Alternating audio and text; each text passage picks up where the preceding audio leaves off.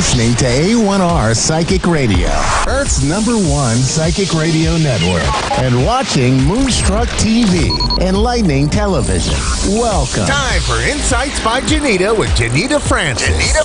Live from InsightsByJanita.com. Connect direct. In North America, dial 888-454-2751. In London, 20-3519-2158. In Sydney, dial 02-8488-3147. Or online, contact us through our Facebook page, facebook.com/psychic radio. Or one of our websites, askoneradio.com or moonstruck.tv. This is Insights by Janita on A1R, the Ask One Radio Network.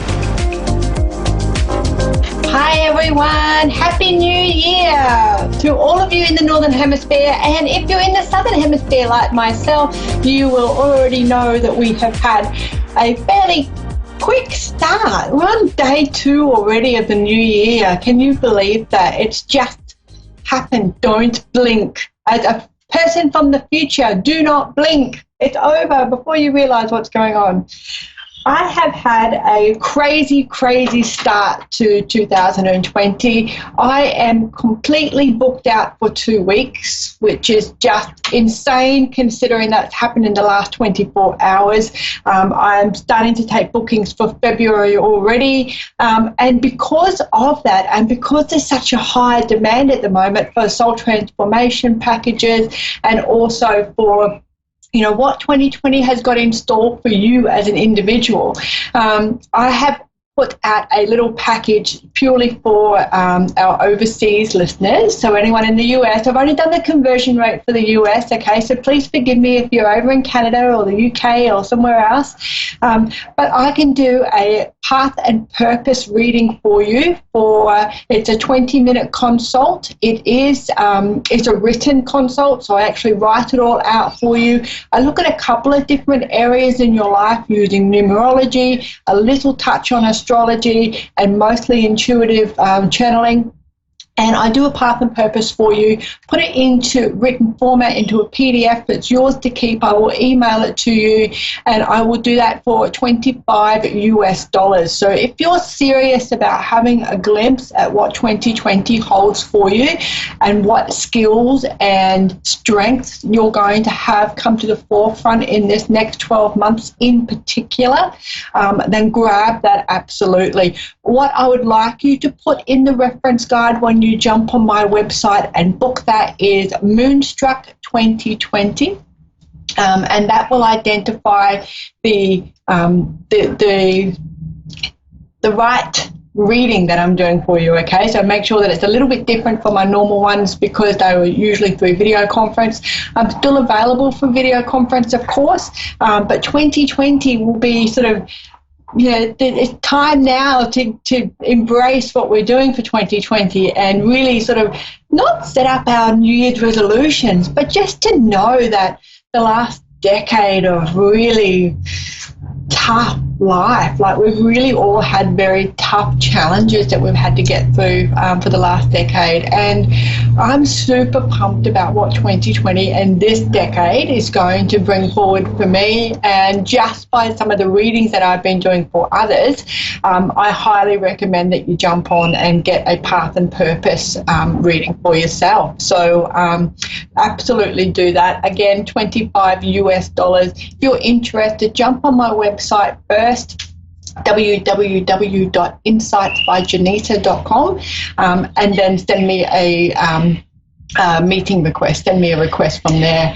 and I'll be able to make contact with you, and we'll go from there and work out when we can do it and how we can do it, and if you're looking for anything in particular. So a path and purpose is really very clever for your doing this as a job or as a career at the moment, but it's just not making you jump out of bed every single day, and there's got to be more to life.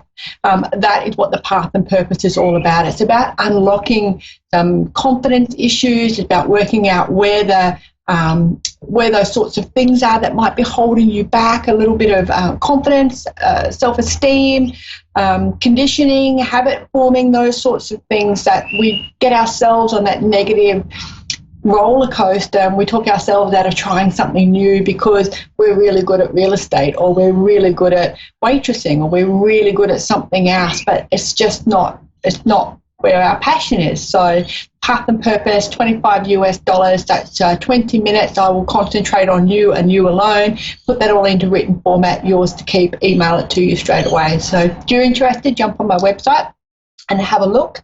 We're going to jump over to a caller, and then I want to also talk to you a bit more about triggers and post-hypnotic suggestions, because it's been developing as a bit of a common theme, okay, as we reflect on who we are as people and what we want to do with the rest of our lives, in this 12 months in particular. So I'll touch on that at the end of our session, and we'll talk about post-hypnotic suggestions and triggers and what that means to our personal growth and how we can combat them.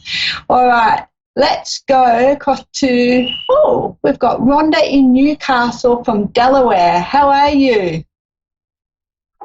I'm okay. How are you? I'm good. It's lovely to hear your voice. My first US caller for 2020. How do you feel? Iffy. All right, what can I do for you, Rhonda? I was going to see if I could get a reading on what's going on through being this new year. Am I going to get better? I'm sorry, that was really scratchy. I might see if you could just tell me that again, please. Yes, I had lost my son, and then like 5 years ago, and then I lost my father and his two brothers all in the same month of this past February. And I'm going through a lot of emotions and things, and I'm just wanting to get better. Okay, all right. There's a lot of trauma there for you, isn't there? Yes. A lot of trauma. Oh, you know what? When I tune into you, it's kind of every part of my body starts to tingle, okay? So that is sensory overload. So that means that all of those emotions that you've suppressed over the time, the emotions that have bubbled up and perhaps come out at what you think might be the wrong time, not really coping with the emotion associated with it as well. I know that a lot of people seem to think that there's a time limit on healing when we lose people that we love. And unfortunately, there is no time limit for that. So I'm sorry, I've got someone knocking on my door and my dog is not appreciating their company. So what happens when we lose someone is we go through that whole stage of expecting the grieving process to have a time period or a time limit, and that's not how it works. You're an extremely intuitive person. Your hands are absolutely amazing as far as healing is concerned. So what that means is that you've got some really deep-seated lines in the palms of your hand, in particular your right hand. So you will sense a lot of spirit around you. So in a way, like some people are relatively lucky as humans. Okay, this is going to sound a bit weird, so just stay with me, because a lot of people think that death is final and that when you pass away, that's it. I'm a medium, so I know that there is more to our chapters and our lives than just passing away, and that's it. You're intuitive, so you will feel those people still around you. You will feel the triggers that is associated with that, such as smells, or you might feel them, but it just feels like they're with you, but you can't see them, that sort of thing. There's some aftershave smells that are coming in for me as well, some very distinct masculine smells that are coming in. So you're going to be able to feel and sense all of those things. So for you, the grieving process is going to be a lot more involved because your level of awareness that they're still around you is quite high. Does that make sense? Yes. Yeah. But tell me something. I'm trying to see what it is that you're grabbing. You're picking something up. Have you got picture frames or something that you like. It's a picture, but it's not in a picture frame. It by itself. Have you got something like that you touch fairly regularly? Yeah. It's like just a photograph that's not in a frame.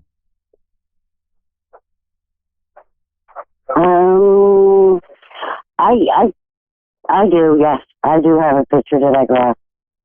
But it's not in a frame. It's my dad's. It's your dad. Okay. All right. Because it just, there's a level of, there's like a level of, they're saying let go, let go, let go. Are you talking to them on a regular basis? Yes, you are. Okay. So when you're talking to them, you're not holding them in a space, okay? You're not making them hang out at your house or not be available to do what they need to do when they pass away. You're just recreating those memories and recreating those times together, okay? So don't feel that you can't talk to them or that you can't be selfish, and you're not holding them in a space, okay? Spirit is really cool. They can do whatever the hell they want, and they actually do whatever they want. So, there's some flowers involved as well. And it's not your dad that's giving you the flowers. It just wants you to see the flowers. So kind of like making sure that you're walking through the gardens, you're taking time in life to smell the roses. You said you're a bit too tough on yourself in all areas of your life as well, and you need to relax a little bit, okay? Yes. Yeah. He said you're high strung. He's having a bit of a giggle, and he's just slapped his hand on my desk, but not in an aggressive manner. It's like, oh, here we go again. So just relax and be kind to yourself. What is it that do you have the same community? What are you doing in the community? Like you work with the community or you work with people? What are you doing? No, I'm not doing anything. I just stay home. I take care of my nephew, like once like on weekends for a couple of days. But as far as working, I no longer work. I'm on disability. Okay, all right. So there's something out that you need to do with the community that will give you a lease on life, okay? It's kind of like you've got a lot of wisdom and experience in you, but you don't see it as wisdom and experience. You just see it as that's just how your life went and how your life is. But it's actually, if you could sit down and have a cup of tea with someone, what you've lived through and your experience would actually be very helpful and soothing and healing in a lot of ways for other people as well. It's kind of like you've seen a fair bit of roughness is what's being said, okay? Okay. Yeah. Are my family members around me? Your family are always around you. You've got a next-door neighbour that comes in around you as well. So I don't know whether you lost a next-door neighbour when you were a little bit younger, but he's introducing himself as your next-door neighbour, and he's in spirit form. So I don't know if you were close to a next-door neighbour. He's definitely a boy, but he's coming in much stronger than anybody else is coming in. Everyone else is a little bit more, it's like you're all ducks on the water and your little legs are going 100 miles an hour underneath the water, but on top of the water you're nice and calm and relaxed, and that's the persona that you give to everybody. And I kind of feel like your entire family is like that as well. Yeah, I just wondered because I haven't gotten any signs or anything, and concerning my son, and he was tragically hit by 2 cars, and I never really got the true stories or anything like that. They never gave me the details, but anyway, I just want to make sure that they're all together. I think when what I've learned in the 35, I'm 42, and I started seeing spirit when I was very, very small. I had a shonky upbringing, Rhonda, and I only had spirit that I could trust and have around me. And everything that I've learned from spirit is that when it's kind of like when you go to the airport and you pick your relative up, and everybody goes to the airport, they all pick the relatives up, they all go back to one person's house and they all hang out and have fun and recreate memories.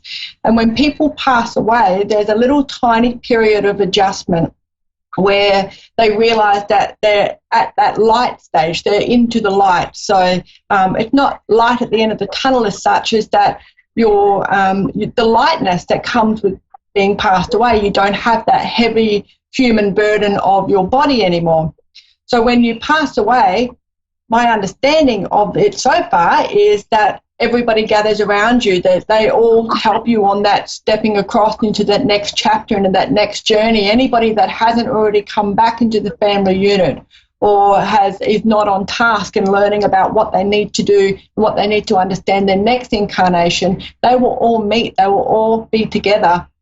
There's because we're soul family, and we all go through our lessons as soul family, which is sometimes, you just meet someone and you just know that they're part of your bigger family unit, even though you've never met them before. The same thing for souls. And when they pass, it's like going to the airport and being picked up by your relative. So it's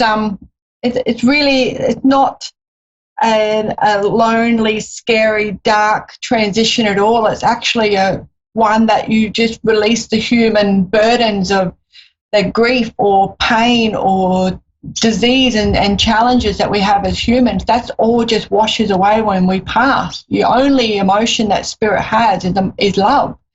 So even if you're in a giant argument, or someone was overdosed accidentally or was killed in an accident, all of that is released the moment they pass. That's all human burden.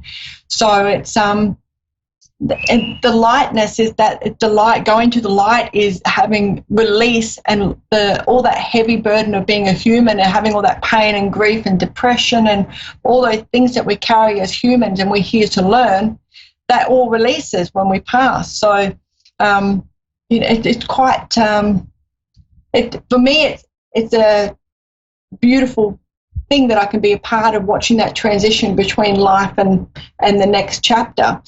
And in your case, where you're intuitive and you do talk to them and you want to know that they're around, they are around you all the time. You can call them in, you can light candles for them, you can do something that will be physical to help you visualize that they're in the room with you. But a lot of the time you can just visualize their faces in your mind and they will pop into your thoughts for you. They will send you little messages. So and that's exactly what happens for you. Sometimes you're just having a bit of a rough trot, or you've got 5 minutes to yourself and your dad pops in your mind, or your loved ones pop in your mind, your son pops in your mind. There's those sorts of things happen all the time. It's just that we think that they're memories coming up, and they're not. It's just that's how spirit communicates with us, because they can't call us on the mobile phones.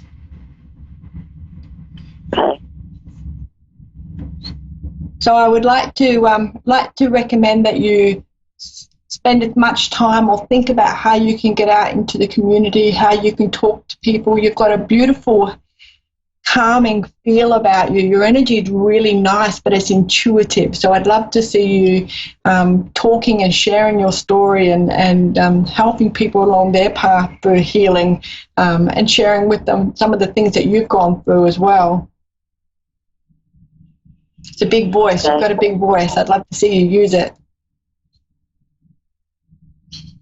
Okay, that sounds one of the I was trying to do to start getting out more, instead of staying, just staying around in the house and pretty much not doing anything. Until the past month I started getting up and doing more. And I want to continue to do that, because I know that's what my dad and my mom and my brother and my son would not want me to be, what I have been since I lost my son 5 years ago, and now my father almost a year. My mom 9 years ago. But it was worse for my son, and then it was because it was sudden. My dad was sick, my mom was sick, my brother was sick.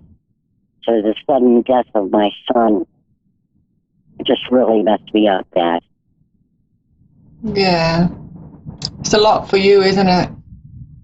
Mm-hmm. That's a lot of grief and for you to process, and a lot of, that's a whole pile of emotions. That's not just the grieving process. That's the anger that comes with it as well, the disappointment, the everything that comes along with what you've gone through, and you're still here and you're still trying to do the best version of yourself that you can do, and that's an amazing gift for you to have. When I got my dad passed, like I think it was like the 4th of February, and within 20, this is all in 20 days. His baby brother, my uncle, and then my Uncle Joe, they are all like 2 weeks apart in February of this past February. They all passed within 3 weeks apart. Wow. Goodness me. Please get out into the community. Please talk and share your story and what you've gone through, and others will. That paves the way for the bravery and the courage that you need for other people to start talking about their stories as well. There's so much power and empowerment to be found in numbers, and part of your grieving could certainly be talking about it and recreating the memories and helping other people through that grief as well, that tremendous loss that you've gone through. If you'd like to have an offline reading, Rhonda, I'm more than happy to do that. Just pop on my website and we'll have a closer look. We're a bit limited with time on Moonstruck, but to certainly put the offer out there to support you through that process a little bit more, okay? Okay. All right, Rhonda. Thank you very much for your call. All my blessings to you. Okay, thank you for your help. You're welcome. Happy New Year. Bye-bye. Wow. I learned about earth angels a very, very long time ago, and they are the ones that have some of the toughest lessons, and intuitive people and mediums and psychics and people that are empathic. Sometimes the challenges of just life and the tremendous loss that we can endure, and I think we don't give ourselves enough credit of what we've actually gone through. Like Rhonda's dad said, be kind to yourself. She's been through a lot, and she's still loving. She's still here, and she's there's a lot of triggers there for Rhonda as far as grief is concerned, and having people taken from you, and having through disease or through challenge or through accident or through other means of just having your loved one taken from your life. It's tremendous, and my heart really bleeds for people like Rhonda who have just got so much love to give, and are just facing so many challenges and so much trauma and grief. So you can light a candle for Rhonda for tonight. I certainly will. Okay, let's have a look at triggers. And Rhonda actually is a perfect call for me because she triggered me. I can't find my auntie. She's in a fire area, and I've sent several messages and tried to call, and I just can't get hold of her. So Rhonda's call triggered me. And I'm just playing with my black quartz at the moment, just to reset myself and put myself back into where I need to be, which is back here for a little minute.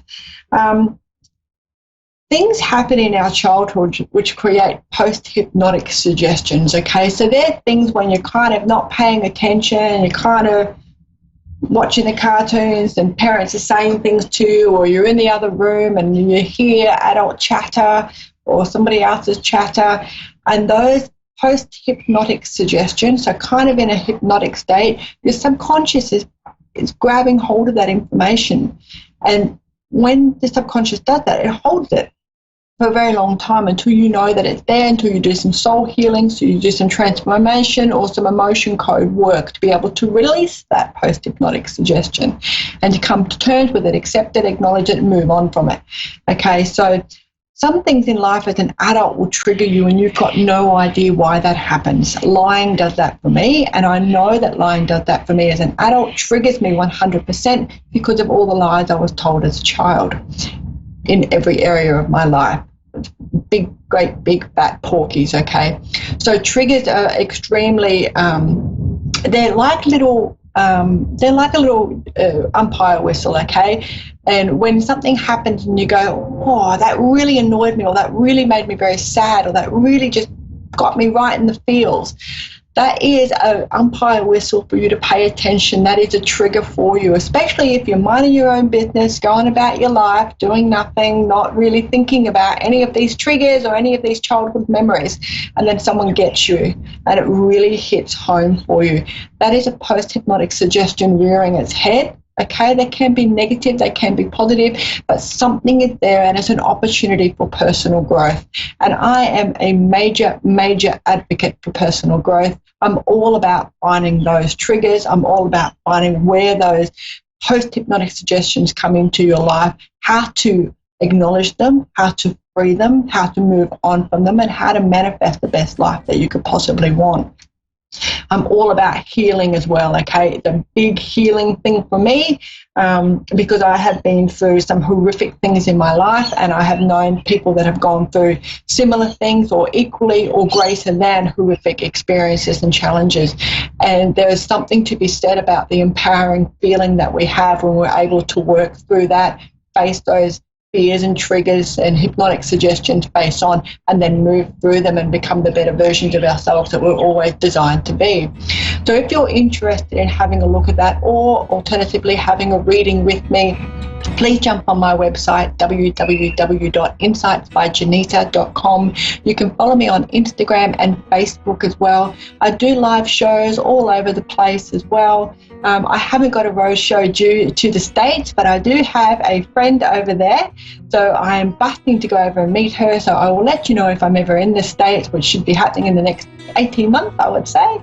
And, you know, just let me know. Pop out and ask me questions. I'm always up for a chat. I'm always up for helping you, guide you along your path, and that dynamic flow that we're supposed to have, undoing all that crap that happened to us, okay, and finding out who we are at our authentic selves and our true soul, and bringing that forward and celebrating who we are as people. So thank you very much for listening in. I will be back here next Wednesday night at 8 p.m. All my very best to you. Happy New Year. And bye for now.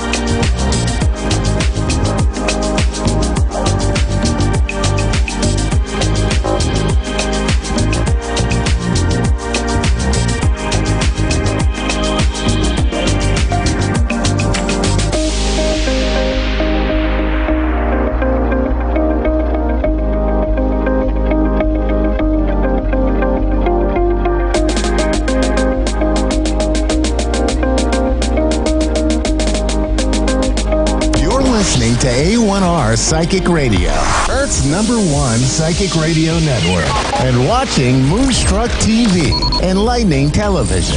Welcome. Time for Sapphire Souls with Amber Price. Amber Price. Live from amber-price.com. Connect direct. In North America, dial 888-454-2751. In London, 20-3519-2158. In Sydney, dial 02-8488-3147. 7. Or online, contact us through our Facebook page, facebook.com/Psychic Radio. Or one of our websites, AskOneRadio.com or Moonstruck.tv. This is Sapphire Soul On A1R, the Ask One Radio Network.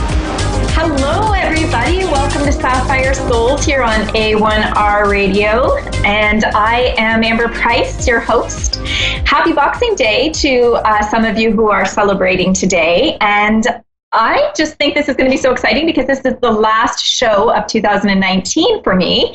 And others that are filming today as well. So I would love to talk to you being spiritually guided about what I'd like to speak to you about today. And a lot of it has resulted in what did I do in 2019 and what the heck am I going to be doing in 2020? Because as with almost every other year, if you think about historically New Year's resolutions and people trying to set these resolutions and what they want to do at the start of the new calendar year.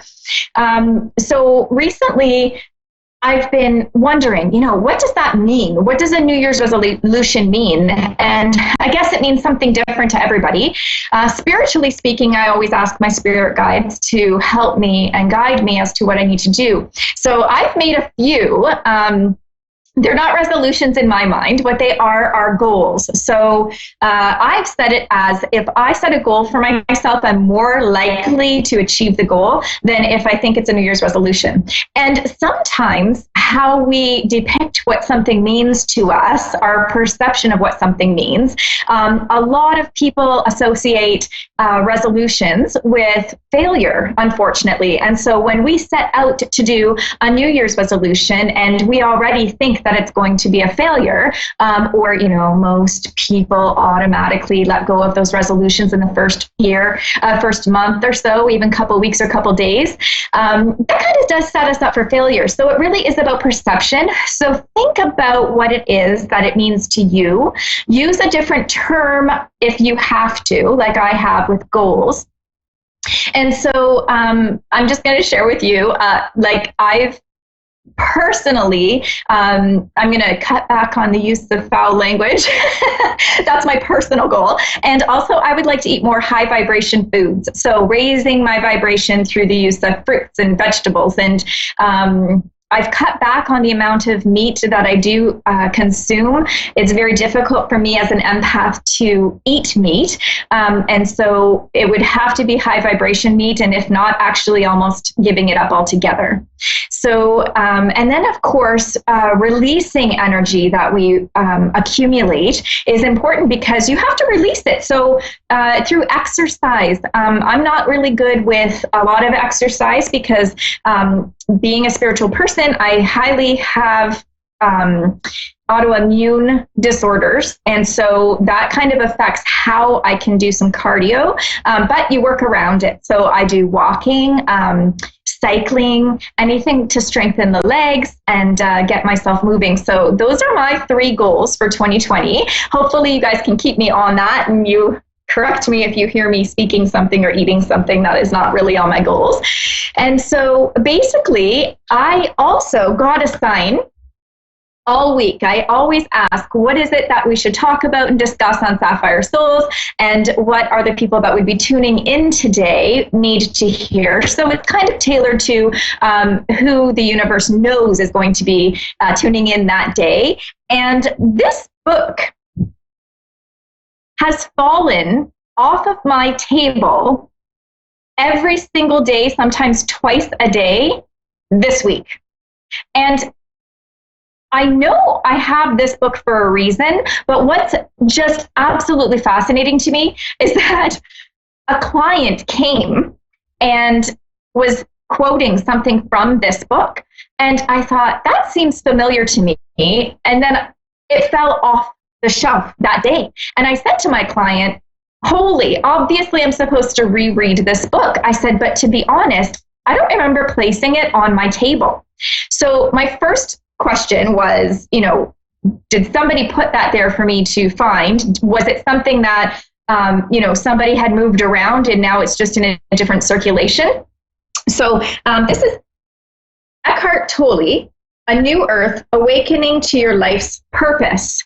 And so, as you can see, the book is from Oprah's book club, and it is the #1 New York Times bestselling author of The Power of Now. So if any of you have read either of those books or participate or did participate in Oprah's book club, then you would know what this book has to say to you. So it could be a calling that you have to reread it.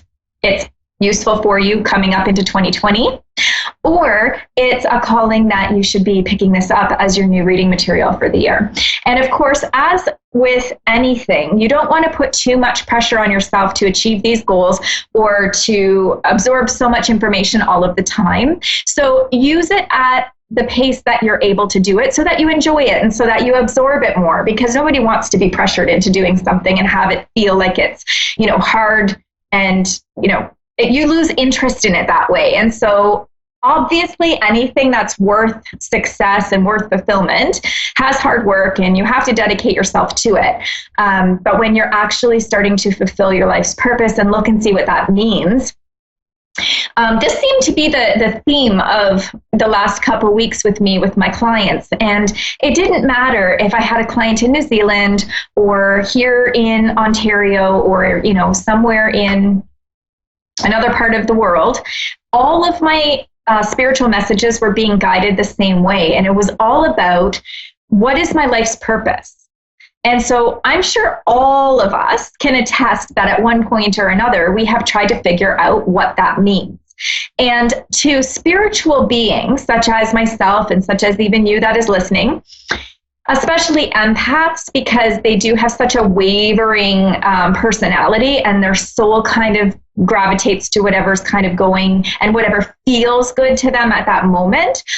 So being able to commit to something is challenging for an empath. But spiritual souls like indigos and starseeds and souls such as those really do have multiple purposes sometimes. So I got this question a lot. Does my life only have one purpose? And how do I know what that is? And can I have more than one purpose? And what is my life supposed to look like? Automatically, when somebody's looking for their life's purpose, what they're kind of saying is, how can I give to the community or to the world in a profound way to make the most impact and feel fulfilled? That's really what we're asking ourselves.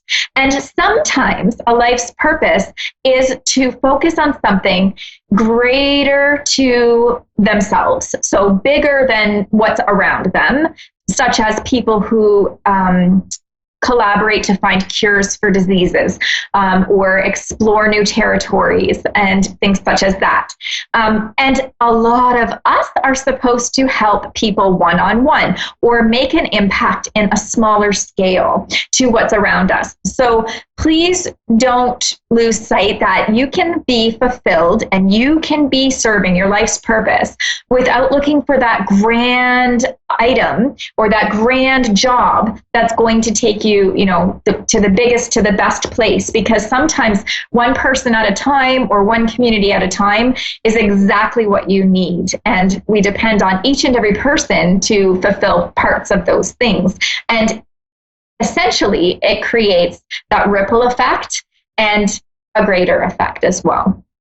So how do you know what your life's purpose is?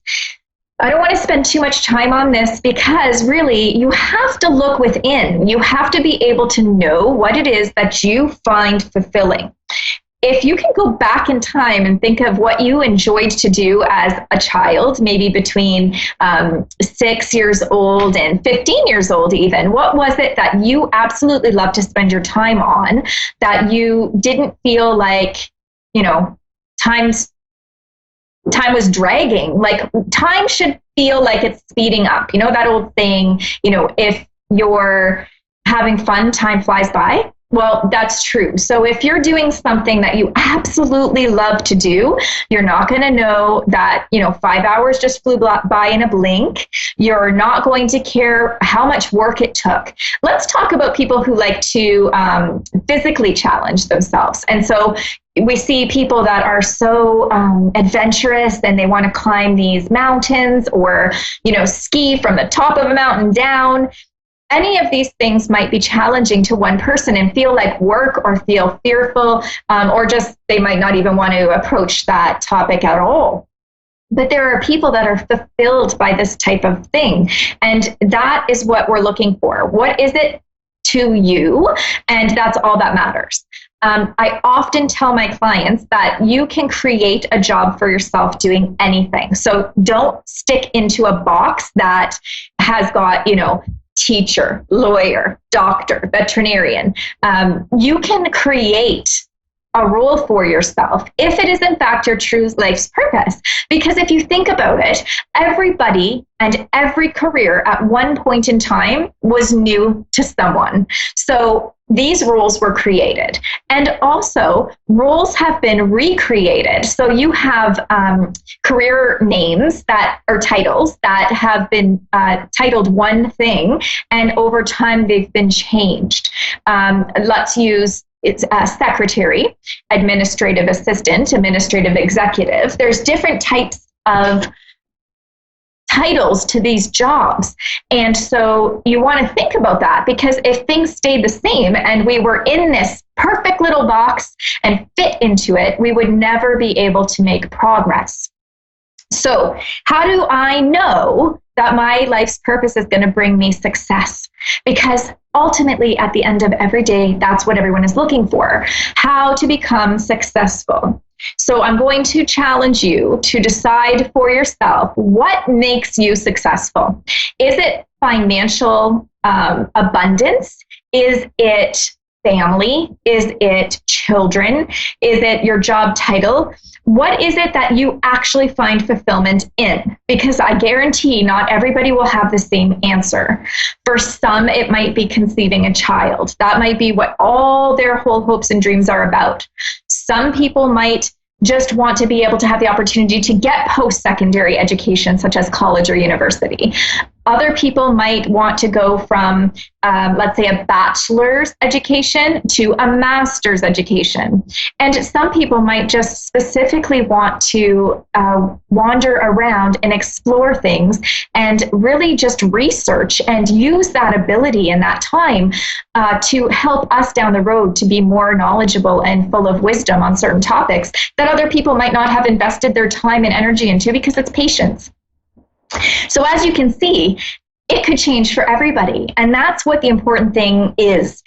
As well, the newer generations that are coming up are going to find that they're not going to want to stay in a career field or a job role for more than 5 years at a time. So anywhere between 3 to 7 years, you're going to find that somebody's going to get that itch to learn something new or to go above and beyond. And that's because spiritually, you've been fulfilled. You've done what you're supposed to be doing, and it's time to move on. And you know what the new year brings us is, am I going to repeat 2019 all over again and just do 2020 the same way?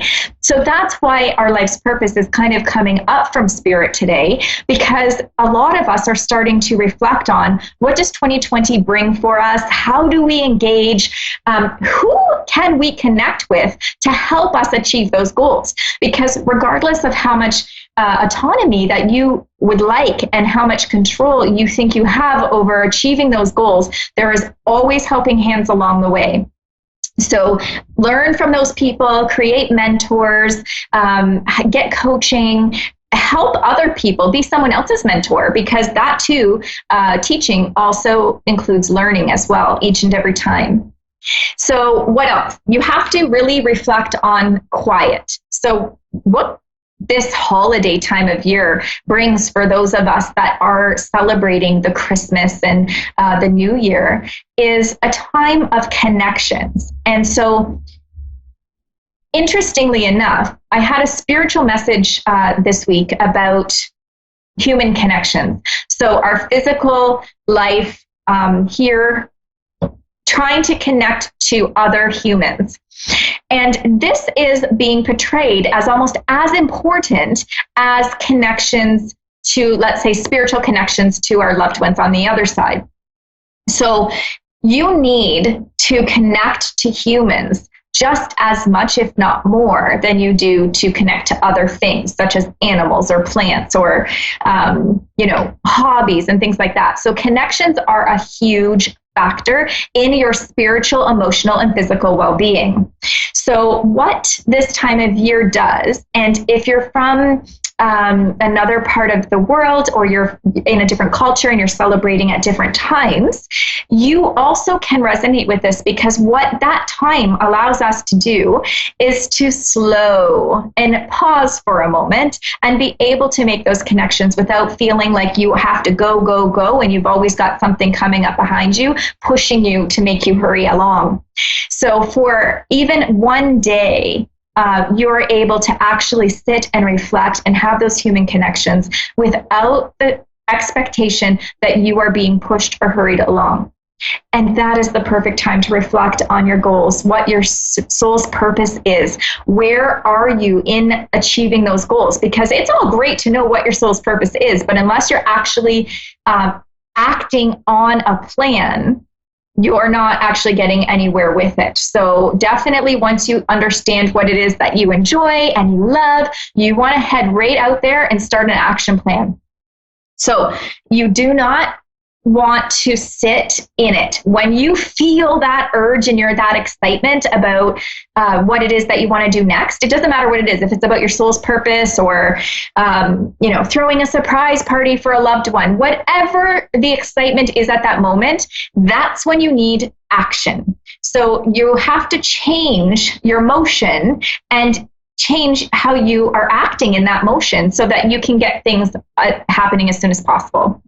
So if you're looking at what do I do to remove the blocks that create us from staying in our comfy space? Because let's face it, we have a comfort zone, all of us.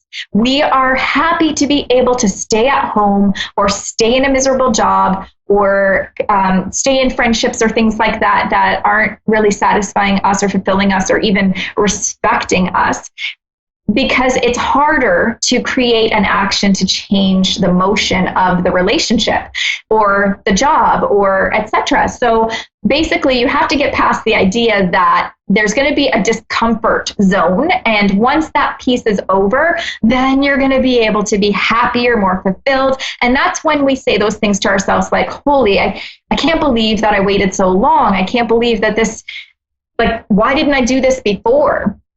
So I always wonder how come it has been portrayed through generational beliefs and the society's way of showing things that everything has to be happy all the time. Everything has to be comfortable, and nobody's allowed to make anybody upset or feel emotions that aren't positive emotions.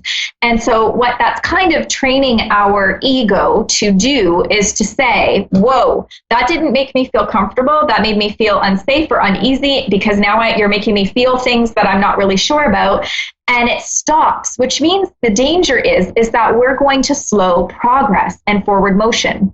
So what we need to do is we need to encourage each other to really feel those feelings and feel what it is, because I promise you, if you go with your gut feeling or you listen to how something makes you feel, you're never going to go wrong. You have to follow that emotion connected to it. And that emotion I'm talking about is your spiritual guidance, that how you feel about something. And so encourage each other to do that. And also, if you're a parent or grandparent or somebody that's raising a child or has influence over children, of course, each and every situation will be different. However, you always want to make sure they understand that there will be difficult situations and there will be things that make us feel a little bit uneasy when we have to talk about emotions that might not make someone comfortable, especially when it comes to their wants and their needs, because sometimes children feel like they're not allowed to ask for certain things or they're not entitled to feel certain ways. And so that's important to kind of encourage them to speak out about as well. And again, not everybody is going to always get what they want because they asked for it. However, that's where that action comes in. And so that's where you have to actually start and take the steps to be able to move forward. So what I'm going to challenge you to do is to really reflect on what it is that you feel is your soul's purpose. Are you living your current soul's purpose? Do you feel like you have to change something and something is coming up for you that's bigger, that's better? You're going to really understand this in the next 1 to 2 months, because after the new year, what happens is anything that didn't shake off of us and rattle up in 2019 is energetically going to shake up and be rattled out at the beginning of 2020. So what this means is, anybody that hasn't already felt that shift, or, relationships coming in or going out, or jobs changing, or, even being fired from a job is a blessing, because you haven't maybe been listening to the signs and symbols that you're supposed to make a change. And now the universe has said, okay, we've given you enough outs. Now you have to make something for yourself. So how you respond to that change in your life is definitely going to decide if you're going to be happier, if you're going to be more fulfilled. And so it's time to reflect on that yourself. The other thing is the use of spirit animals, because they just came in. I just watched them kind of walk across me. When spirit animals come in, what this gives you is the ability to get validation from your guides, your spirit guides that are animals, to really reflect and validate what it is you're doing right now. And is it good? Are you on the right path? And how do you know? So if you're constantly seeing owls, or you're constantly seeing hawks or snakes or what have you, those are most likely the spirit guides, animals that you're supposed to be connecting to let you know that you're on the right path. Now, a snake is actually just kind of crossed, which means to me transformation. So that's all about validation of everything that we were just talking about. And I have to tell you something. Every one of us is intuitive, and every one of us has the ability to listen to our inner mind and our inner voice that says, okay, I feel real good about this, or no, I don't think I should be going this way or doing this. And just, even what happened to us today, our TVs and our phones are even intuitive now, right? You start speaking and it's predictive text and all of those things. So as a joke, I had said to my husband, who he was talking about something about a recipe, and he was really wanting to try it. And the next thing, within 5 minutes, his phone popped up and said, do you have leftovers? Why don't you try this recipe? And it happened to be the same recipe that we were discussing. And so, it's funny to see the look on his face, but after a fact, you think to yourself, okay, is that a spiritual message that this is something that's coming? Is it something that's technologically being picked up and then given to us? But I just wanted to share that with you, because I thought that was pretty cool that it could be given as a sign, or it could just be an intuitive automated suggestion, right? Either way, what you have to do is start to pay more attention to whatever it is. And that includes the animals, any signs and symbols that you get. I often tell my clients, if I say, watch for a pig, it doesn't mean that you're going to own a pig. But what it could mean is, you get the newspaper and you pick it up, and on the front page, there's an article about pigs, or someone sends you a birthday card and there's a pig or a reference to a pig on it.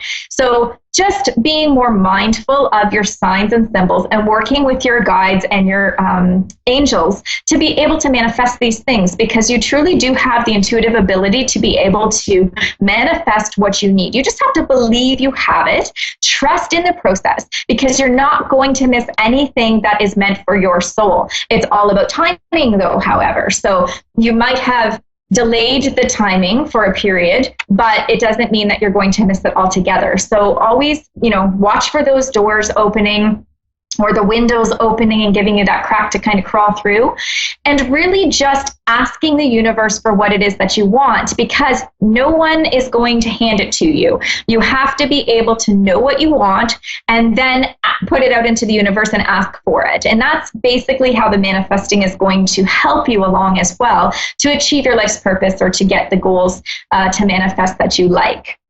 Now, 2020 as well is going to bring a lot of financial awareness. And so globally, finances are kind of going to be a topic of discussion a little bit more than it has been over the last few years. And so what it will allow us to do is to be more mindful of our finances, to be able to save what we want, but also invest into some things, because you do not want to miss the opportunity to invest money to have things working for you. And investing is up to you. You do need to see a professional financial advisor, and that is something that you guys would have to work on together. However, finances are a big deal for 2020, especially up into around June. And health, what it is about health for 2020 will be listen to your body. So all of those things I was saying about the gut feeling and all of that stuff, you have to understand that your body will be, diseased if it's not at ease. So if you're not living your life's purpose, or you're in a situation that's volatile, or it's trying on you emotionally and physically and mentally, the first thing that's going to happen is you're going to start to feel unwell. And what will happen continually is that if you continue to have those emotions or physical challenges, it will actually turn into an injury or an illness. And so that's when you need to get a medical professional involved and to see how we can get you back on track for that. So how to prevent that? Absolutely listen to your body. If something doesn't feel right, then change something spiritually to get onto the right path, so that you're not creating that energy to stick inside of you, and then you can release it. Now, relationships are also going to kind of get shooken up in 2020. So between January and March, a lot of people that have had somewhat of an easy time in 2019 are going to start to notice that there's some things and bumps and hurdles that they're going to have to communicate with. Now, this is the key. So when you're in this moment, don't forget it's communication. Now, communication is not just about speaking outward to the person. Communication is also about listening and absorbing. So it's two-way. And in order to avoid that, because you all want to save your relationships and you all want to savor that love and support and guidance that each of you give each other. So remember this, between January and March, communicate, listen, receive the information, and then communicate your goals and needs as well. And then enjoy, because anything else that's left is going to just completely fall away that you don't need. And then it's going to allow you to be able to explore all of the things that are coming up. And I can tell you 2020 is going to be amazing. Weather related, it's probably going to bring some kind of crazy storms and things like that throughout the world, but nothing we haven't really seen before. But enjoy, reflect, grab this book. Grab this book and read it, and send me an email if you enjoyed the book. And if you have any questions, check my website, amber-price.com. Thank you so much.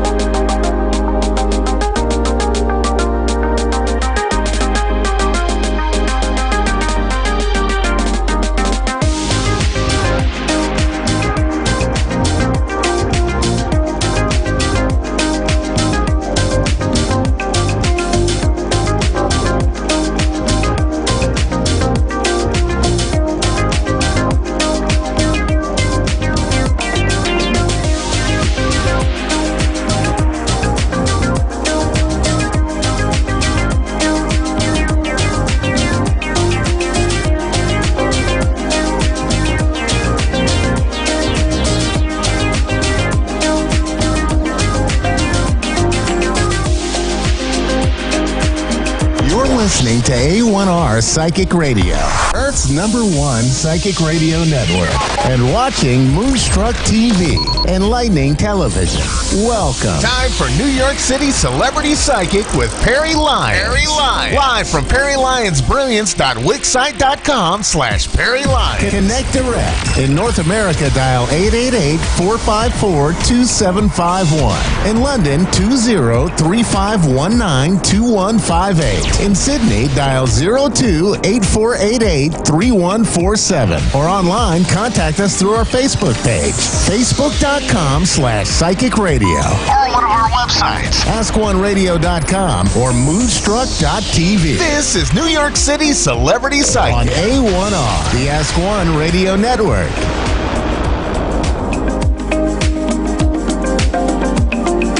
Hello, my darlings. I'm so happy to see you. And we're a little casual tonight because,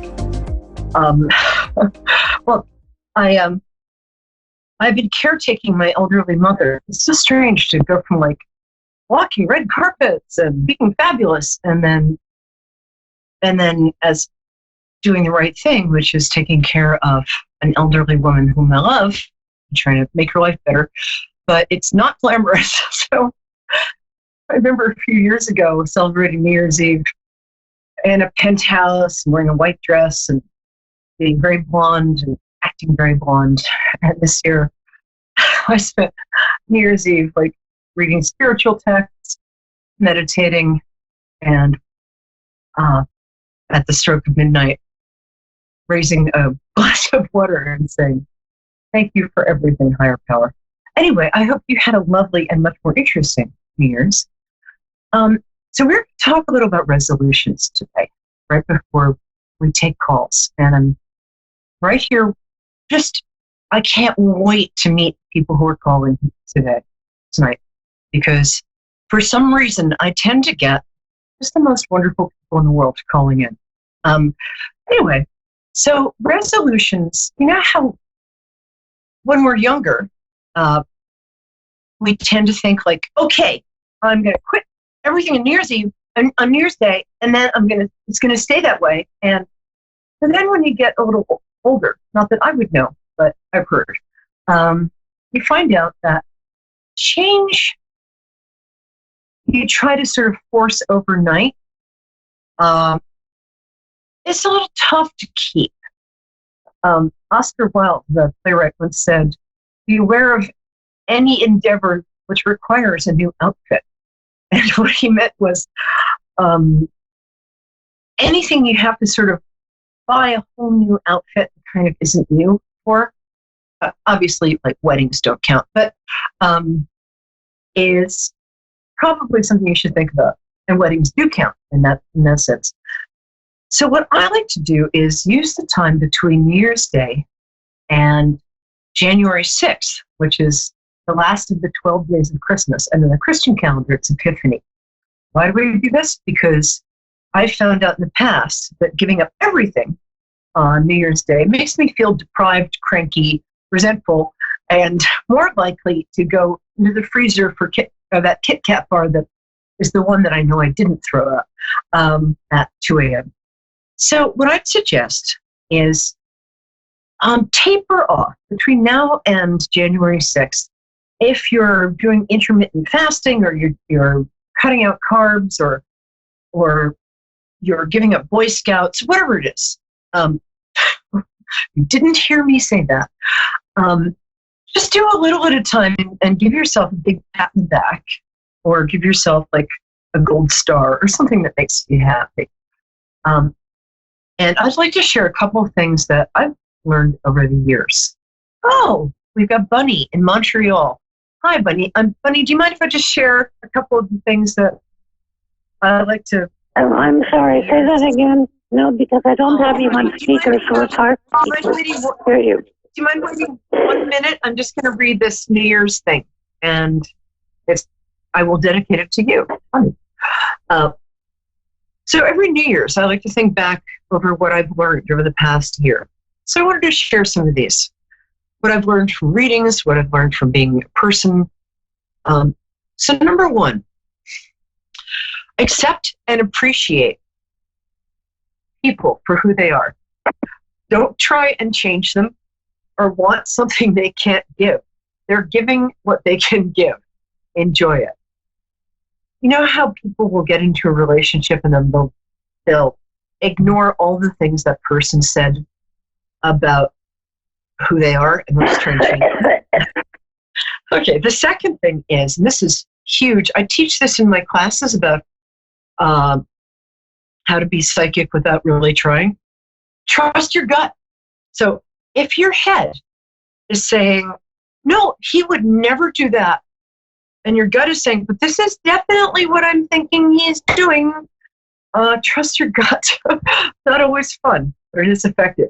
So, or if a new job seems perfect, but your gut is saying, no, listen to it. You don't have to not take the job, but just start listening. Sometimes I'll even just sort of go down into my belly button, not literally because that would be strange, impossible, awkward. But I'll go down to sort of that chakra. It's the solar chakra, like your belly button and right above. So it's yellow light.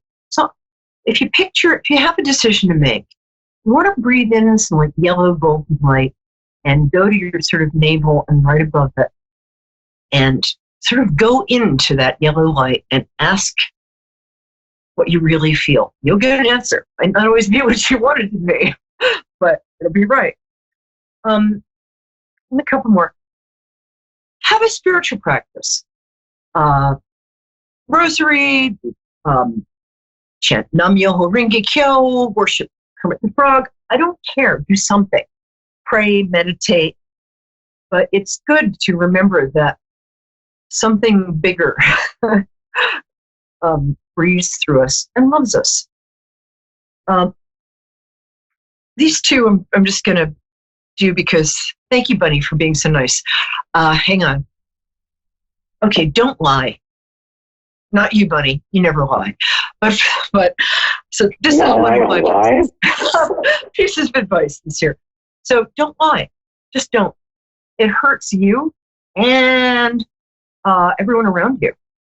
Even if you think you're doing it to be nice, you're not being nice. You're actually being, how can I say this tactfully, cowardly and self-serving. Not very good at tactful. Being genuinely nice is respecting other people enough to be honest with them.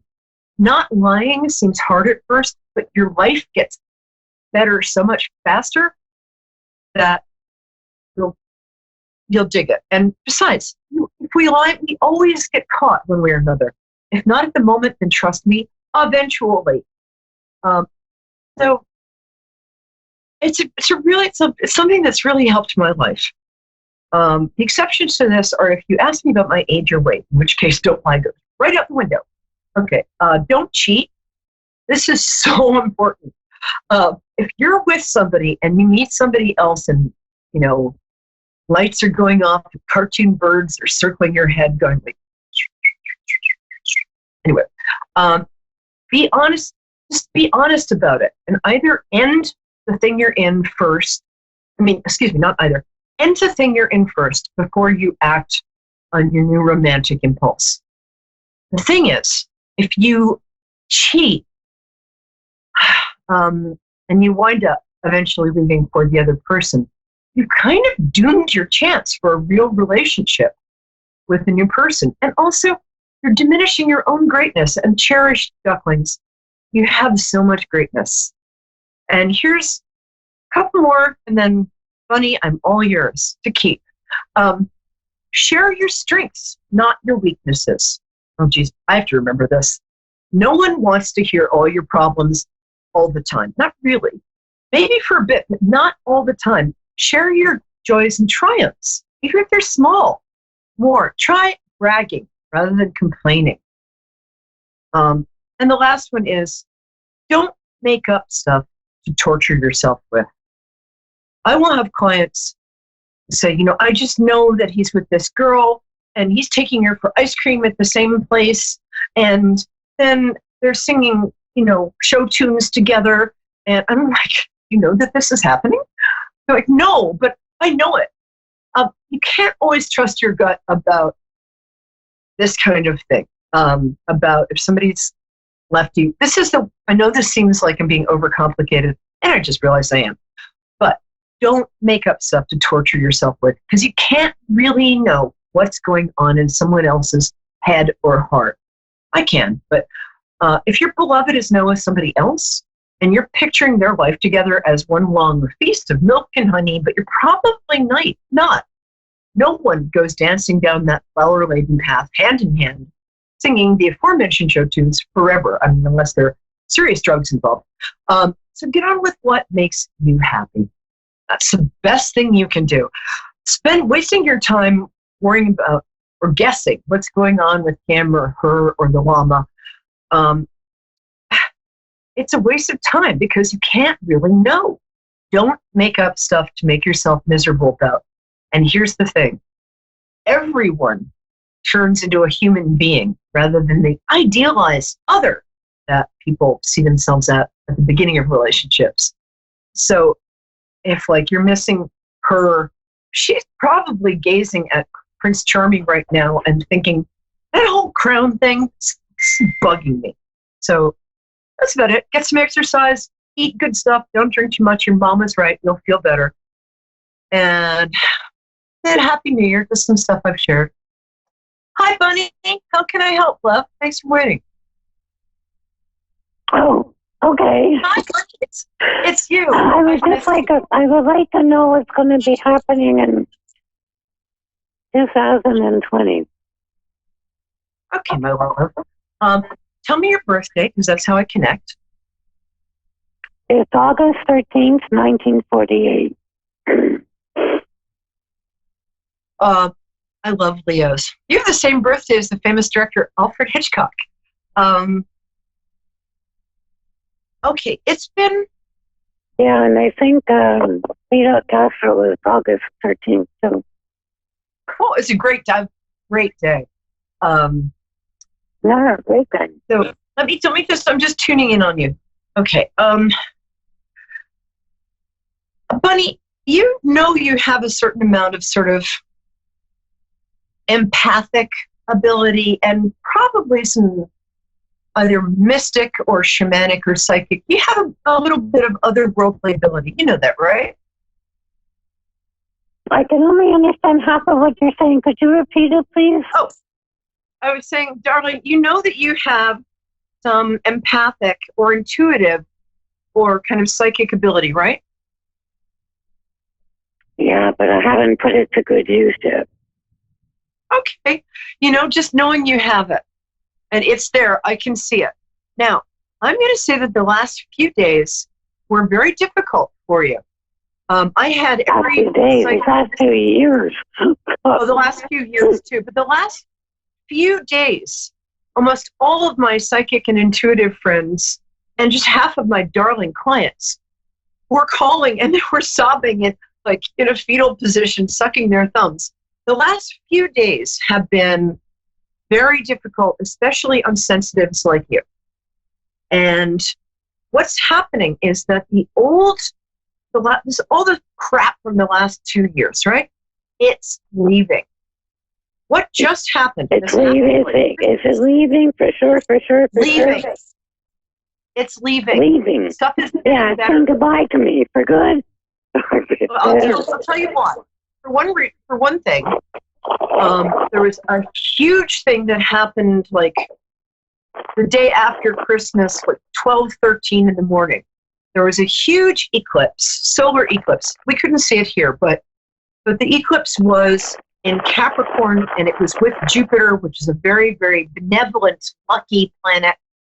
But people who are sensitive to big shifts in the energy got really hit by it. And here's the thing.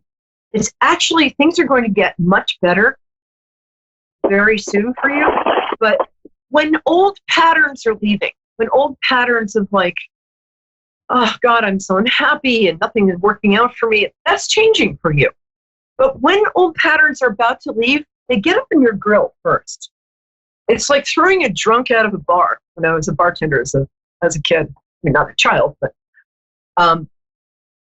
when a drunk started to get if when a drunk got a little too much and you had to 86 him from the bar, right before he or she left, you would turn around and stay with me. I do have a point. It's a metaphor. Right before this person you don't want in your bar is getting thrown out,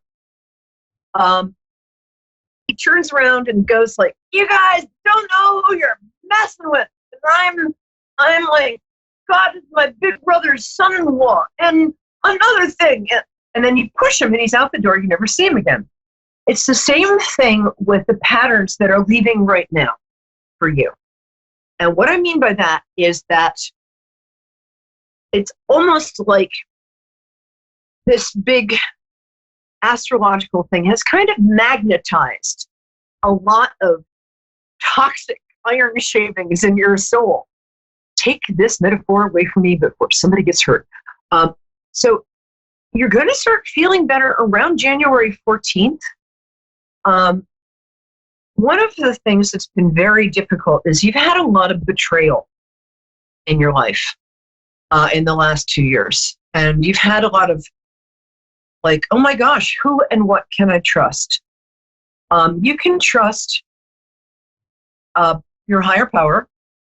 You can trust yourself because you are one smart cookie. And I'm just going to do some cards for you. So don't move. Don't even breathe. You can breathe, actually, because I don't want to get sued.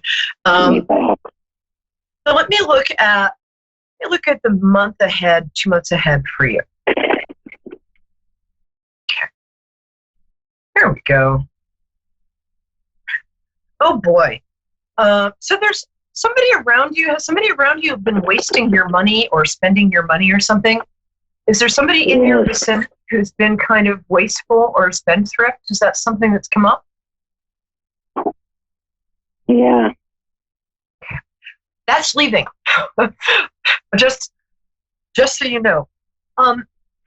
The other thing is, I think there's a part of you right now that's feeling like a lot of regret and what I call kind of toxic nostalgia. And it's like when you start looking at your life and envying the person you used to be, which we've all done. And the reason I could come up with a name for it, toxic nostalgia, is because I'm an expert. However, this is a time that when you start to beat yourself up about the past and mistakes, move forward. All of that is behind you. It's not serving you. Just remind yourself something better is ahead and something is coming up for you. That's quite good. And the last judgment card here is kind of getting in your way a bit. The last judgment card says that a lot of old regrets and stuff are coming up to be looked at and then healed and thrown out. So this is a great time for you to do a lot of work on yourself, but don't get caught beating yourself up. Just ask yourself or ask your higher power, or as I like to call him, God, what you need to know, and then listen. Don't stay there. So because, here's the thing, what's coming up for you? The Lover's card, and I almost never get this card, and the Lover's card is one of the most powerful big cards in the deck. It is the card that says there's either going to be a friendship or a relationship or the mending of an important relationship. But when you get the Lover's card, it's like harmony and love and just really good stuff comes back into your life, usually at the exact moment that you've decided, this will never happen again. Now, you are somebody who is very emotional. You're very loving, but because you're very loving, you've gotten hurt in the past. So what I would ask you to do is, when this other great new friend, or I think partner, comes into your life in the next couple of months, what I'd like you to do is just kind of say, yes. I mean, if you can give yourself without giving yourself away, that's great. And the way this comes out, the outcome card for you is the Queen of Wands, which is a Leo or Sagittarius or Aries woman who has a big circle of friends who really want to help her. And she's generous and she's very practical. You've always nurtured the people around you. I think one thing now is that they want you to let them give back to you. So in the next month or so, I'd start plugging back into any communities you have. Because also, if you want a new partner, that's where you're going to find it. So whether that's church or a knitting circle or, I don't know, how to make puppies from scratch, whatever it is. It also feels to me, give me some psychic stuff for you here, that you're either going to be teaching or sharing a talent, something that you did a long time ago that gave you great pleasure, and then you kind of put away and forgot about it. Are you creative in some way, Bunny? Did you used to? Yes. Are you? Yeah. I am very creative. I just haven't put it to use in a very long time. Say that one more time, Bella. What was that? Say it again. I am very creative, but I haven't put it to use in a very long time. That's what I'm saying. And you don't have. Because I haven't been well, so I haven't felt like doing anything.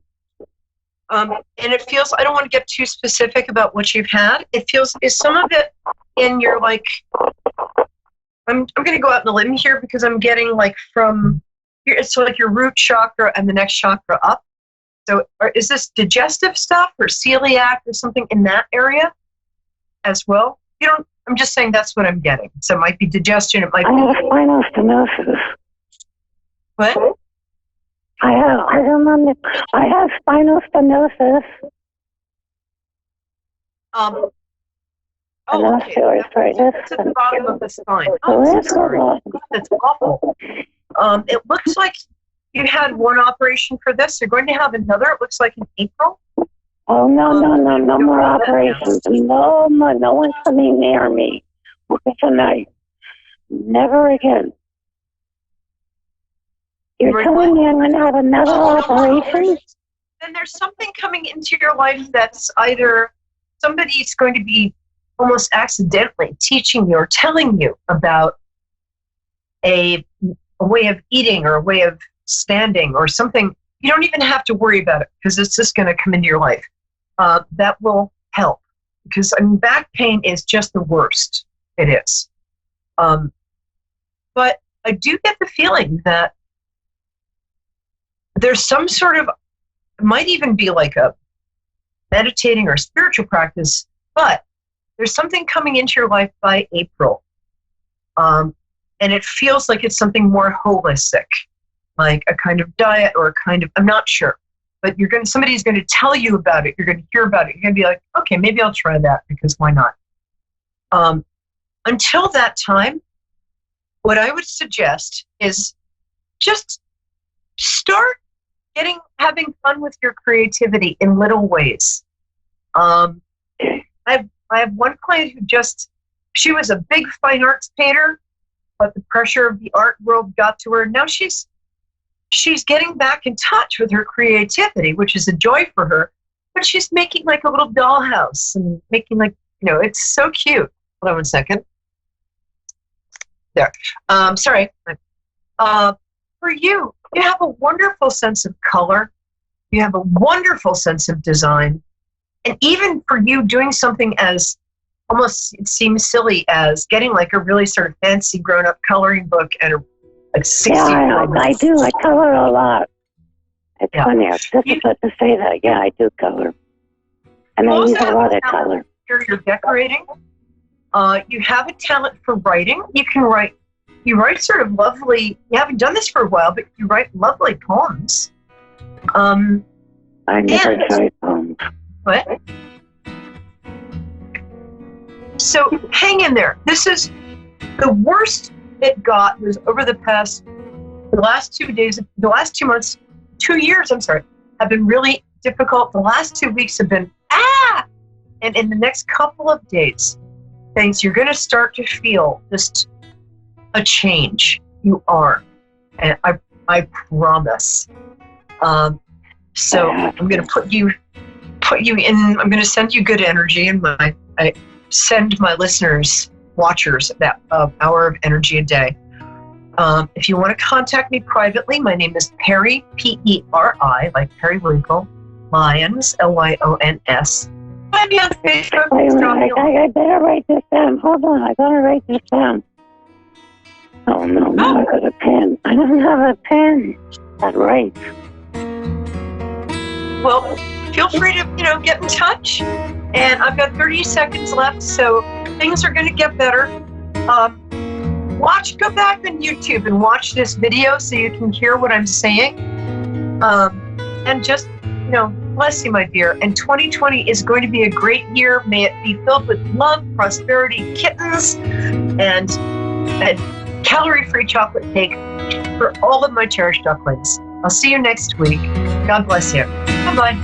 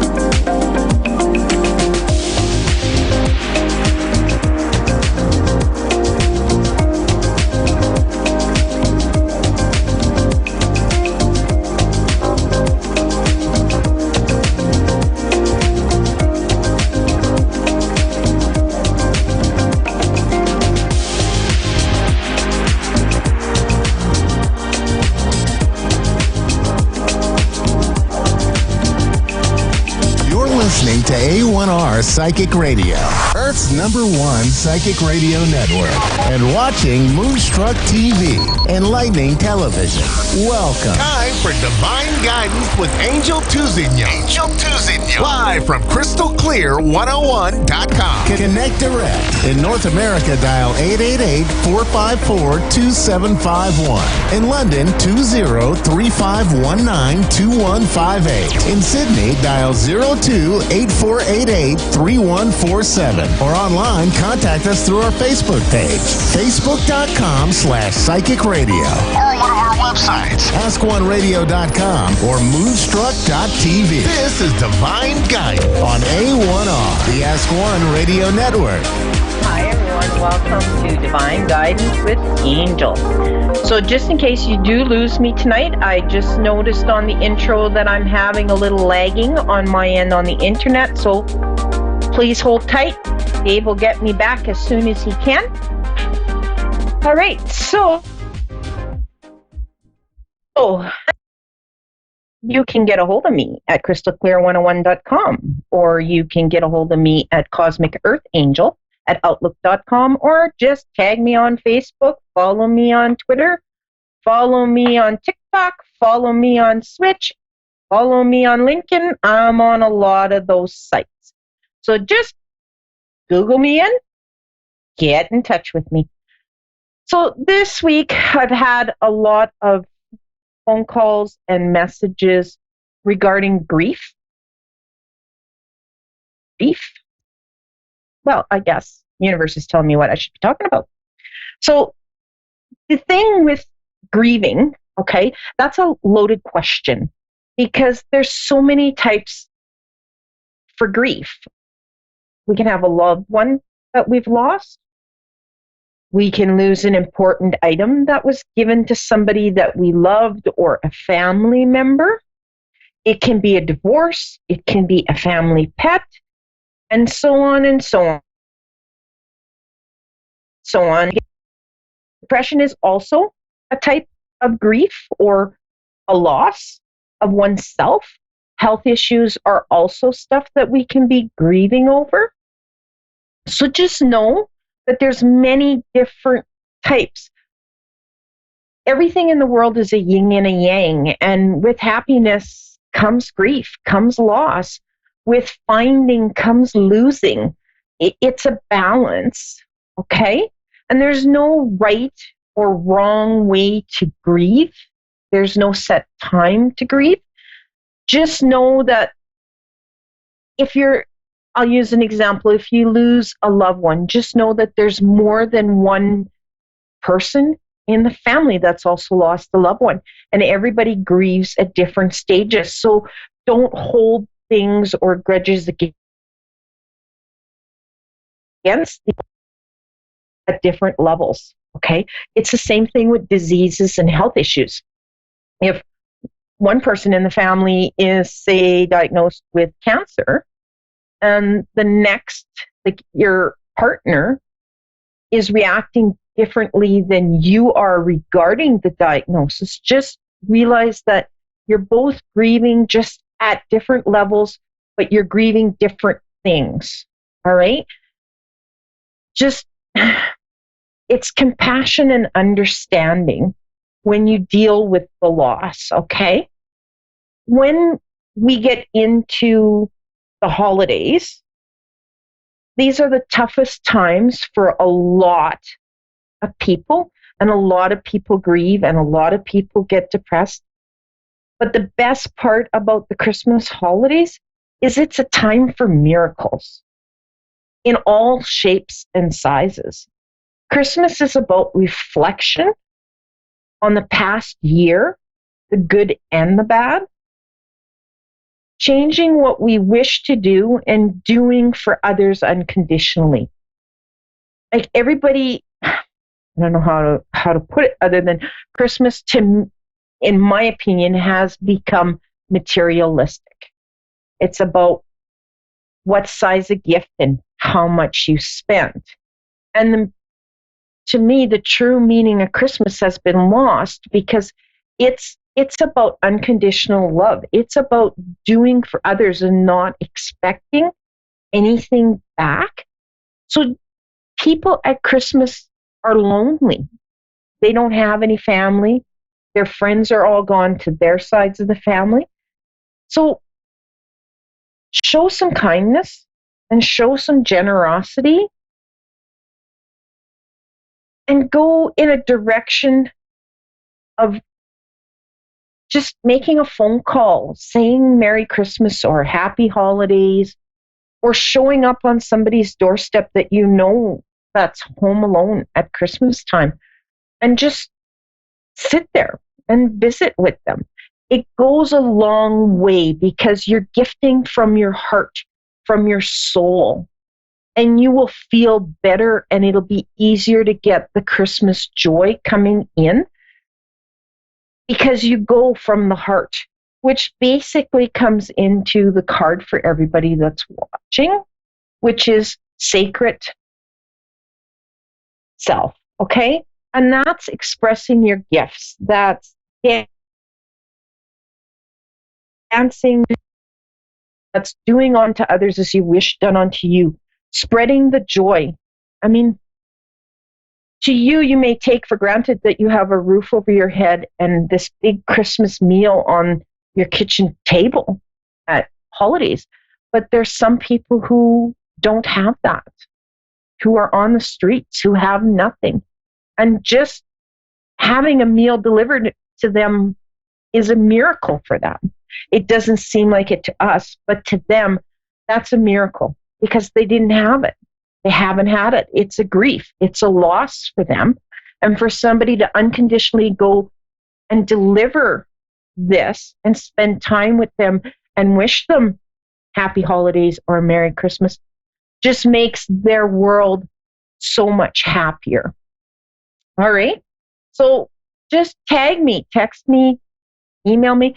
Tell me what you love to do for your Christmas holidays and what do you do to lift your Christmas spirit show. All right. So I see we have our caller, Roman in Montreal. Yes. Hi, how are you? Good, and you? Okay. I'm actually doing quite good, and I was just in Montreal over September that night. I already miss it. So I would love to see what the Christmas lights are over there. Because you guys celebrate with all the good food. The potato pie, the sugar pie. People are starting to lighten up and everything. So do you Can you just give me a second? I'm also working at the moment. Just going to advise my customer. Sure. Thank you. Okay. All right. Can you hear me?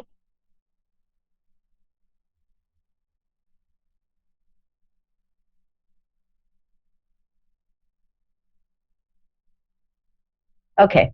So let's just keep talking about the grieving and the Christmas joy and the decorating until she's able to come back. So, like I was saying, text me, email me, let me know what you do. I love hearing Christmas stories, and I love hearing the miracles that happen on Christmas Day and Christmas Eve. The things that we do for other people and things that other people do for us always brings joy.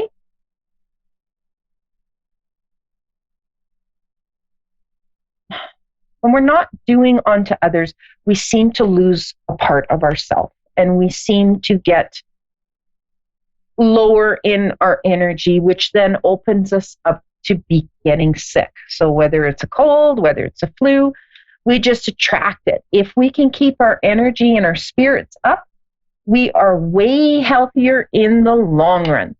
So everyone, just give from your heart. Don't worry about the money.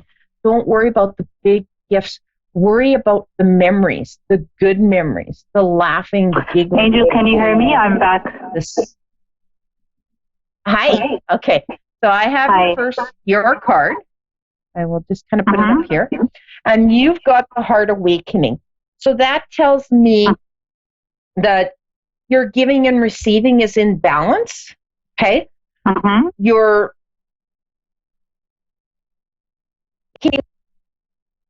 of self-love. Does that make sense for you? Sorry? Does that make sense to you?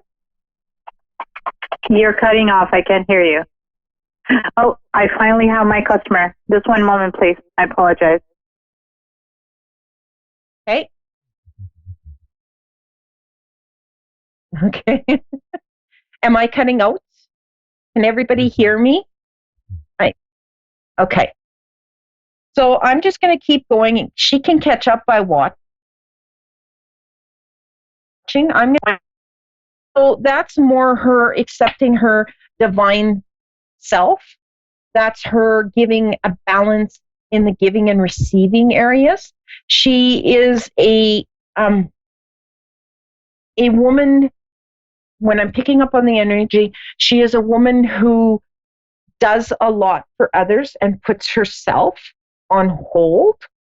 So knowing this, she needs to start balancing. All right.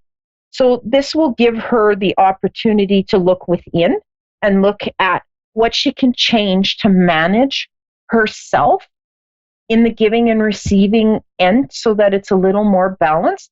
She's pretty good at it, but it is the holiday season and she's more in the giving than the receiving at the moment. So she'll have to do a little bit of work. I'm just getting kind of a download here. I gotta get a little clarity on it. Okay. Oh, I wish she was on and she could answer. Oh. Okay. I'm getting more in the aspect that she's going to have a lot of changes coming in 2020 in the area of finances and family. So when you get to see this video, if you still need to get a hold of me, you can just email me at cosmicearthangel@outlook.com, or you can go to my Facebook page, which is Crystal Clear 101 holistic healing and products, and you can message me in depth on it. Considering the time and the clock that we have, I'm just going to move on to my next caller, who is Jenny in Houston. Hello. Hi, how are you? Good. How are you? I'm doing good. Am I cutting out? Can you hear me okay? I could hear you. Yes, ma'am. Okay. So I've got your card, which is the call to action card. Okay.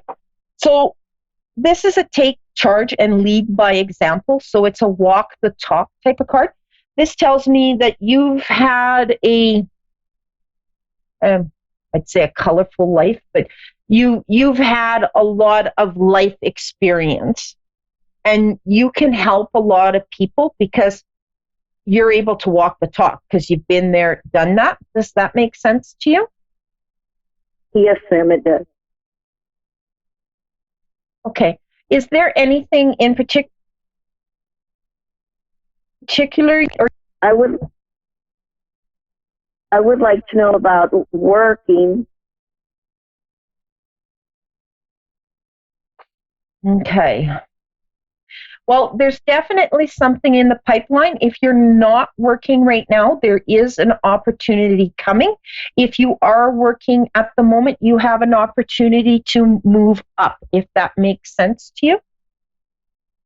Yes, ma'am. Okay. Have you been they're showing me books, so that can be either you're thinking of going back to school, or the job position that you're going to be dealing with a lot of paperwork. Does that make sense? Okay. Yes, ma'am. It does. Okay. You're giggling, so I must be kind of dead on. Yes, ma'am. Thank you. Okay. All right. Now, are you considering moving? I just moved. Yes, ma'am. You just moved from an apartment to a house. They're showing me that it's sort of like you have less chores to do. Okay. I'm moving from an apartment to a house. Yes, ma'am. Okay.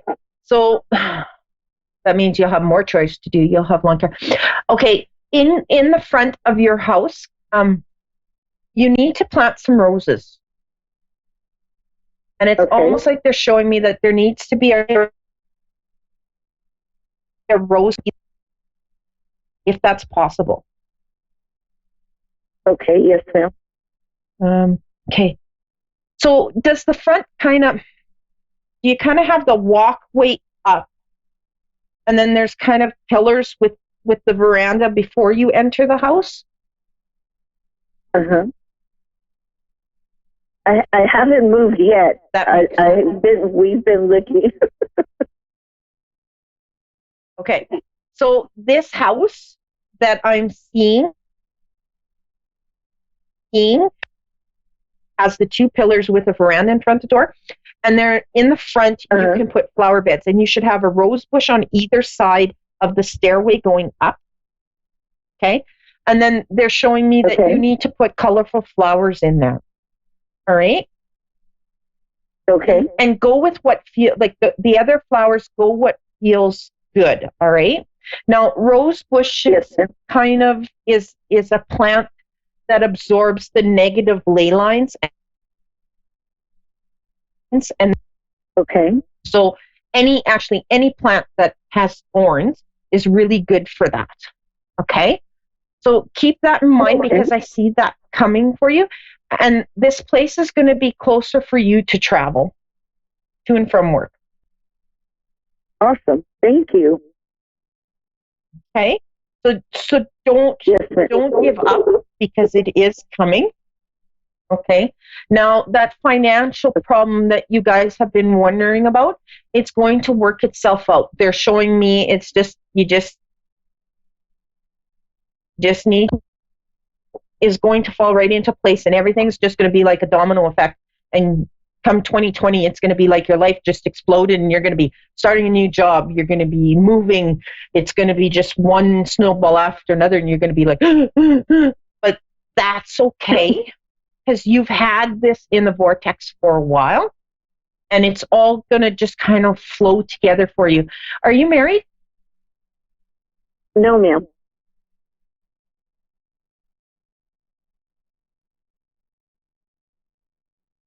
Well, you're going to be soon. They're showing me a commitment.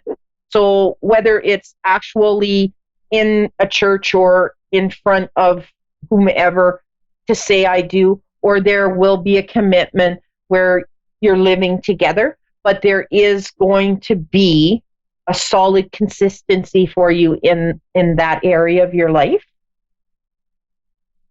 Do you have a boyfriend right now? Yes, ma'am. Well, it's kind of like the beginning of a boyfriend. Kind of. Okay, so is he kind of like 5'8", 5'9", and he has silvery hair? I haven't met him in person. I worked with him, but I haven't like been on a date with him. But we've had a lot of communication on the phone. Okay, so this is what they're showing me. So he's going to be around 5'8", 5'9", with silvery hair. And this is going to be the guy that will be coming into your life that you're going to kind of have a commitment with. Okay, you just need to kind of honed in, grounded, meditate, and picturing what is it that you truly want. Okay, because they're kind of showing me in an aspect of you have a lot of things out in the universe, the vortex, whatever you wish to call it, that you've asked for, and they're kind of wanting to know, what do you want them to hone in on? What do you truly want? Does that make sense? Yes, ma'am. That goes the same with work. You've got to get a little more specific in the area. It's coming. They show me. They're not going into the in-depth of what it is. So you need to get a little more centered on what is it that you truly, truly want. Okay?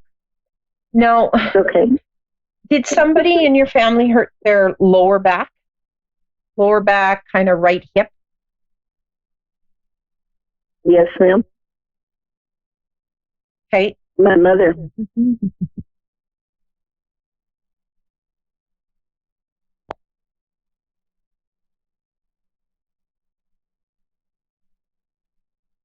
Did she have a fall?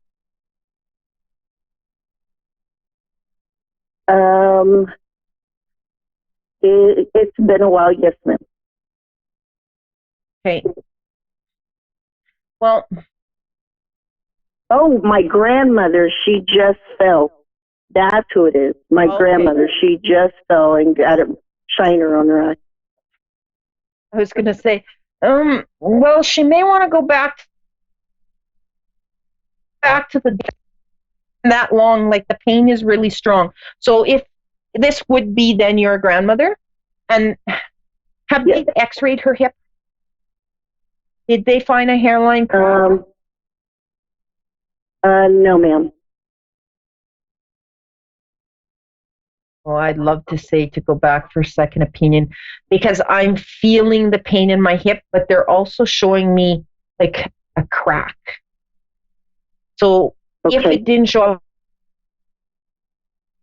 up in the crack, which is why she's in so much pain, and she's going to have one nasty bruise, because she also got her tailbone pretty good when she went down.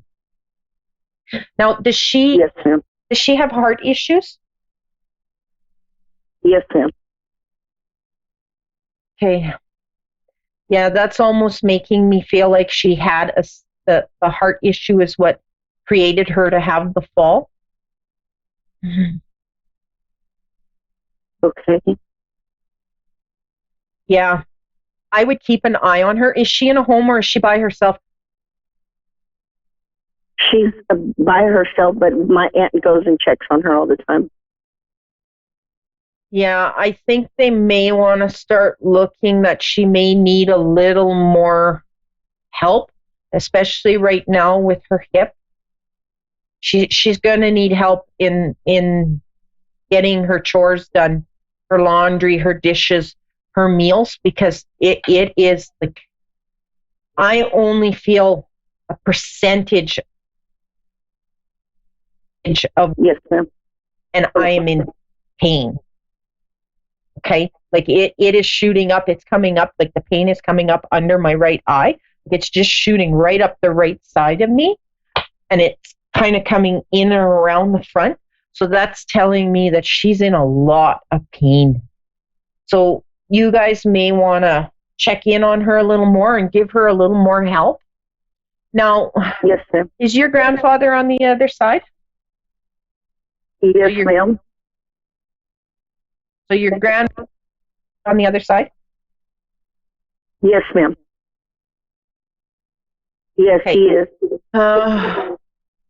Yeah, he's kind of he's a chatter. He loves to talk. Yes, he is. Yeah. So he's like giving me a list of to tell you guys that you need to do for Grandma. So it's basically like he can see what she needs done, and he's very concerned, loves her to the moon and back, if that makes sense. He's telling me to say I love her to the moon and back. So as long as that makes sense to her, to you, and he wants her to have more care. Like she needs more help. And he's very like on it, because this isn't the first time. She's had a few little incidents that she's never really told you guys about. Okay? So now he does she have stairs in her house? Because he's making me feel like she almost fell down the stairs. She used to.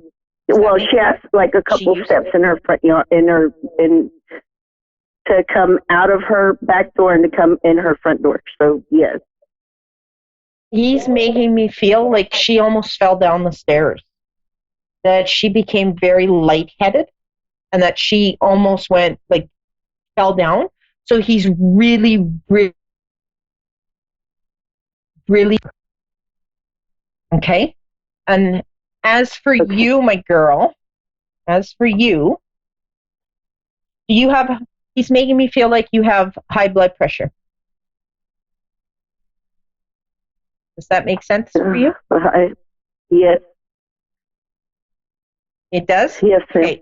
So he can see everything, and he needs you to take care of that. It's not something that you can push off, because that will lead to heart issues, and he's making me feel like the heart issues run in the family. Yes, sir. Family. Yes. Homicide. Does that make sense?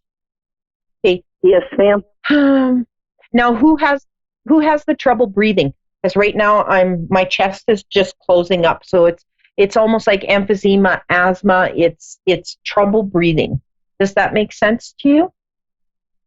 Yes, my dad. Your dad. Yeah, he needs to get that checked out. Okay?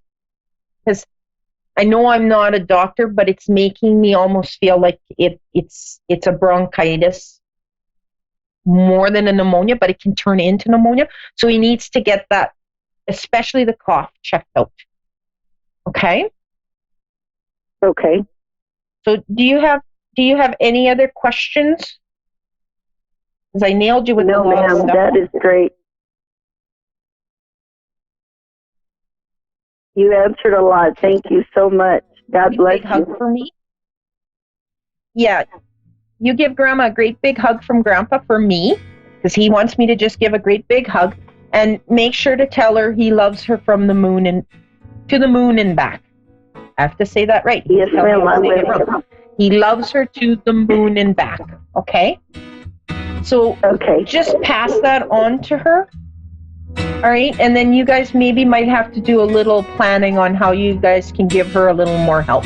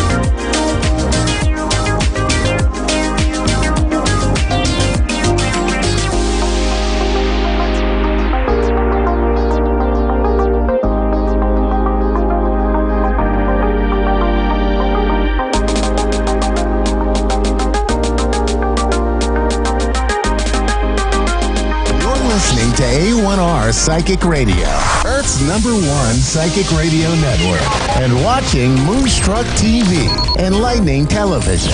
Well, Time for Persian Medium I Am Power with Fia Johan.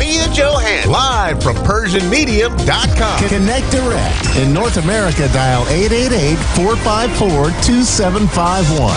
In London, 20-3519-2158. In Sydney, dial 02-8488-3147. Or online, contact us through our Facebook page, facebook.com/Psychic Radio. Or one of our websites, AskOneRadio.com or Moonstruck.tv. This is Persian Medium I Am Power on A1R, the Ask One Radio Network.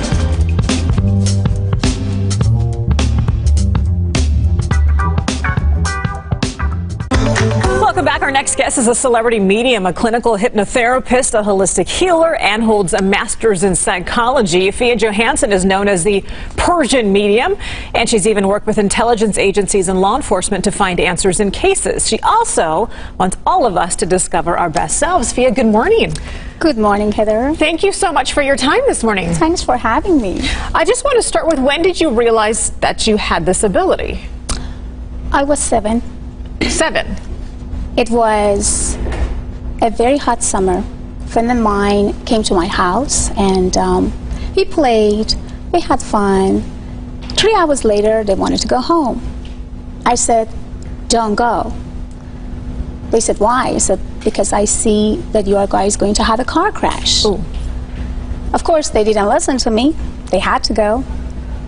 40 minutes later, our phone rang and confirmed that they had a car crash. Oh my goodness, were they okay? They've been completely okay, but what I saw in my vision at that age, it was scary. It was colors, visions of car crash, and my friend's face, who basically had some blood in. I was very scared.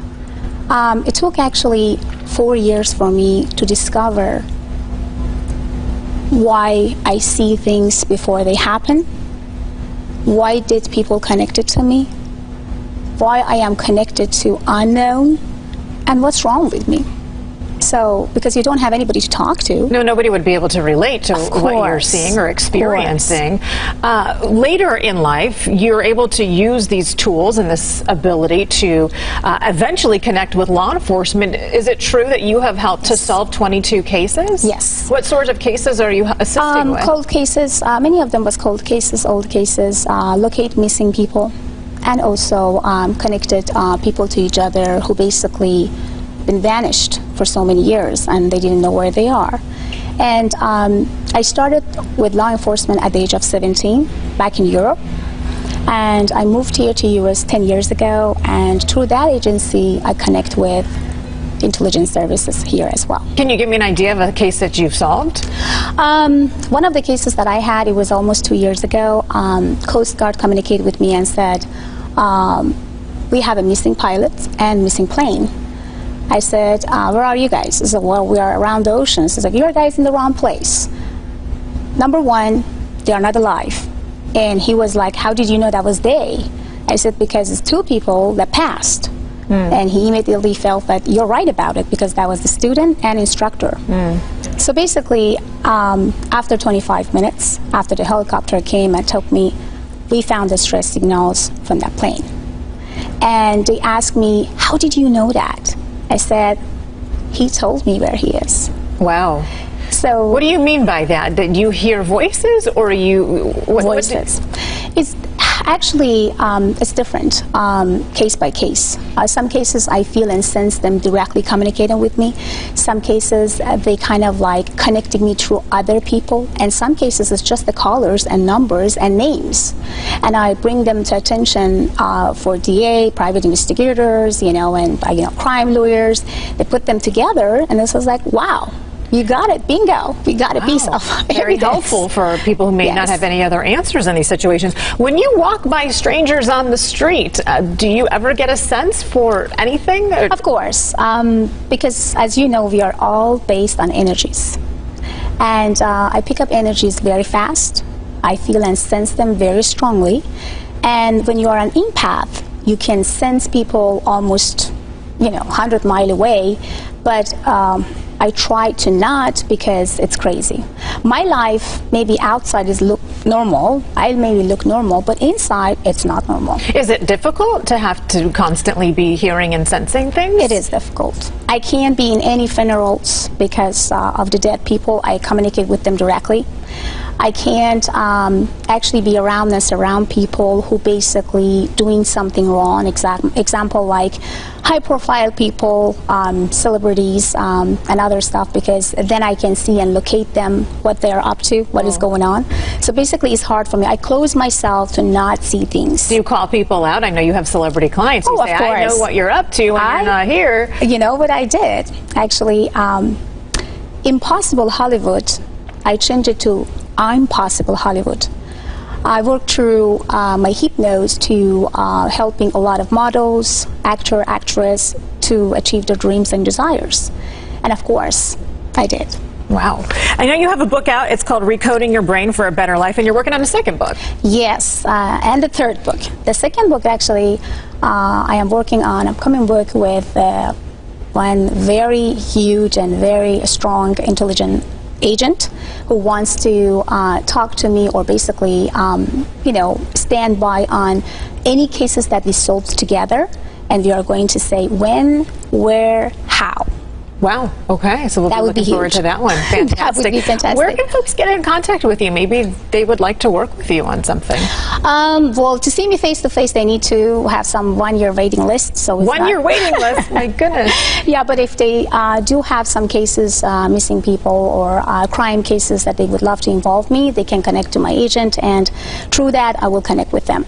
But easy to talk to me because, people ask me a million questions about, guess what? What is my lottery number? Lottery numbers. Example. Yes. When I'm going to get married. Is he cheating or not cheating? Or stock markets or investment. So basically, avidadvice.com, avidadvice.com is the best place to communicate. Okay. Yeah, I have over 27,000 people or clients worldwide. And I'm very blessed and happy and thankful for that. All right, Fia Johansson, the Persian Medium. Thank you so much for your time this morning. We do appreciate it. You're very welcome. Right, Stella, I'm intrigued. We'll send it back to you. That's pretty incredible. Thank you so much, ladies.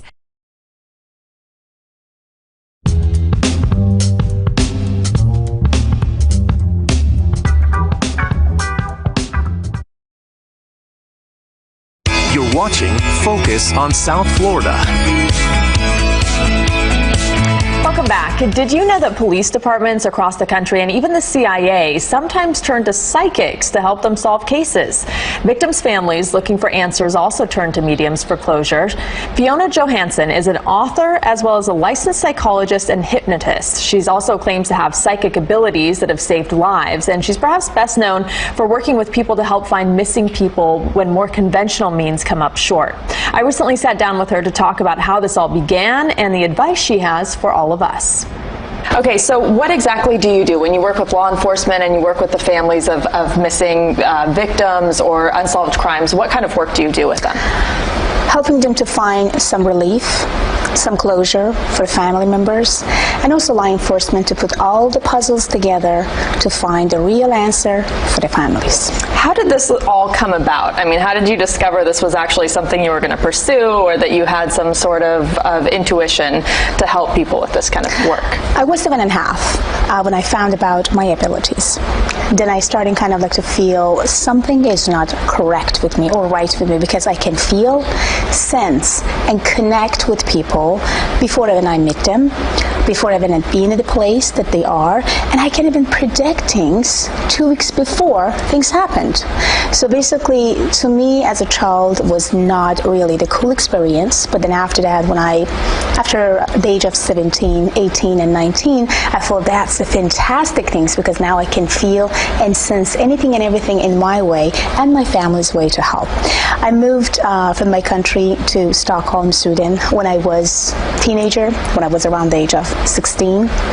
So basically it was hard. It was not really easy for me, but what I learned, I do have ability. I am here for some very important purpose. I have to help others. So how did this connection with law enforcement first happen? And aren't law enforcement officers initially skeptical about what kind of science is this? How are we going to solve a crime using Actually, someone? they don't. No? CIA use psychics. FBI use psychics. They do not really, that's what we think they are. But you have to be real. You have to have some abilities, and you have to feel and sense and locate people, and actually do have some paranormal to trying to help them to locate people. So basically, when I started, I was at the age of 17. I was back in Stockholm. It was actually a very hot summer, and all of a sudden, I felt that I have some very hot vision in my face. It sounds like someone trying to be killed, or someone already been killed, and it was already recent. I could feel, I could sense the blood and everything. Then I went to the store, and all of a sudden I see that yes, that was actually some sort of, homicide and other stuff all over the place. And I kind of remember that I tried to stop the officer and say, "Stop! Don't go there." At that time, I couldn't speak English. I couldn't speak Swedish, and I don't even know how I could explain myself to that officer and hold him. He tried to push me. He says, "No, I have to just get out, or get me, or just please let me." But I do remember I hold him and says, "If you go behind this wall, you will have a shot in your head and die right away." And almost 60 seconds after, they found the guy with the gun behind the wall. And if I did not stop the officer, he would be dead in second. So that was the moment that my career started with law enforcement in Stockholm. Tell me about this book you're writing with Jack Canfield. We all know him for Chicken Soup for the Soul, and you're working on a project together. Tell me about that. Yes, the name of the book is Success Strategy. So it's all about success, how to hijack your subconscious mind, how to succeed, and what you can do to achieve better. So basically, when Jack chose me, I was shocked. I was like, wow, it's so fantastic, and I would love to be part of it. I already have a book. I already wrote a book before Jack asked me. It was back 2016, and the name was Recoding Your Brain for the Better Life. You're also a hypnotist, and you have degrees in psychology. I want to point that out, too. Yes, thank you so much. Yes. But what was a very strong, powerful vision, it came to me at that moment when Jack asked me about it. I feel like I knew it, that I will do something with Jack. And I could see 2 months before that I'm sitting in the same room that the last time me and Jack had a conversation with, and he asked, I would love to co-authoring together with you. I can't forget about that moment. I do remember I had tears in my eyes. I was like, absolutely, I will do my best. So we have to wrap up quickly, but what are a few tips that anyone can take with them in terms of keeping that negativity that might be around them outside of their Believe in yourself. Be positive. Never live in your past. Past is past. Never live in the future, because future is future. Be in a moment. By being in the moment, you're always happy and connected to yourself. Negative thoughts, negative energies is all it are taught. The way that we are thinking, feeling, and connecting. You can easily remove and reduce them by just change your thought. You can easily hijack your subconscious. Be yourself, hijack your subconscious, be in a moment, let go of your past, and forget about the future. Okay, thank you so much for joining us. You're very welcome. Johansson, who also goes by the Persian Medium, also works on books, as you heard, guided meditations, and art.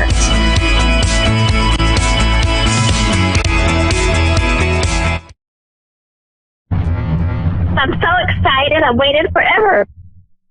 Oh, I'm so excited to have you, Kathy. Thank you so much. So, my love, ask me a question. What do you have in your beautiful mind? I'm trying to get connected and channel you and feel the sense and give you the answer that you need. Go ahead, sweetie. Are you a medium? Can you connect with my mom, Pat, in 2017? Can you connect with her? Oh, my God, yes. Actually, I get a lot of connection right now. I feel some sort of, I have a warm, strong feelings right now through my neck and my head and a little bit back pain. How she passed and what happened to her? She died of brain cancer. Oh, wow. That was the brain cancer. That's why I got headache. Okay. Yeah. So I could feel the pressure and I could feel the not feeling good in the head. Okay. Yeah. That explains it. That she's also trying to give me some sign, and this sign is all about cooking and some food, something that she basically always wanted or loved it, or something that actually she was always connected to. Okay?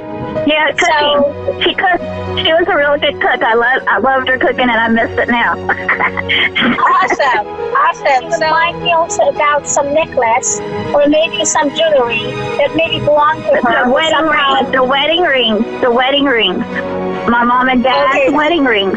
Can you ask my mom if my house will be mine? She said yes. She said yes. She actually gave you two answers. She said actually 2 times yes to you. So that means that everything will go the way as you wish. I don't need to worry about moving again. This house will be mine. No worries at all. No worries, no red flags. Your mom shows big smile with happiness and prosperity. No problem on money side. No problem on the physical or emotional side. And even actually, invited you for that jewelry. So that means that you have everything under control. Tell my mom that I miss her and I love her. I love her so much. She wanted you to have your main focus on yourself and on your health again, and start thinking about yourself and love yourself more than anybody else. She misses you too. She's so proud of you, Kathy. She's so proud of you.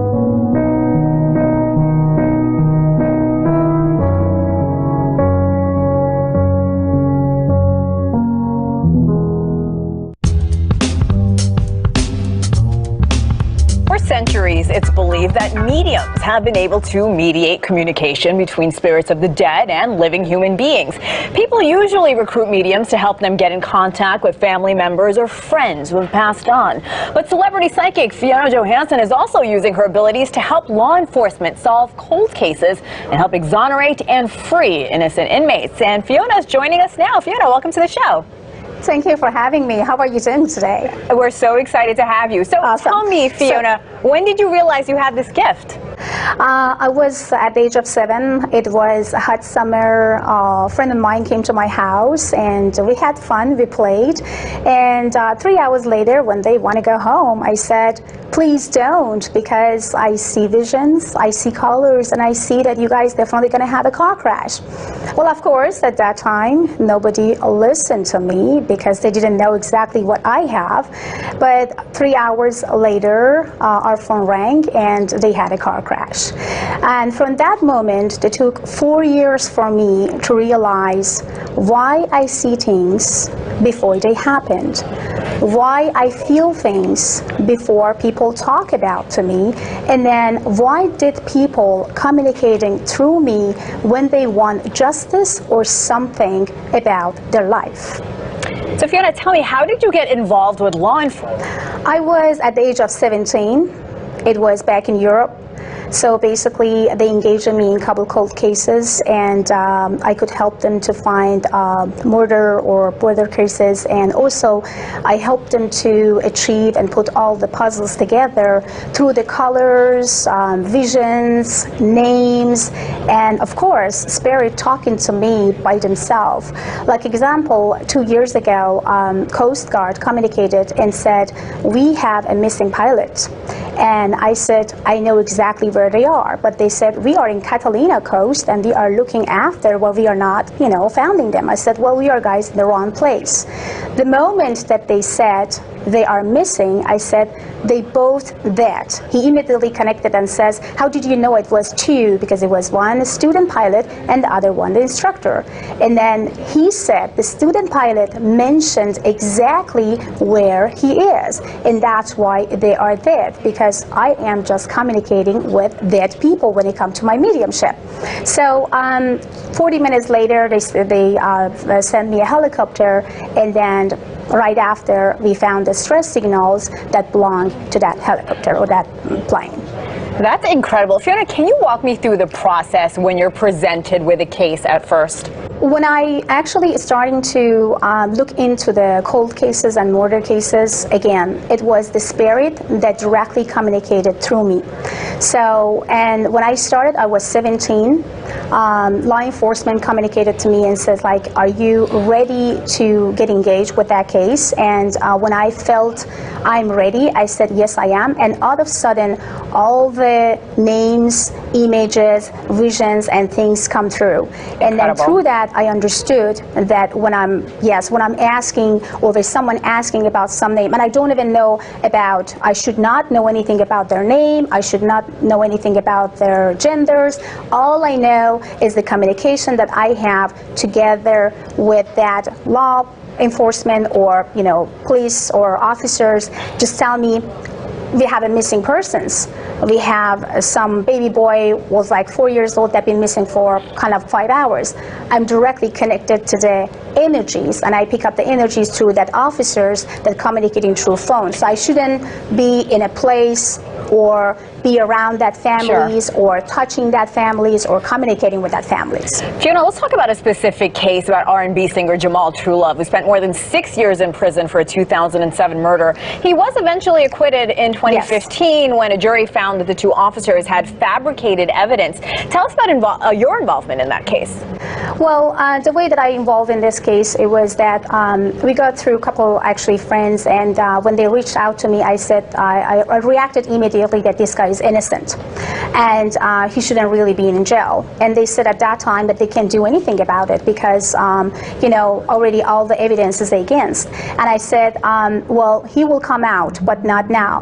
There is a timing that I can see, and I pray predicting, and this time is all about like in between 5 to 7 years.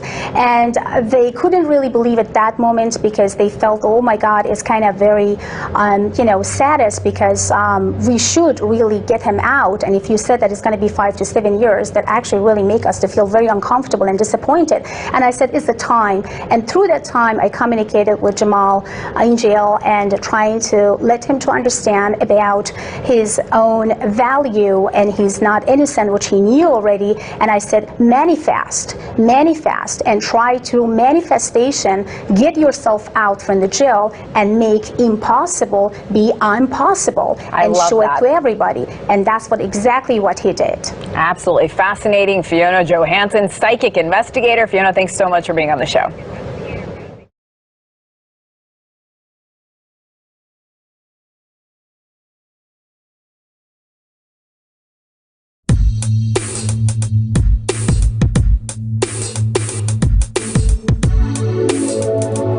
Welcome back to the Global Entrepreneurship Initiative. I'm excited to introduce our next speaker, Ms. Fiona Johansson, who's better known as the Persian medium and subconscious mind surgeon. She's a multi-talented motivational speaker, clinical hypnotherapist, and celebrity psychic medium. An author who works closely with law enforcement to help locate missing people and solve difficult criminal cases with detectives and as well as private investigators. Throughout her career, she's helped thousands of people identify personal roadblocks to help them truly believe in their own path to success, whatever that dream may be. Her greatest passion in life is helping others achieve their ultimate dreams and desires, teaching people to believe that truly anything is possible. Please help me welcome to the stage Ms. Fiona Johansson. Welcome back. Did you know that police departments across the country and even the CIA sometimes turn to psychics to help them solve cases? Victims' families looking for answers also turn to mediums for closure. Fiona Johansson is an author as well as a licensed psychologist and hypnotist. Welcome back. Our next guest is a celebrity medium, a clinical hypnotherapist, a holistic healer, and holds a master's in psychology. Fiona Johansson is known as the Persian medium, and she's even worked with intelligence agencies and law enforcement to find answers in cases. She also wants all of us to discover our best selves. Fia, good morning. Hey everybody, welcome back. I'm Jack Canfield, your host for Hollywood Live. My next guest, Fiona Johansson, is an amazing person. She speaks 5 languages, which I find very impressive. She's emigrated to several countries, has a psychology degree from the University of Stockholm in Sweden. She is a hypnotherapist, clinical hypnotherapist and healer, and God knows probably other things I don't even know about. Hi, welcome back to Times Square today. I am your host, Greg Roulette, and I am very excited for our next guest because she is known as the Persian medium, the subconscious mind surgeon. She's a motivational speaker, clinical hypnotherapist, and celebrity psychic medium. This is going to be a fascinating conversation with my good friend, Fiona Johansson. For centuries, it's believed that mediums have been able to mediate communication between spirits of the dead and living human beings. People usually recruit mediums to help them get in contact with family members or friends who have passed on. But celebrity psychic Fiona Johansson is also using her abilities to help law enforcement solve cold cases and help exonerate and free innocent inmates. And Fiona is joining us now. Fiona, welcome to the show. Thank you for having me. How are you doing today?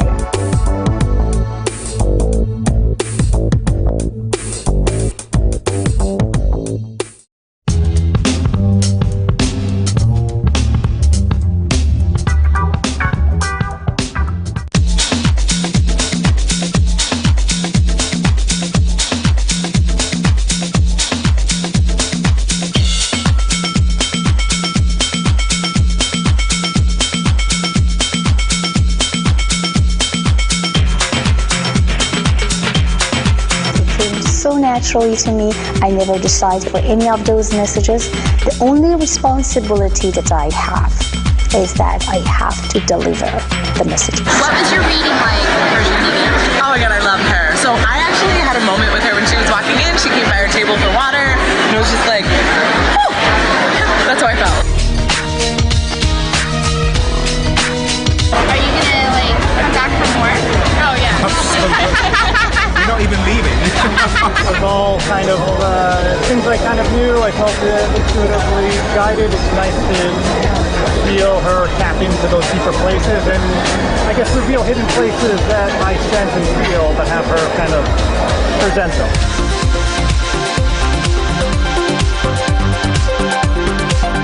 She said I'm going to meet a man who's going to come right to me.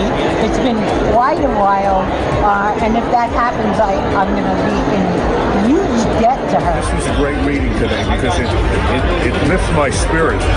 Spirits have been depressed for a while because of adverse happenings going on. I'm very pleased about that. Well, I went to her workshop yesterday, and it was awesome.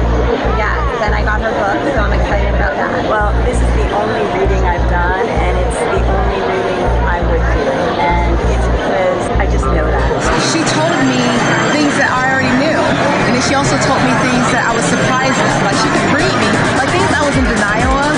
She was actually reading what I was in denial of, so it was wonderful. It really happening. I didn't say a word. She just knew exactly how I felt about it. You know, she's absolutely right.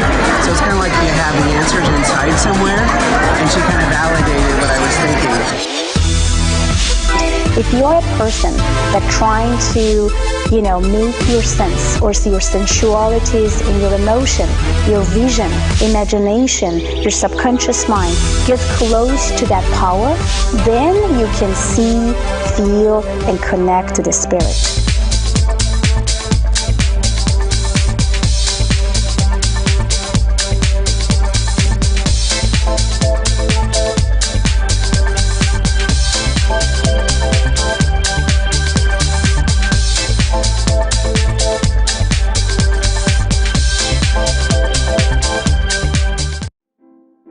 Welcome to Abbott Awakening, a beautiful, gorgeous wellness center who will adjust you mentally, emotionally, and physically. Also, it will help you to manifest your finance, anything and everything you desire for. This place is a very beautiful place which is located in Corona Del Mar. So please book your appointment today.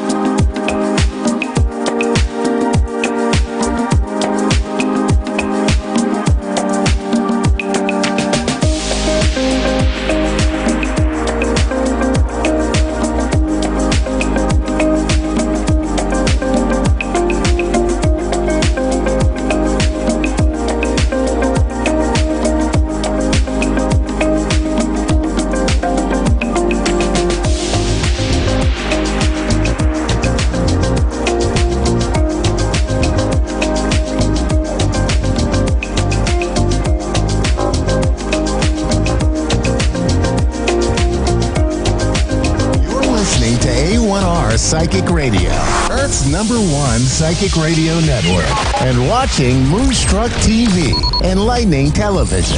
Welcome. And now Australia's Psychic Cowgirl with Tanya Reid.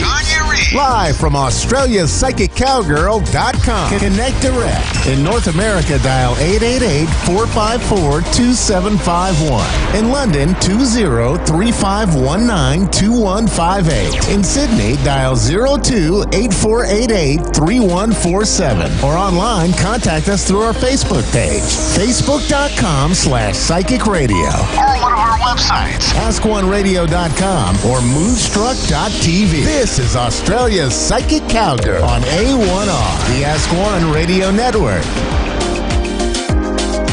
G'day, Tanya Reeves, Australia's Psychic Cowgirl, coming at you from home in at Sunday Creek this week. And yeah, New Year 2020. So for us here, we're a day ahead, but we're definitely stepping into the 2020 year, which is really exciting. And I know a lot of people are feeling really excited. I feel really relaxed and ready to, step on into some changes and shifts this year, which will be, I think, welcome by many. So, interesting, lead up to the end of last year. And I know for a lot of people it was, a lot of challenges, a lot of opportunities to make changes with things. And a lot of, I think, for most of us, we can look back on last year and realise what changes we wanted to bring into this year. And I know for many, just contacting you through readings and just talking to friends and others in general, that we've had that realization of what we need to change, and now it's just a case of stepping in to bring about the change. So it's a little bit like, because, as humans, we don't really want to change. We tend to just go, it's easy to do what we know. It's easy to stay the same, have the same habits. But if we want to change the results and we want to shift something within our life, then we really do need to make the changes. So that's my big message for this show, being the first show of the year, is, are you ready to make the changes? And if you are, what are you going to change? So for many of us, it can be just tiny baby steps. It might be just a case of adjusting up a few habits that you want to change or let go of, anything like that. And then for others, it can be really massive leaps forward into totally different, a different reality almost. So we're kind of honoured with the energy around for this year to be able to do that. So I suppose another thing I just wanted to tap on before I get into readings today is just to connect with when you're feeling fear. Because one of the biggest things that stops us changing and embracing doing something different is quite often fear. This can be fear that makes sense to us, or it can just be fear that doesn't make sense. It's just a feeling or connection that we have. So a way to work with this, so say you're feeling the fear, quite often when we're making big changes and mammoth steps, we need to work through fear. So what I find for me is connecting with that feeling and acknowledging it. It's no good saying, "Oh, I'm scared, but hey, I'm going to throw it in the back here and not bring it forward, or not, acknowledge that that's what I'm feeling at this point in time." So first thing is we need to acknowledge it and go, it's okay to feel fear. That's a normal experience. It's a human, fight or flight response is to throw some fear in there to up the ante, and it also helps us be better at our game.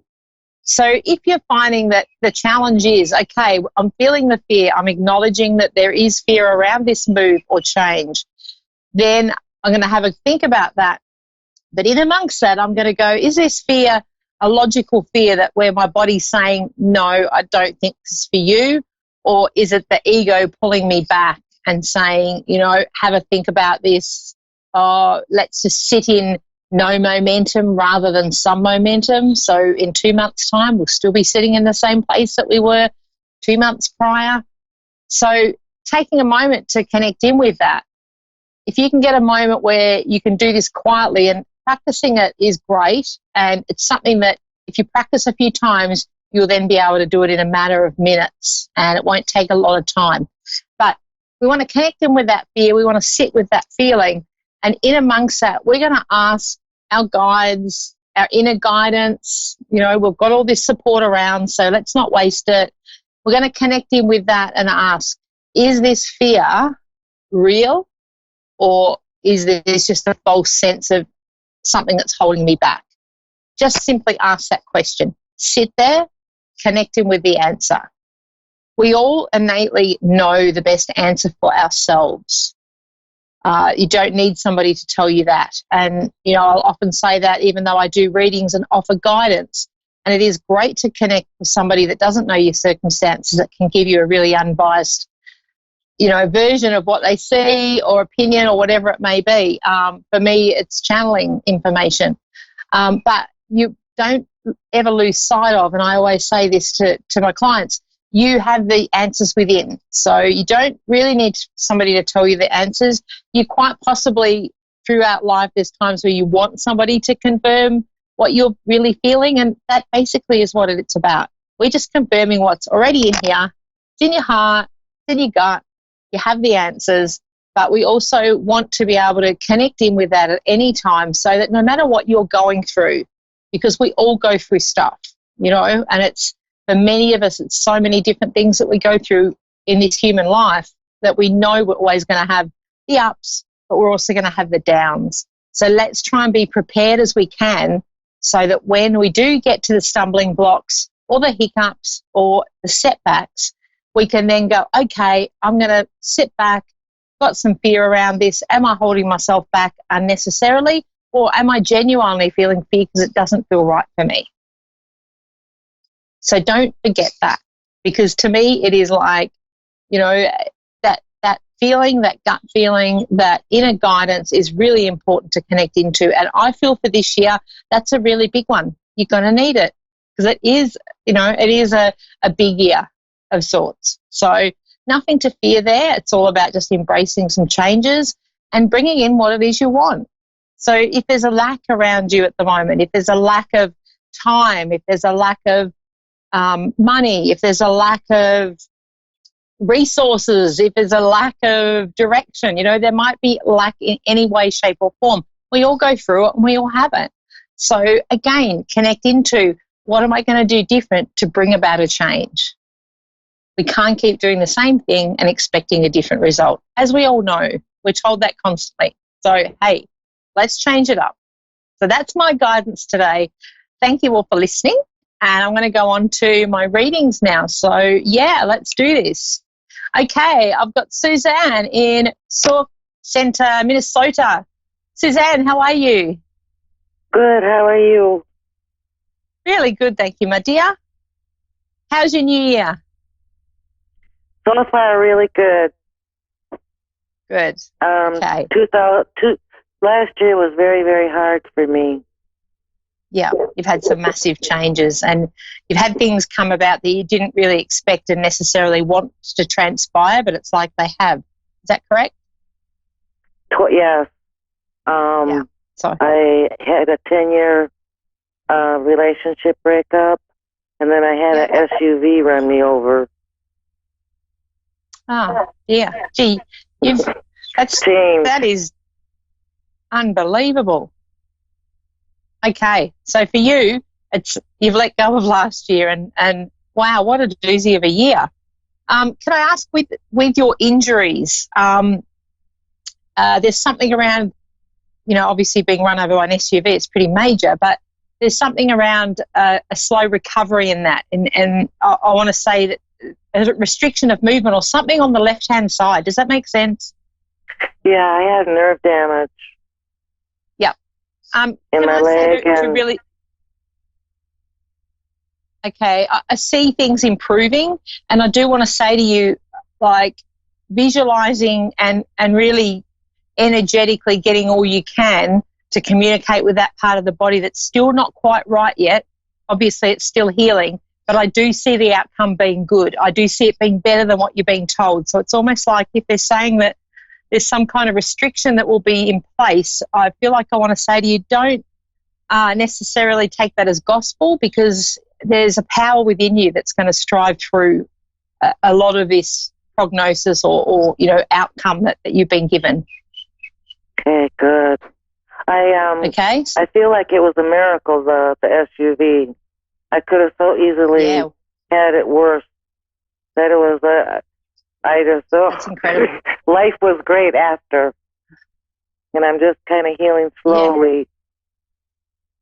Yeah, but I do see it as that was a miracle. Yeah, I literally walked away without. That's really something, you know. Yes, it was. That's amazing. Do you see anything about spirit? Excuse me? Just repeat that again. You just cut out as you were saying that. I think that I think it was a wake up call that there is miracles. Absolutely. You're divinely guided by spirit, and I want to say there's a lady stepping forward for you. So I'm not sure whether your mum's in spirit, but I feel like this lady's one looking out for you, and it's almost like she's your guardian angel as well. There was a reason that things were capped off, and even with your relationship, and she's showing me that with the 10-year relationship, things were getting worse and worse, and it's almost like there's a blessing now as you look back. And as time goes on, you'll look back and go, why did I stay there for so long?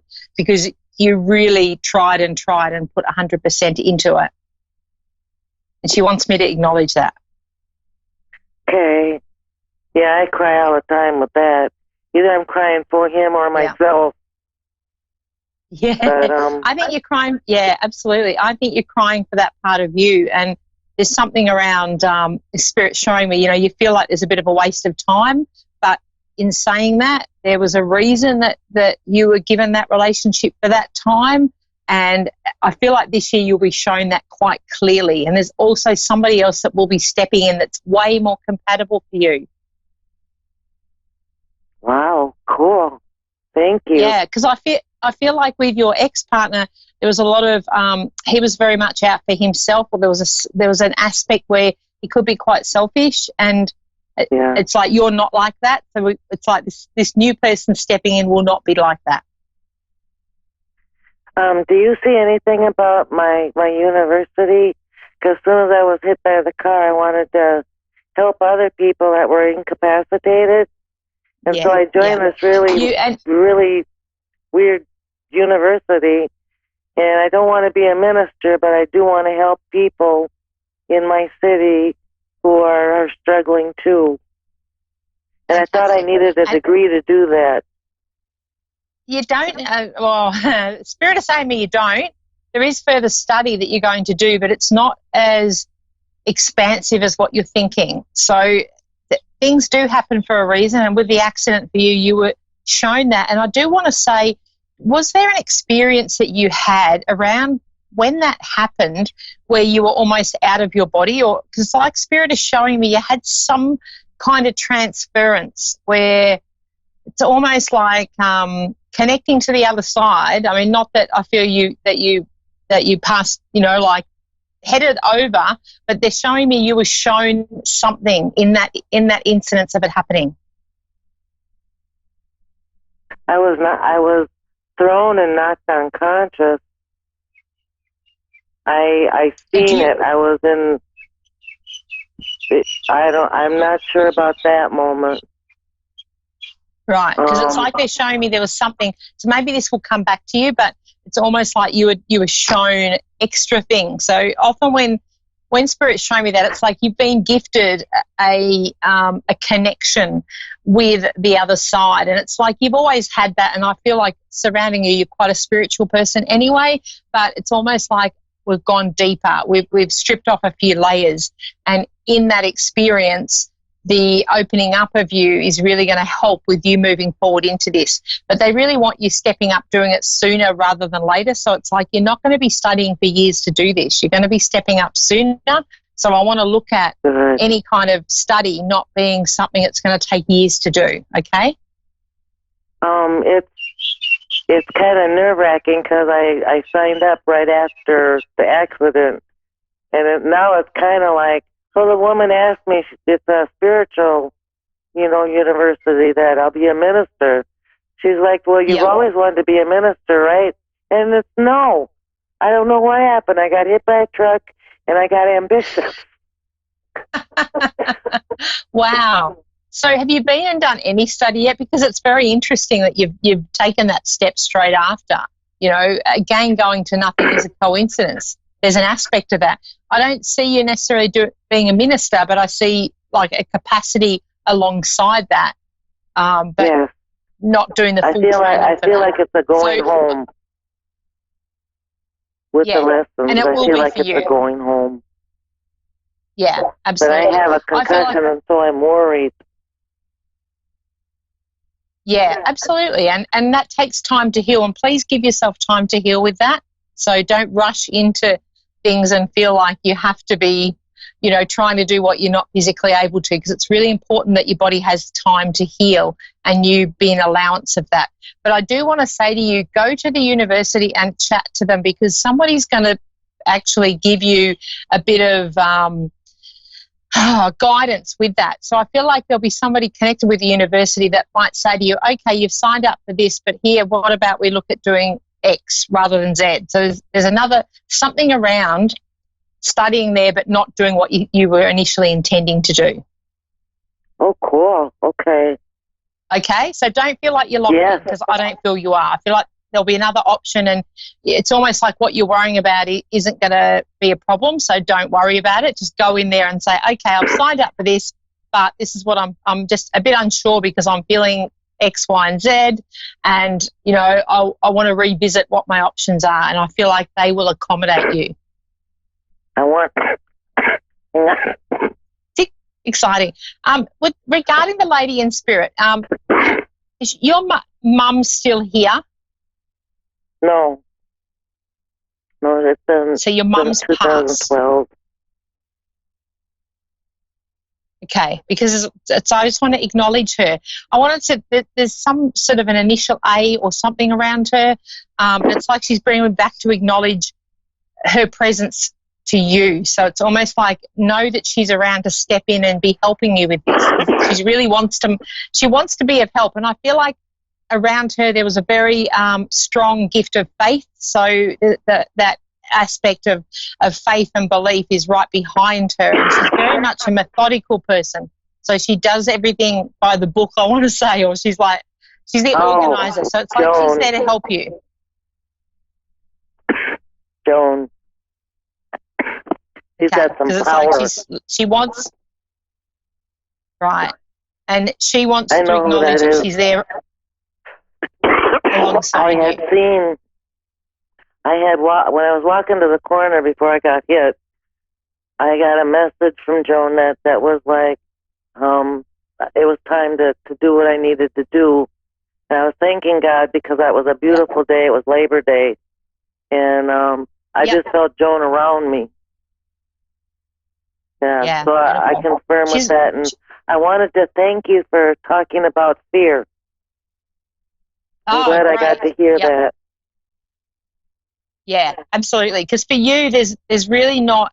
It's like there's a clear road or clear path ahead. So I want to just continue on that, and it's like you're on the right track. You're right where you need to be, and it's like the opportunities will come around for you. And I also see something around moving, maybe towards the later part of this year. But there's something around I'm moving from where I am. Really? Yeah. So just that you might not be thinking it now, but there's something around movement. So this might be about meeting somebody special. Yeah, thank you. Okay, so just be prepared for that. Well, thank you so much. You'll be guided. Everything you said was spot on and very, very helpful. Thank you so even much. Before even before the reading. Beautiful. So that's awesome. Many blessings for you, and really embrace this because it's really you are where you need to be. It's like, yay, I'm excited for you, Suzanne. So enjoy, my dear. Happy New Year's. You too, beautiful. Thank you so much for calling in. I really appreciate it. Thank you for reading. I appreciate it. Take care. Bye now. All right, I'm going on to my second caller, Greg from Edmonton, Alberta, Canada. Greg, how are you? I'm okay. Yourself? Good, really good. It's interesting connecting with Canada. I was just looking on, it was one of the sites that I'm on with motorhomes, and there was somebody selling a motorhome in Canada, and I'm like, oh, isn't that funny that Canada's popped up again? Yeah, lots of stuff going on up here too. Yeah. Well, I lost my job last week, and I'm just wondering if you could, take a look for me and see if this is my idea is to go to school, get a professional drone operator course because I'm in my 50s awesome. and I'm kind of beat up and stuff, and I don't want to go back to. You're not going back. Before you started to talk, I'm like, you're not doing what you were doing. So you've been laid off for a reason. You're done there, and it's like we're changing it up. So I'm not. It's like you're not going back there. So it's almost like it's happened for a reason for you. There's a new opportunity coming in, and I feel like for you. And I know you were saying with the drone course, which absolutely fantastic, but I see the big picture being I work for myself. So it's almost like I feel like there'll be something coming along where there will be another job that'll bring in the money for you, but your focus is going to be on your big picture and working for yourself. And it's like it's almost like this has happened to really make you have to think about, seriously what you've had in your head for a while. And it's like you've got gifts and talents and they're just not being utilized. And that's why there's that frustration for you with doing what you were doing, because it's like, hey, I'm not meant to be doing this. And I really feel that for you. It's like, so now we're not being sidetracked. We're going to go for what it is you want to be doing. So I missed the last part. Did you ask me what did I want to be doing? It's like well, I see you working for yourself, but there's something around stepping up and doing what you want to be doing. And I see you freelancing. There's something around travel with it. So it's like, and you said about the drone course, which I think fantastic. It's for you, it's growth and expansion. And I'm not just limited to being in the one area with what I'm stepping into. You're working for yourself. I'm freelancing. I'm able to do the things that I really want to get out and do. And I feel like for you, I'm also, because I'm feeling like I'm sensing with the drone, I'm out in nature. I'm out in rugged areas or areas that aren't heavily habitated, and I'm getting shots and doing things. And I feel like is that your passion as well, getting outside? And I don't feel like I'm camping or I'm hiking or I'm in the bush, but I'm near mountains as well. And I know Canada's full of them, but I feel like there's some sense of you don't want to be tied down to the one spot. So I don't want to have to go to the same place for work. Oh, okay. Oh, okay. Because right. Does that make sense for you? Yeah, it does. Okay. All right. Right. But I do see there's something going to, you'll get an opportunity with work. So I do see that there's possibly another job you might do, not full-time, so you can still do your study and focus on what you need, but there'll be some other avenue just to bring you in money to allow you to keep stepping forward with this. So I feel like you'll get something else, and that will be, it's almost like a stepping stone. So it's just something that will bring in money. There's something about you writing. Where does writing fit in with what you do? You sort of broke up a bit. Something about what I do? Yeah, like I see you writing. So do you at the moment, or have you done work where you're sitting there and writing? Or I'm just not certain whether this is coming forward or something that you've already been doing. As a drone operator, it'll be brand new, but I used to actually do camera work when I was in my 20s, so it's kind of related. Fantastic. Yay! And that, because you're a bit of an adventurer, is that right? Pardon me? Are you a bit of an adventurer? Because I feel like I'm connecting with someone who likes adventure. Well, lately, yes, that's what I'd like, but lately I haven't been too adventurous, but yeah.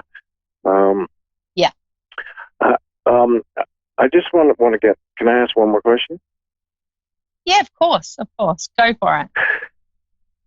I'm having, I'll try to really summarize this. I'm having problems with my family, my mother. And yep. My mother mostly. I'm just not sure. Like, I have a lot of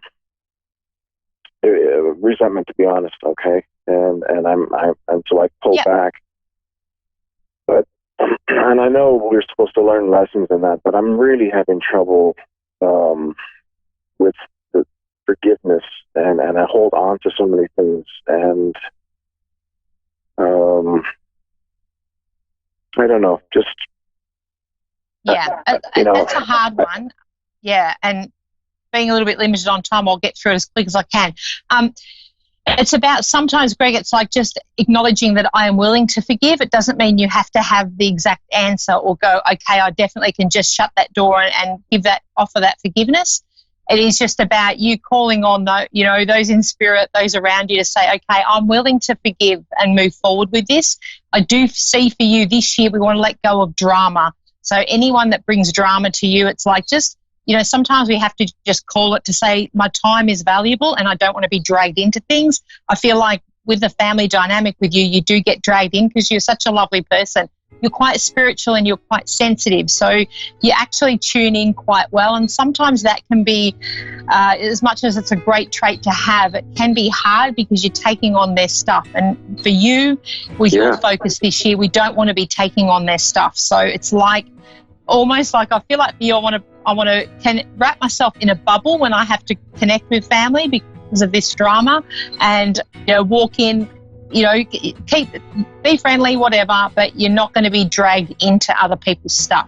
And I think if you affirm that almost prior to going out with them and going, right, that's it, this is my boundary, I'm willing to forgive, and I will let the universe guide me to where I need to be and what needs to come from it. Just sitting at home, even of a night time, like before you go to sleep, say, I'm willing to forgive, and you will find that the guidance will come that will help you get through this.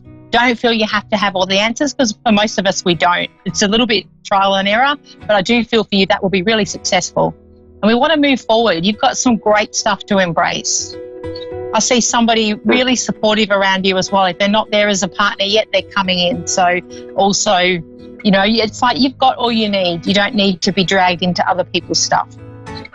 Yeah, okay, right. Okay? Thank you. Yeah, so trust that you're on the right path, and this has happened for a reason. So don't doubt. Go, 2020 is going to be a great year, and it's really time for you to step out of the shadows, Greg, I want to say to you, okay? So no more hiding. Be who you need to be. You're not here to please everybody else. All right, I've run out of time. Thank you so much for calling in, and I will be back the same time, same place next week. Thank you. Woohoo!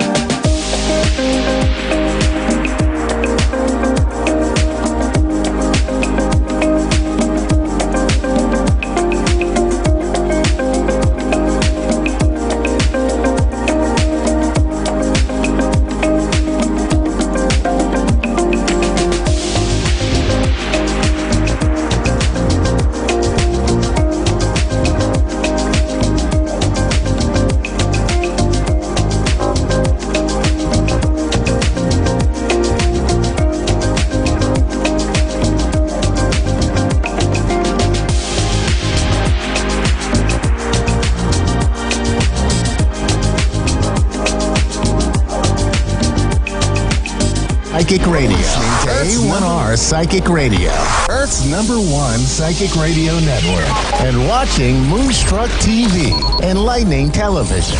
Welcome. And now, Reverend Elliot's Magical Window with Reverend Elliot. Live from magic-works.com. Connect direct. In North America, dial 888-454-2751. In London, 20-3519-2158. In Sydney, dial 02-8488-3147. Or online, contact us through our Facebook page. Facebook.com/Psychic Radio. Or one of our websites. AskOneRadio.com or Moonstruck.tv. This is Reverend Elliot's Magical Window on A1R, the Ask One Radio Network. Greetings, fellow seekers of truth, wisdom, and light around the world, around the universe, off into space, into other dimensions, the multiverse. All of you guys, welcome. Welcome to Reverend Elliot's Magical Window with me, Reverend Elliot, where we get together every Wednesday at 11 Eastern, 10 Central, 9 Mountain Pacific, to look through the magical window of the tarot, find out what's going on in our lives, what's coming up in the future, and what we can do about it. The key is what we can do about it, because if there was nothing we could do about it, what would be the point of looking, right? I mean, who cares? If you're doomed, you're doomed. You may be doomed to a good time, maybe doomed to a bad time, but you can change these things. That's the whole point. It makes no sense to look into the future if there's nothing we can do about it. So what we're going to do now tonight with a few callers is look into the future the way it is now. After you get a reading, the future will be different. The future will always be different because now you have more information. And that's what it's all about. A tarot reading is information. That's why I tell people there really is no such thing as a bad tarot reading. I mean, that's why they over-dramatize them in movies. showing people getting a card reading that says you're going to die at 11:50, on a railroad train. Well, I never take the train. Next thing you know, the person is on a train and going to die. That's movies for you. That doesn't happen with real life and tarot cards. Otherwise, people wouldn't have been using them for hundreds and hundreds and hundreds of years. The oldest surviving tarot cards we have go back to the 1400s. So this has been going on quite a while. Some say it goes back to the library at Alexandria, which was destroyed in ancient Egypt. They say that the tarot cards just might be the last remnant of that wonderful library where, the repository of 500,000 books. There was an interesting law. You speak about laws, we have loads of laws, and everybody, well, how can I phrase this? There was a law in ancient Alexandria that if you arrived in Alexandria and you owned a book, get this, and you owned a book, you had to give that book to the librarian, who would then copy it and give it back to you. Sometimes they would give back the copy and then keep the original, which is, people never change. We still have people who do things like that. I knew a guy who had his home. He came from a famous show business family, so he sent his home movies to a well-known TV talk show host who was a merchant of nostalgia, shall we say. And when the guy returned them, he returned copies. See, so this is just like Alexandria. People just don't change. People are people. So anyway, that's where the repository, all the books in Alexandria, they had 500,000 books there. And we don't know to this day who burned them. Some say the Muslims burned them. Some say the Christians burned them. Some say the Romans burned it. Well, nobody knows who burned any of that stuff. It's lost to time.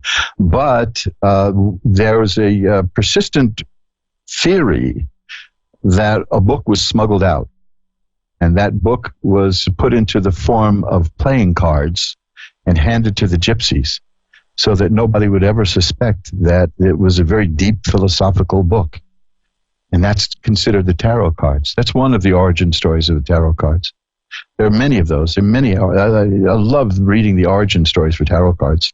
I think I may even just make up one of my own and join in with the tradition of making up stories. But there are so many of them, I wouldn't know what to do. Maybe I'll link it to UFOs. Who knows? It might as well. They've linked tarot to everything else. Might as well link it to flying saucers. The beauty of the cards, though, is there is no bad news in the cards. There's just news. There's data. There's information. You may not hear what you want to hear, but that's good, too, sometimes. I think you'll notice if you're a regular listener to this show that most of the readings, if not nearly all of them, turn out great. They're very positive and upbeat, and there's a reason for that. And I've been trying to think about it, and I think it's because people who call for a reading, they know what the problem is. Now that's 90% of the battle right there. Most people don't have a clue what's going on. And if you can identify what's happening in your life and you can deal with it, you're 90% home. You're there. You're gonna deal with it. And that's the other thing. Calling up somebody and asking for help, that shows that you're willing to deal with a situation, and that puts the odds of things working out well on your side.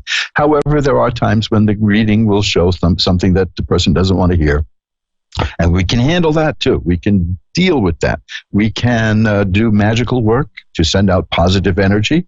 We can use just a magical book that almost everybody has in their house. They just don't know it's a magical book. It's the Book of Psalms. And I'm always armed with a textbook right by the microphone here so that I can pull out something from the Book of Psalms that may help a person in a given situation. So that's what we're going to do tonight. We do that every night. Every night. I'd love to. But we do it every Wednesday at 11 Eastern, 10 Central, 9 Mountain, and 8 Pacific. That's how I tell the time now. I do it in 4 time zones. Not to mention the time zones in London and Australia and India and all the places I've gotten calls from. So why don't we get into the calls now? I'm going to get ready to do this now. I'm going to light some incense. Here. Yeah. Smoldering now. I've got some frankincense going, so it's nice and churchly here.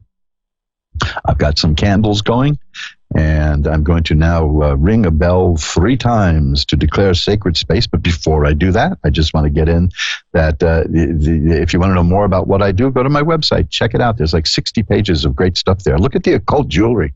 I just put up some really nice new stuff there. It's talismans and amulets that'll take care of any need in your life. We can discuss that too at some point. So here comes the bell to declare sacred space. Now we're going to pull back the curtain on the magical window. And the first caller tonight is Ashley in Kentucky. Hi, Ashley. You're on with Reverend Elliot. Hello. How are you? I'm doing well. How are you tonight? I'm doing good. Well, maybe we can make that a little better. What do you think? What would you like to look at? Really anything that pops up. I'm pretty open to any information at this point. Okay, well, these are some interesting cards, and I've got to ask you a couple of questions. The first is, have you had a lot of troubles lately? Yeah, in a lot of different areas. Okay, because let me tell you, I ask you that because there's a card here that means that the troubles are over. That's why I asked. Now, of course, in order for troubles to be over, which is a great feeling, we have to have had troubles to begin with, which is not a great feeling. But this is the Ten of Swords, and it's a card that card scares a lot of people because it looks like somebody's dead, but that's not what that means at all. It shows a person lying in the mud face down with 10 swords in her back. Now, that's pretty gruesome, but what it means is the worst is over. It means that life threw its worst at you, and you can get up, and you'll be beaten a little bit. It hurts, but but the worst is over. Now, was it family trouble? I am struggling the most with family, finances, relationships. Just kind of finding my ground. Well, the main card I have here is the Three of Swords, and that's a card of great sorrow and pain. And that is a card that generally means trouble within the family, but something, you don't have to discuss any of that. The main thing is that the card is the Ten of Swords, that first one here, which is the one that the worst is over. The next are an Ace of Rods and the Page of Coins. Now, those together symbolize a new career, a new work possibility, and a new income stream. So if you've been looking for new work or a new career or career change or advancement in your career, those are the cards for you because that's what's coming up. Okay. Now, there's also the Ace of the Ace of Swords is here also, and the Ace of Swords indicates a new way of thinking and a new way of seeing the world. And you mentioned you wanted to find your ground, and that's what that card is about. And taken together, you have two aces and a page. Those are beginnings. You're entering a time of change in your life with new beginnings, and it should be very exciting. Okay, good. Now, I'm in graduate school right now, and I got a teaching. Okay. Mm-hmm. So you got a teaching position?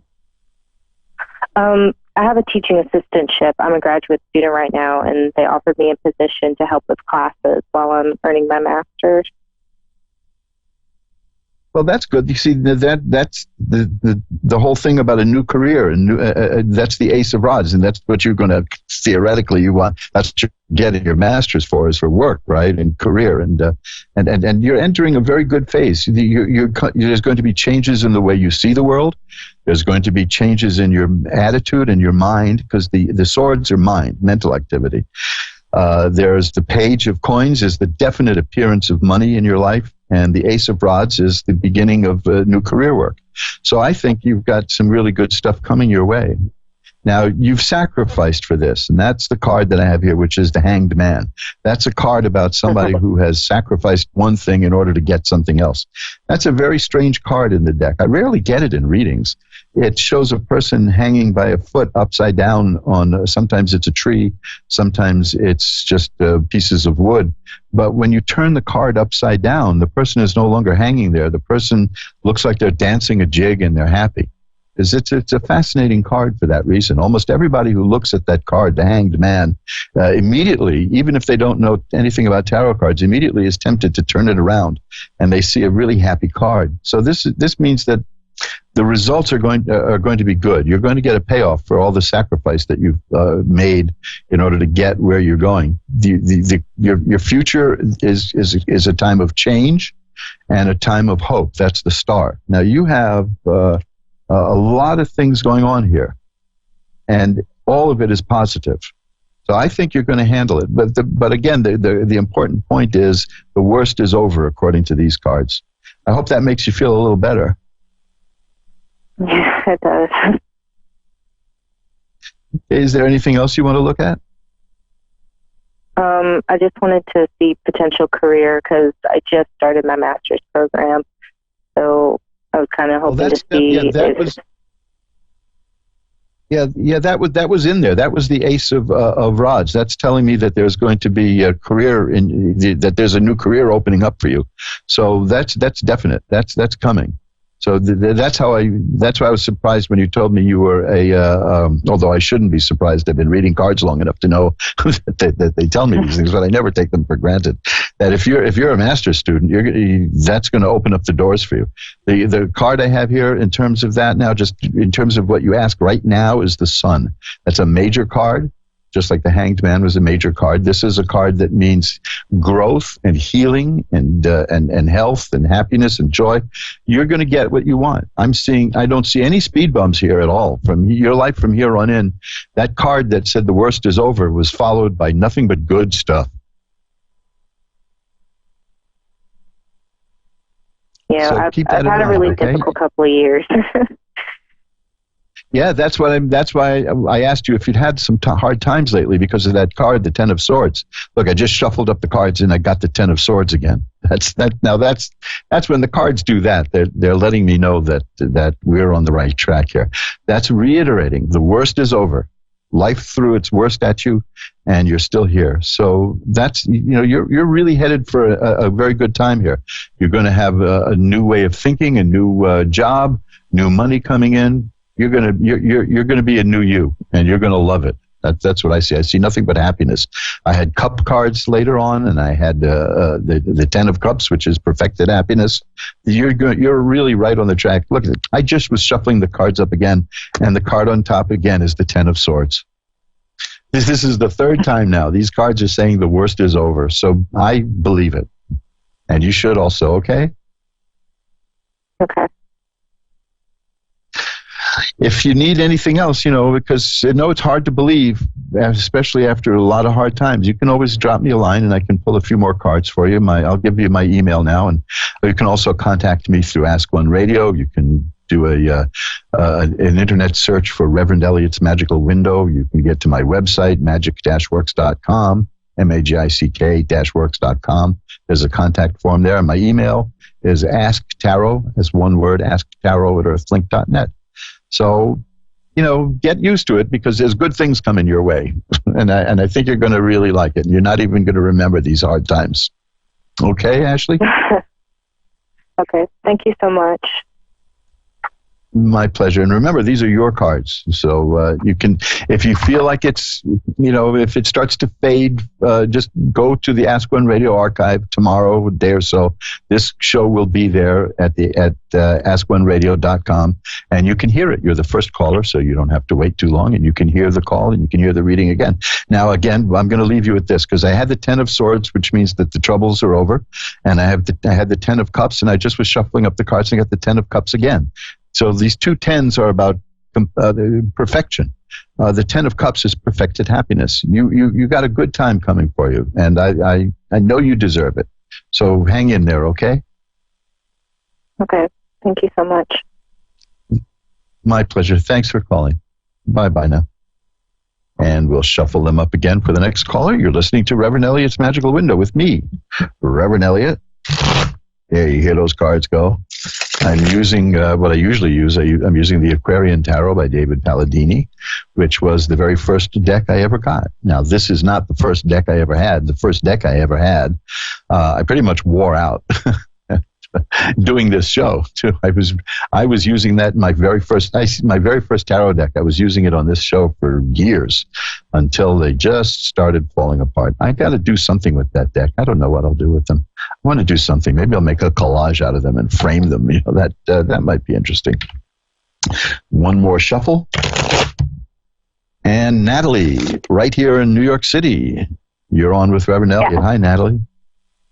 Hi, how are you? How are you doing tonight? I'm doing well. How are you? Thank you. I'm doing great. Good. Where in Manhattan are you? On the Upper West Side, right by Central Park. Oh, beautiful. I grew up in that area. I grew up on West End Avenue, if you call that growing up. Thank you. If what I did is growing up. I'm in the West. I'm on the West Side now. I'm a lifelong West Sider. I made one mistake and moved to the East Side briefly, and it was horrendous. Then I came right back to the West Side, right by Central Park. Come on home. I had a little place at 96th Street, just off Central Park West. That's right where they literally blow up around the balloons where I for live Thanksgiving right now. parade. Excellent. So what can I look at for you, neighbor? I was looking at just the prospects for, I've known someone for over a decade now, and we've been in and out of one another's life for that long.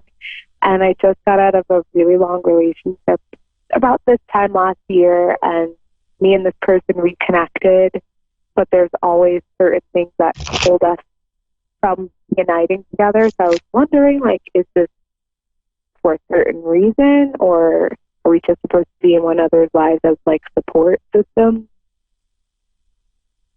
Well, let's take a look at what we got here. Let's see what we can have in terms of what's going on here. Because that's a good question. That's an excellent question. That's a beautiful kind of thing for the cards to look at.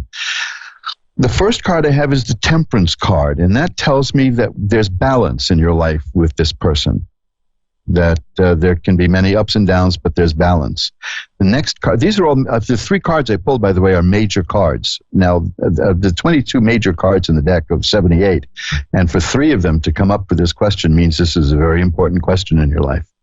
The next card is the Magician, and that is, the person has all the tools. The Magician is the one who draws spiritual power down to the earth and uses that and uses it here wisely.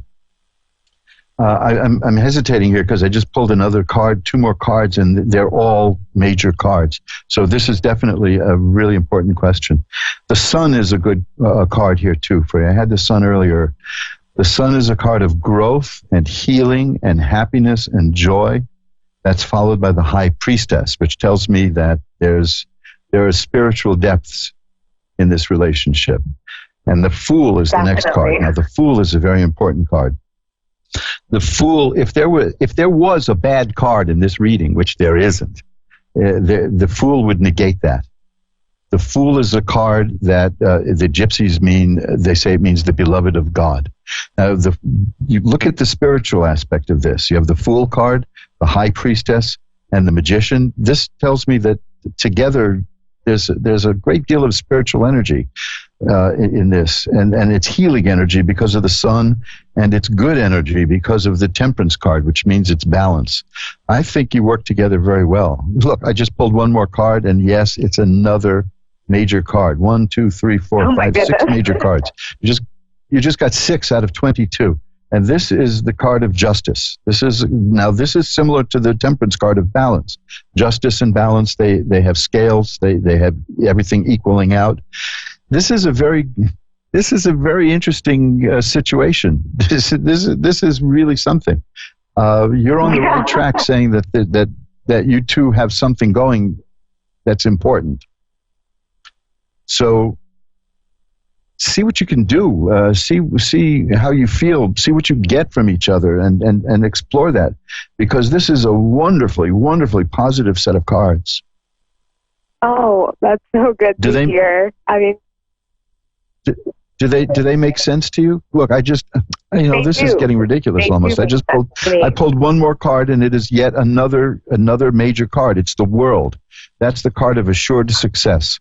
So your lives are going to be intertwined in one way or another. You've already had 10 years or so together, in and out. It's going to continue. Your lives are going to mesh. Your lives are going to be working for each other. This is a look at the nature of what exists when the two of you are together, and it's all that good stuff.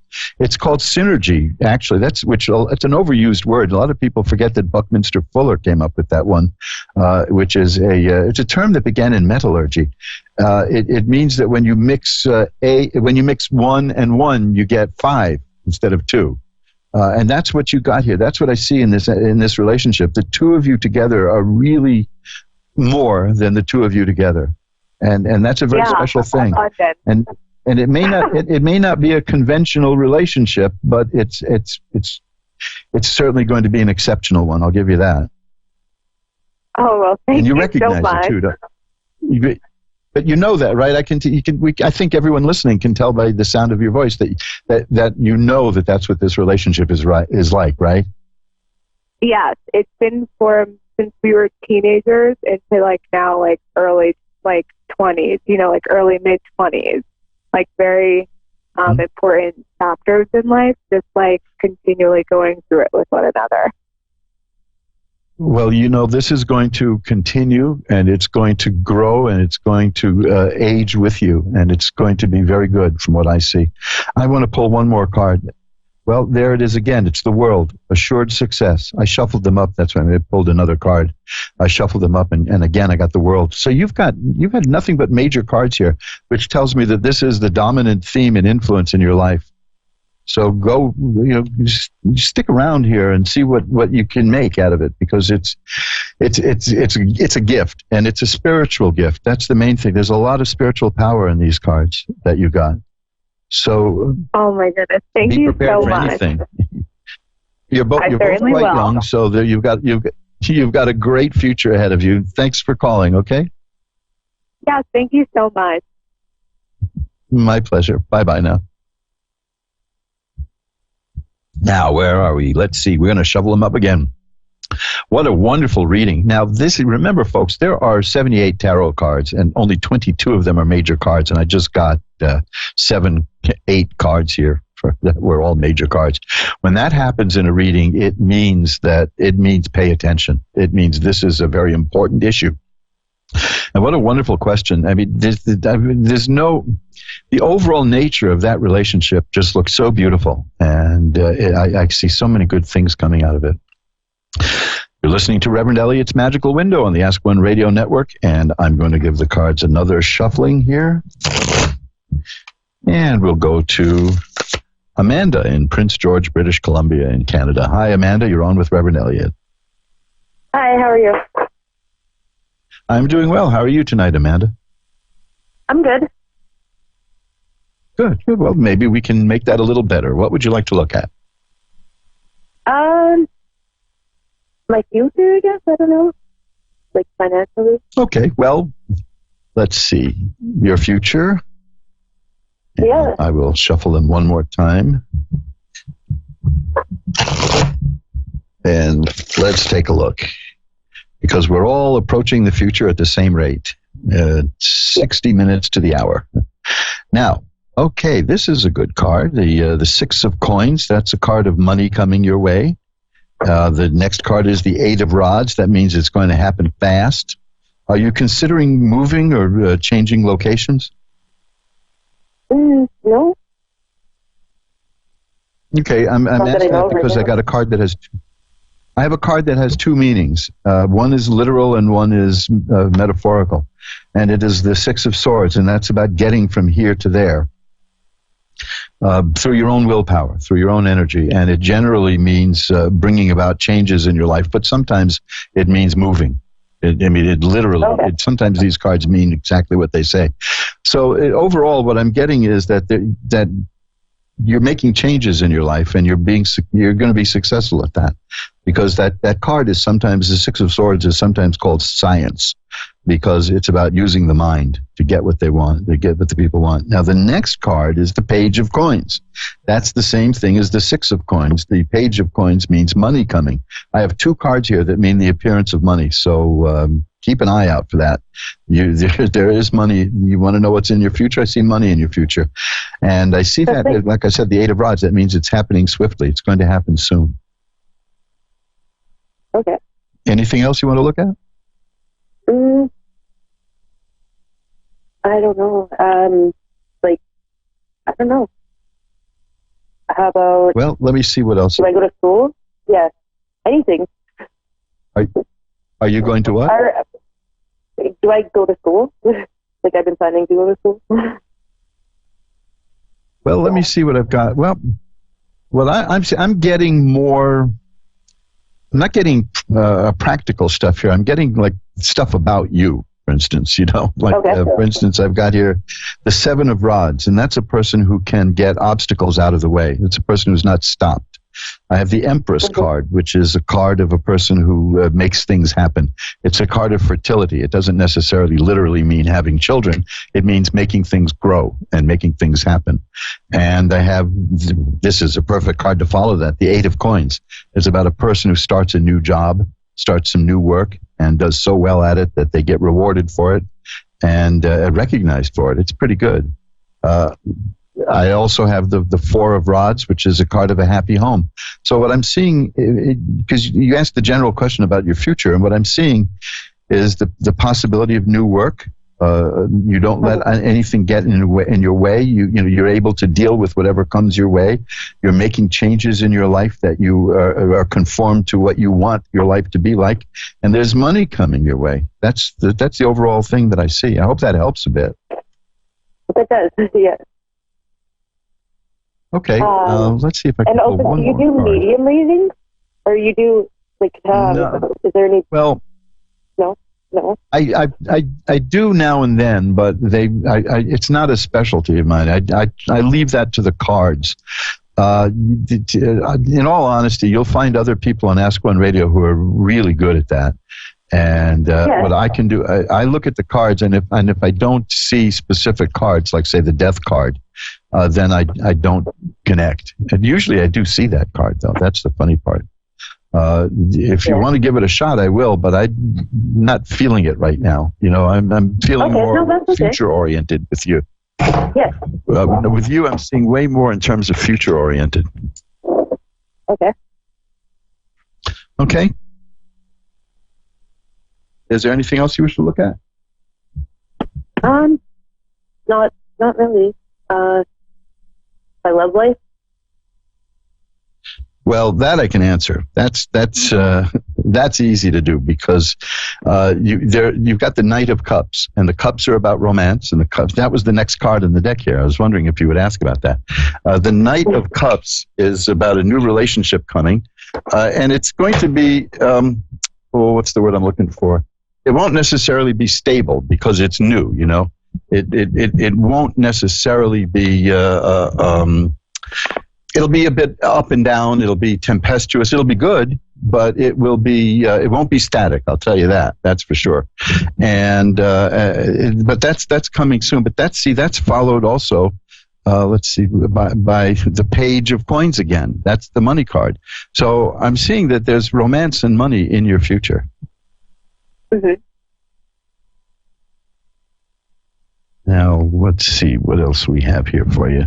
The Ace of Cups. Yes, definitely there's romance in your future. The Ace of Cups is definitely a card of romance.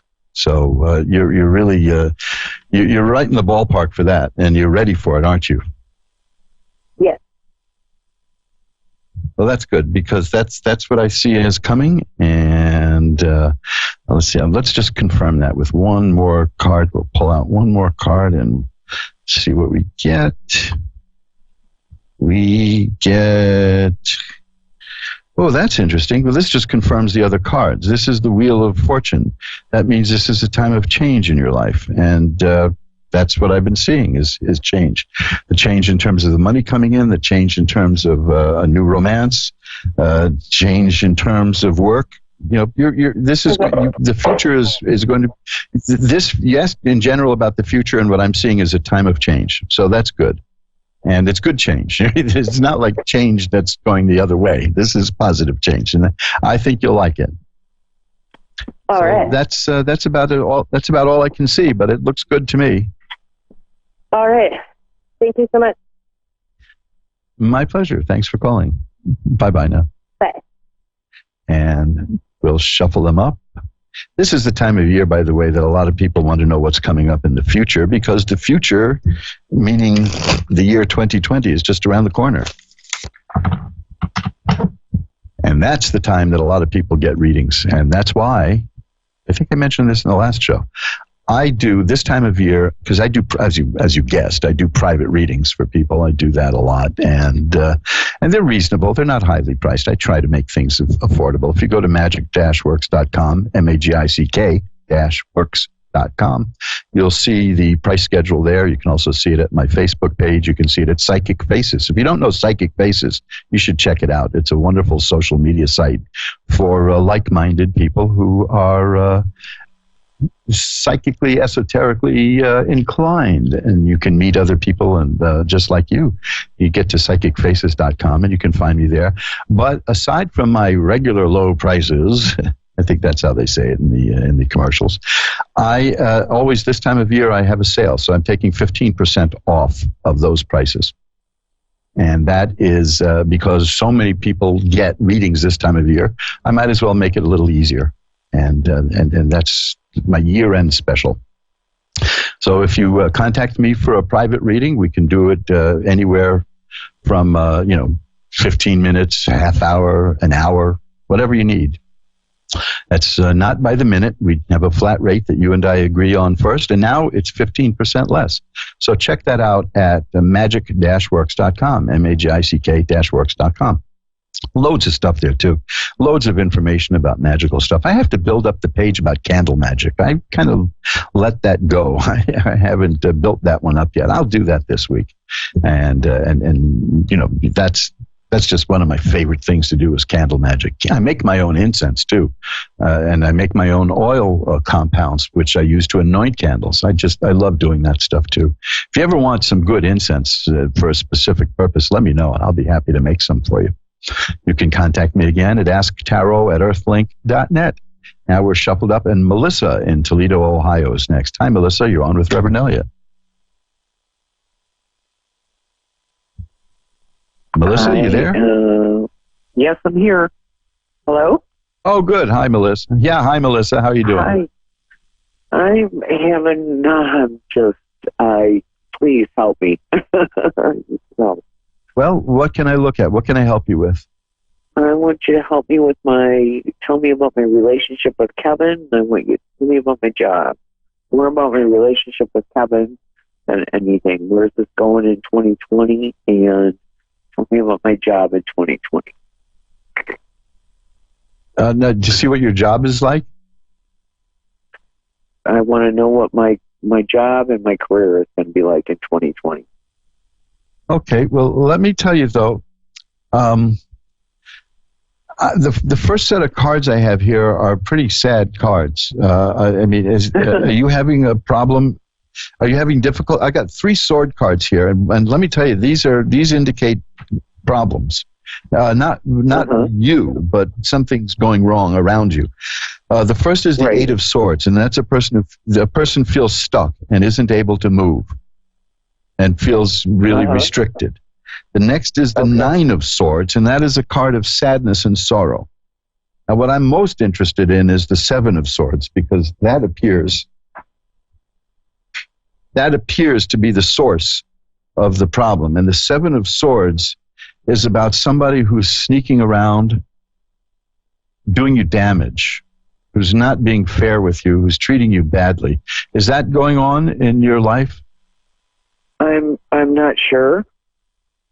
I have those thoughts, but I'm trying not to think that that's happening. But you sense there's a possibility.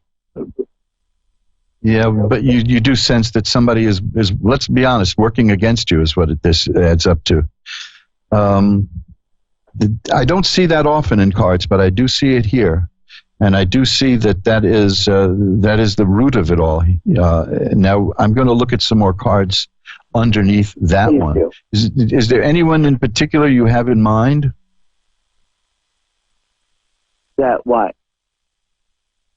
Who's anyone in particular who you think might be doing these kind of things? Is it causing you problems?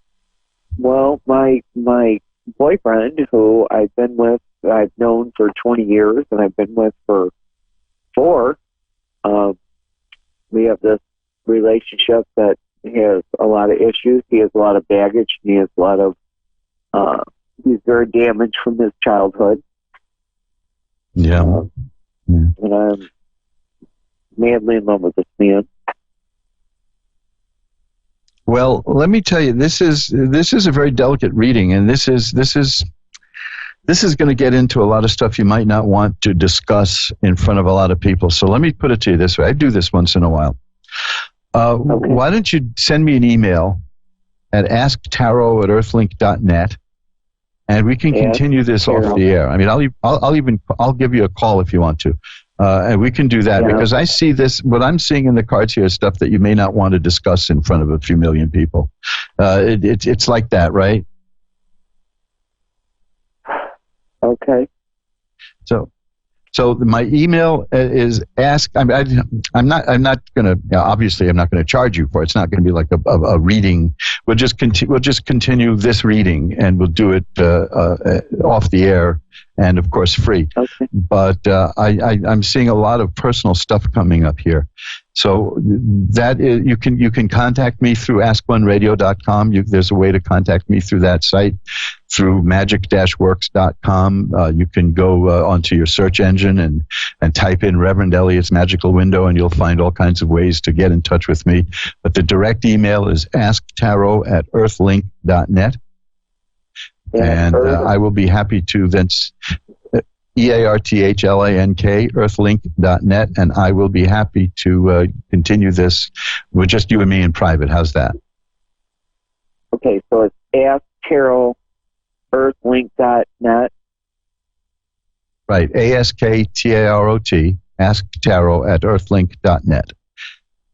Or you can just pop over to askoneradio.com and find me through that also. Okay?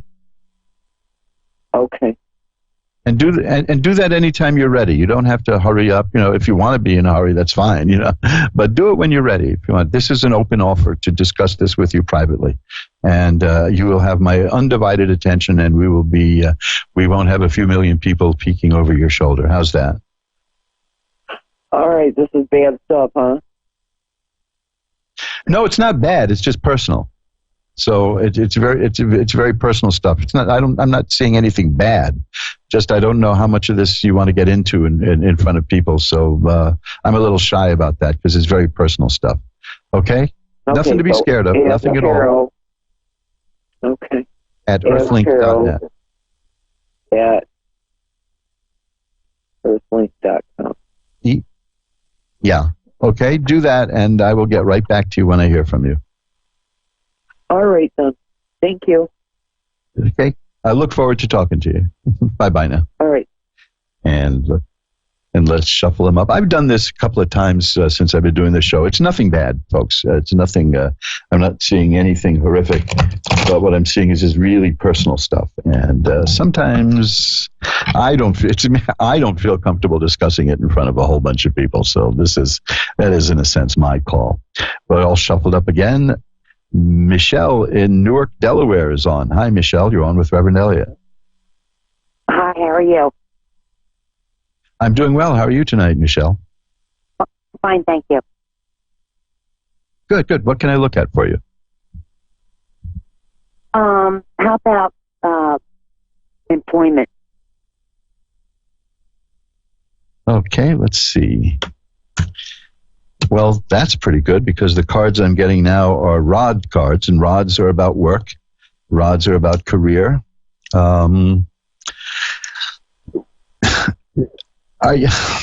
This is the 10 of rods is the first card I have, and that's about a person who feels pretty much overburdened and overworked. Is that how you feel, or are we getting off on the wrong foot here? No, that's right. Pardon? Oh, that's right. Okay. That's correct. Now, are you looking for new work? Because the next card is the Page of Rods, and that indicates a new line of work. Yeah, I'd like to. Yes.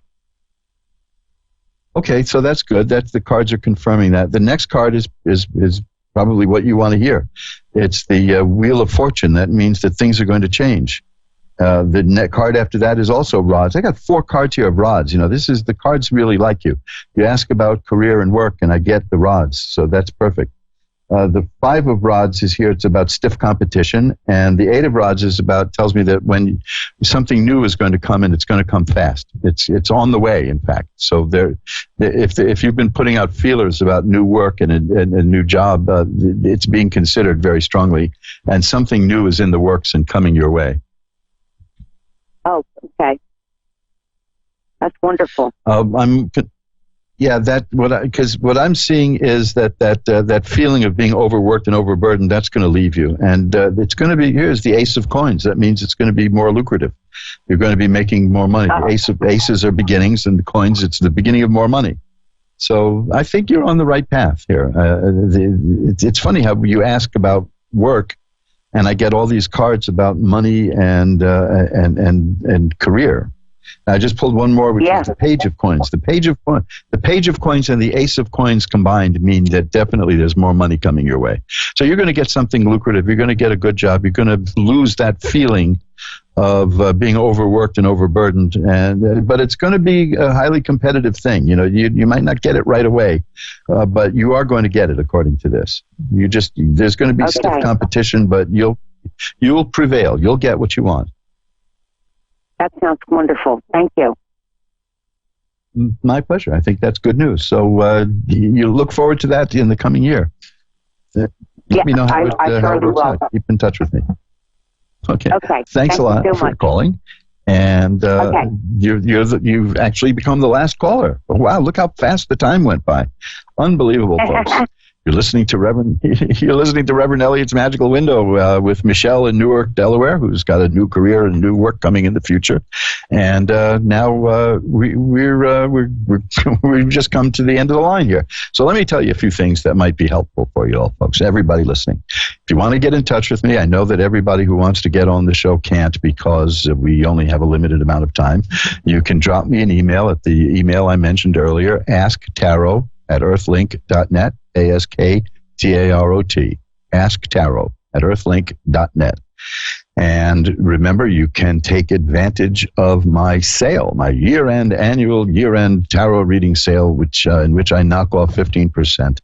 And to tell you the truth, if you want a little more off, you can just let me know also. I don't let money get in the way of these things. It's not right. I'm not going to stop everything just for the sake of money. If you need a little extra off, just let me know. No problem at all.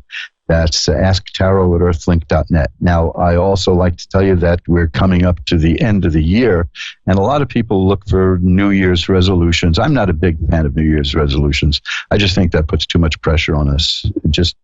But if you want to see, look, if you're interested in changing your life for the better, I guess we're all interested in changing it for the better, get over to mojoacademy.org. That's the website with some fabulous books that will improve your life. There is a book there that will improve your life. And now I'm talking about books like Reverend Elliot's Magical Window, which is the same as this show. That'll teach you how you can read tarot, just like I'm doing here. It's the kind of book I wish I had had when I started reading, and that's the kind of book that I think will help get you on your way to doing just what I do. And it's very rewarding. It's a wonderful feeling to be able to read for people and help people, and get a measure of control in people's lives, and not just feel that the spirits and the fates are beating us around from one thing to the next. You can see what's going on, and tarot is a wonderful way to do that. Great people in history, like the psychiatrist Carl Jung, he was fascinated with tarot. He saw it as an extremely wonderful way to get into the nature of the mind. So I discuss that in my book. Now you can see that at mojoacademy.org. If you think that you have psychic abilities, you can check out a book there called Hunches. Hunches by Lloyd Kenyon Jones is the best book I ever saw about developing and recognizing and developing psychic abilities. Check that one out too, because that is a book that has changed so many lives. Now here's something special. Here's something really special. This is back at Amazon. Can you believe it? This sold out. I had no idea that it would be that big a hit. But there's a set of books called the 10 Lost Books of the Prophets, which really has it's crammed with ancient lore and knowledge and magical work that can teach you how to do that. These books were out in the 1930s. And then over the years, they kind of fell into disrepair, and they 10 books came out as one book with about 1,000 typos in it. But we've restored that book, that set of books, and it's now available in 10 books. 10 books of 32 pages each. Check that out, too. You can see that at mojoacademy.org, or you can go to amazon.com and click on 10 Lost Books of the Prophets. If you go to mojoacademy.org, though, you'll see the best way to get these books at the least amount of money. They're not cheap. They're not ridiculously expensive, but they're not cheap, because this was a painstaking job of reproducing them, the books, cleaning them up. This is digitally restored from a 1938 set of books that luckily fell into my possession a few years back. And this is a dream of mine, has always been to do this. And these books sell out fast. You can buy the whole set at Amazon.com, or you can click on a link at mojoacademy.org to go right to the printing plant. And not only will you get them at the printing plant for less money, you can get them at your own rate. You can get one or two at a time, or you can get them all at once. You can do it any way you want. And I have a checkout code over there that lets you knock off another 15%. That's probably where I got the idea of doing 15% off on my readings this time of year, because 15% off is pretty good for these books. Check out 10 Lost Books of the Prophet. If you're feeling powerless, folks, if you're feeling powerless, I want you to remember you have the power. You don't have to be a victim of circumstances. You have the power. And there's a book I wrote about exactly that. Now, you want to see some stuff from that book, you can check my website, magic-works.com, magic-works.com, and look at the page that says you have the power, and look at the page that says mind power, and look at the page that says healing power, in which I discuss. I wish I had time to go into this, but you'll read about it at the page about healing power. A few years back, I was diagnosed with an incurable disease, a painful incurable disease. I knew something was wrong because I was screaming in agony. And I was diagnosed with a painful, incurable disease. And I'm here to tell you that within a couple of months, that disease was gone. And the doctor was confused. The doctor was mad at me. The doctor was baffled. The doctor came to the conclusion that I didn't have the disease after all.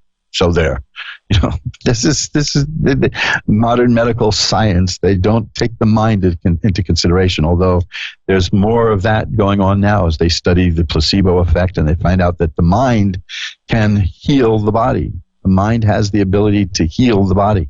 Now, don't ever use this kind of stuff as a substitute for competent medical treatment, but if you go in for, it's well known that people who go in for medical treatment with an attitude like they're not going to succeed, that doesn't succeed.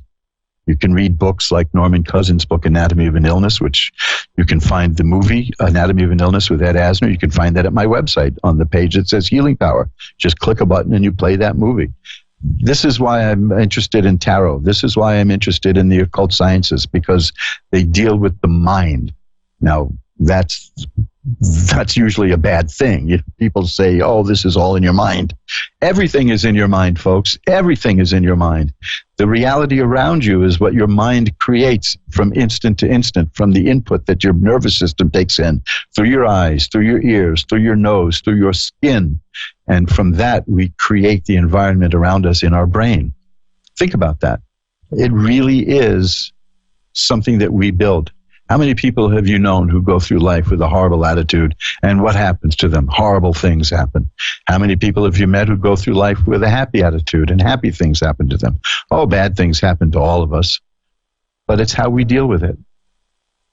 It's like the difference between saying, I did a bad thing and I am a bad person. See, that alone, that is a distinction that a lot of people don't make. We all do bad things from time to time. It doesn't make us bad people.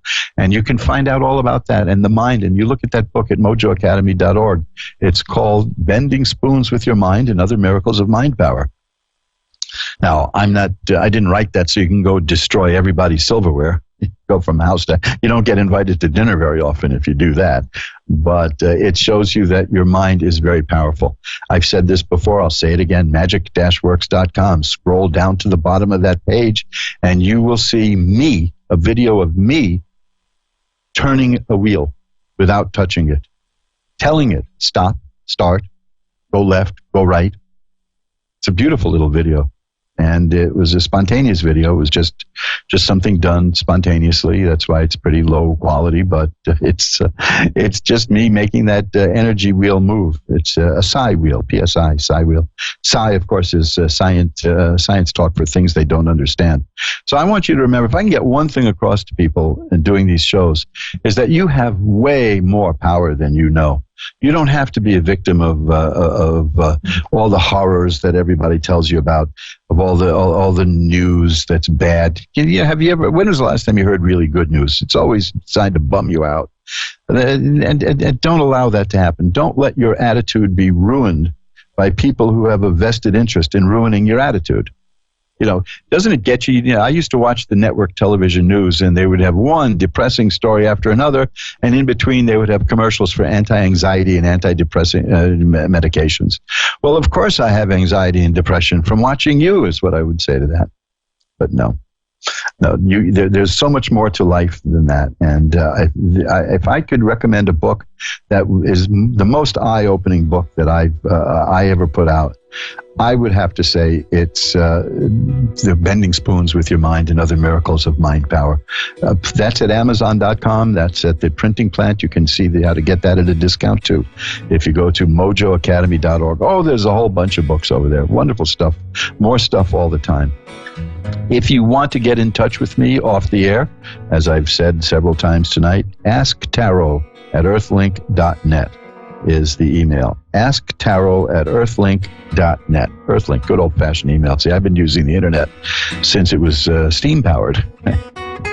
I am kind of old-fashioned. I've aside from the pocket watches that I have a sundial that I wear on my wrist. I have a pocket watch that opens up into a sundial, and I have a little sundial I can carry in my pocket. I love telling the time by the sun because we got to be one with nature. It's the big thing today, right, about the environment, but people don't mention that we are the environment.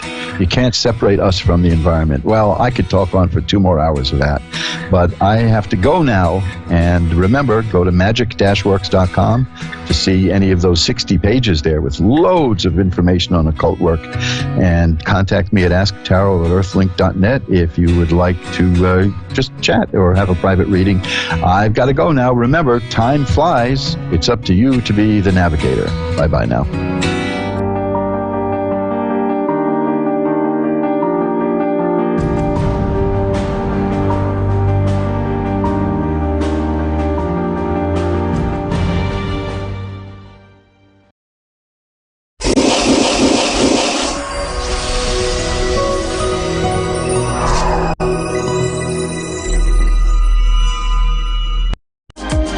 Hello and welcome to the show. This is Soul Star Radio. I'm Jacqueline Westmore. We're coming to you live from the Mind Body Spirit Festival in Melbourne, Australia. And I'm joined today by a very special guest, wonderful Francis Bevan, who is a psychic medium, astrologer and author. So welcome to the show, Francis. Thank you very much. Awesome to be back.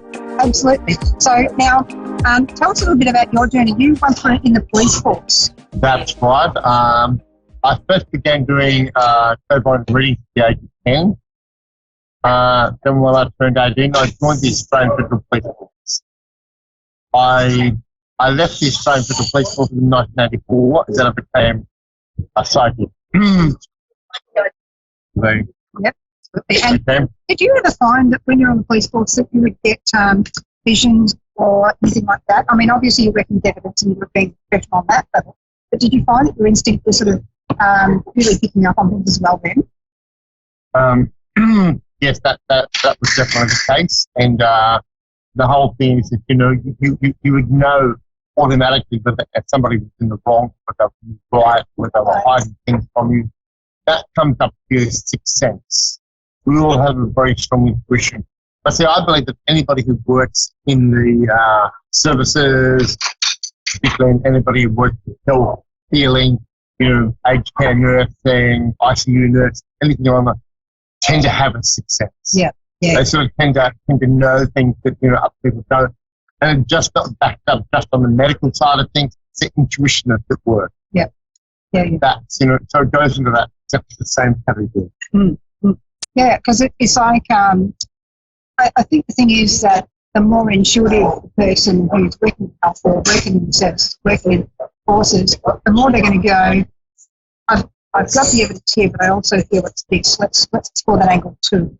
So I'm still working as a professional, but it's like getting down to following that feeling. And it's like in corporate, when I work in corporate, you'd have CEOs regularly say to you, well, I had these 2 contracts, they looked about the same, but that one felt right, so I went with it. And that's that whole listening to the guidance and the instinct. Now, you were showing us a book before that you've written. So tell us a bit more about that. Okay, I first started my clairvoyant, my psychic thesis in 1984. Before reading the cards was based purely on the ordinary, everyday playing cards. It was published by Angus and Robinson Publishers, and it's actually sold internationally. It's amazing. Actually sold in Singapore, the UK, America, New Zealand. It teaches people how to use the everyday, ordinary playing cards. See, people don't realise that playing cards are related directly to the minor arcana of tarot. Yeah. I put sisters in here, I put friends in here to make it extremely easy to read. Come 1990, my the handbook Psychic Development was published actually by HarperCollins. HarperCollins at that stage had taken over and will be published. But this one breaks into 6 different sections covering the playing card. There's more information in this one about the playing cards. There's the tarot, showing you how to combine the cards, how to use them in group readings, how to use them in various spreads, both simple and complex. I go into numerology, I go into astrology. On the astrology side of things, what I do is I actually sort of show how to use sort of even astrology and the tarot together. Because every major arcana card links directly with one of the astrology either signs or planets. Section 3, though, covers how to become psychic. You know, how to trust your intuition, how to do things like psychometry, which is jewelry reading, you know, how to do mediumship. And Section 6 of this book teaches you how to be your own psychic, how to establish yourself in business. I love it. That's really good because a lot of the time people teach psychic development, they don't actually teach you how to cope out in these bad world, how to deal with the public, because you get all kinds. You definitely do. And some of them are more frilly and lacy than others, and others more interesting. Now, actually, we've got our first caller on the line. Okay, We've got Amy in, sorry, my gosh, I'm doing a Mercury retrograde, mate. We've got Cheryl in Amherst in Massachusetts. Are you there, Cheryl? Yeah. Yes, she's there. Yes, hello, Cheryl. How are you? It's Francis. I'm good. Cheryl, how is it that I can help you today? Excuse me? Is there a particular question that you'd like to ask, Cheryl? Do I have a question? Yes, please.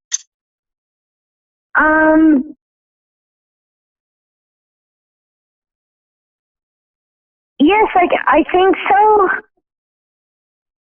I'm in a relationship with somebody, but it's becoming very difficult because he has to go renew his visa every 6 months, and he has to leave for 4 months every time. And I don't know if it's going to work out. Cheryl, what's your date of birth? Excuse me? What is your date of birth? 3/23/79. Cheryl, what's sort of happening? And the fact I get a very deep sense that you're going to walk away from this relationship. What I feel as though, even though you're investing a great deal of emotional energy into it, that's not going to give you what you need. It's not going to give you that deep satisfaction. And whilst you're disappointed, you're going to realise you've done absolutely everything you possibly can to make this relationship work. You're going to realise you have to aim for something much higher, much better sort of thing here. And I believe in walking away, you're actually going to find somebody very special who's just right for you. That's what I believe is up ahead here. You know, I don't believe he intentionally wants to hurt you. I just don't think he's capable of giving you what you need. And that's the reason that you're going to aim for something much higher. It will be you, Cheryl, who will be right there from the right. And I do believe you're the one who finds happiness and contentment, and not somebody who has to get a visa on. This is what I thought, anyways. Being very grounded, very down to earth, already has his life established, and is just the right man for you. I don't believe this current one is. Like, I feel like I'm ready for love, but I just don't feel like this was right. Yes, no, you're spot on. This one is not right for you. He's not able to give you what you need. And the thing is that, you know, it's time to move on. Right. Thank you. I'm really getting that sense too, Francis. I feel like that next guy is actually quite local to her. Is that sort of the same thing you're getting as well? Yeah. I actually feel like it's got kind of almost like a businessy, professional kind of energy as well in the type of work he's doing. And I totally get saying it's just the guy you've got right now. We don't intend to hurt her, but it does feel like it's just not able to give her what she's looking for. So, yeah, really, I'm putting the cards too. So, we hope that helps you, Cheryl, with everything. Now, I've also got someone who's written in. Now, this lady's from, thank you so much for writing in. Everyone, you can write in to Soulstar Radio. Just go on to soulstar.media, or you can go onto Facebook and type in Soulstar Radio with Jacqueline, you'll find me. And I've got Donna. She's in United Kingdom in Neath, and she's born 11th of May, 1990. And her question is, my brother's funeral was on my birthday. Is he around, please? And I'm just going to pull up the photo of him there. That's him there. What's the first time again, please? Donna. Hi, Donna. I do believe your brother's very much there around you. There's a very strong tie between the two of you. With your brother, I do get the feeling that there's ongoing health out here. That's what I get the sense of. I do get a struggle with breathing there as well, but I get the feeling that he's much more happier there on the other side. He's also mentioning children. You know, he's passing his love on to his family and onto the younger members there of the family. So whether this is his own direct children and also sort of nephews, nieces, he was very much family orientated. You know, he was certainly a very educated man too. I get the feeling that before he got ill, he was very educated and getting all these books seem to be associated there with him. You know, he was a man who was sort of, you know, certainly was sort of highly intelligent. He's somebody who would have taught people, you know, either through his working life or his day-to-day life. I just get that energy directly there from him. You know, he's certainly very much there with you. You and him had a soulmate relationship. You had a sister-brother soulmate relationship, you know, and that's always going to be there. He's wanting you to become fired up about new projects. There's something about writing here as well. So I don't know whether you or your brother were involved in writing or you're looking at doing something on a written basis here. But he's wanting you to go forward with that. He's saying move forward there with your written projects, move forward there with your work projects, which is certainly going to achieve a great there for yourself. Thank you very much, Donna. Also, that's really good, Francis. I also got there, it's like she's quite hard on herself in some way. Yeah. And it's like, just to highlight, you know, you are worthy, you're doing a really good job. It's really important for you to press ahead. So I really like that, picking up on that new project and all that sorts of things. Now, we're currently at the Mind Body Spirit Festival in the Melbourne Convention Centre in Melbourne, just got the lovely Yarra River, which that's women. It's there. Behind us is actually the entry to the Mind Body Spirit Festival. So you're going to be there today, and others going until yes? It's going to run from today. It starts and the whole of the weekend. We've got the Saturday and the Sunday here. It starts at 10 a.m. finishes at 7 p.m. each night. So I'm located to stand C36. I also have my team with me today. Yep. I have my team of readers. You know, they're at B10. We've got sort of several different people. We have Paulus Verstappen, who sort of specialises with runes. They're all fascinating all by themselves. Rhonda Kelly specialises there with psychometry and the medical intuitive side of things. We've got Leon at my stand, who's sort of she's also one of our colleagues in Psychic TV, so she's quite amazing. You know, with her experience. Doreen Boxtel, she's actually sort of highly spiritual, excellent giving people psychic counsel, psychic guidance. So there's myself and my team here. And Jackman's here as well. I'm actually going to be at my shop and office in CBD in Collins Street for the weekend. I tend to at times come along to the MBS and do the talks here and do the reading demonstrations rather than stand so I go and out again. Sometimes I'll be in my office and they'll be having a reading on the Friday and they go, oh, so Jacqueline, are you going to be at the MBS with the stand this weekend? I go, you've had your reading here, haven't you? And they go, oh yeah, okay, gotcha. But still, I have done here before. It's a wonderful festival. There's a lot to come and see. And we've actually got time for one more caller, I think. We've got Danielle in Boston, Massachusetts, in the US. Hello, Danielle, are you there?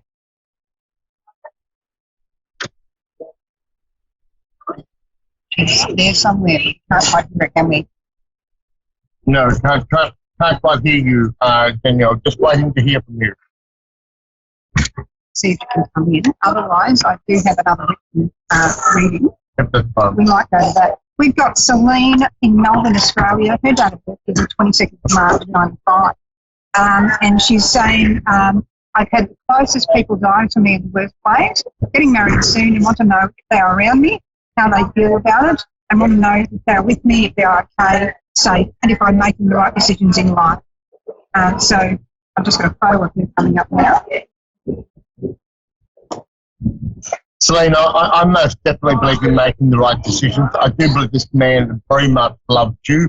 You've got several people with you. You've got a mother figure on the other side there who's watching over you and is very happy for you. There's a woman here who sort of would have either passed from cancer as well, something connected either with the breast or the chest. That's what I'm picking up on very strongly that's there. But she's certainly there watching over you, that's for sure. And we also have a male figure that's there as well. You've got a few people that's there around you as well. But most definitely you are making the right decision. It is time to go forward, that's for sure. And the good thing about your man is that he's not going to only just wipe your tears. He's going to give you the power to go forward there with things. He's a very strong-minded man. He will give you that wise advice, that strength when you need it. It shows us here on his working front that he's extremely professional at whatever he may do.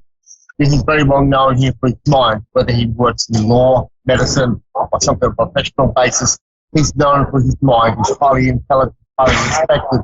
But the thing is, he's drawn to you because you're opposite to him in a way. Because you complement him, this sort of thing. That you're more, that yin that goes to that gang, that Juliet that goes with Romeo sort of thing. You've got that strong connection. It's always going to be there.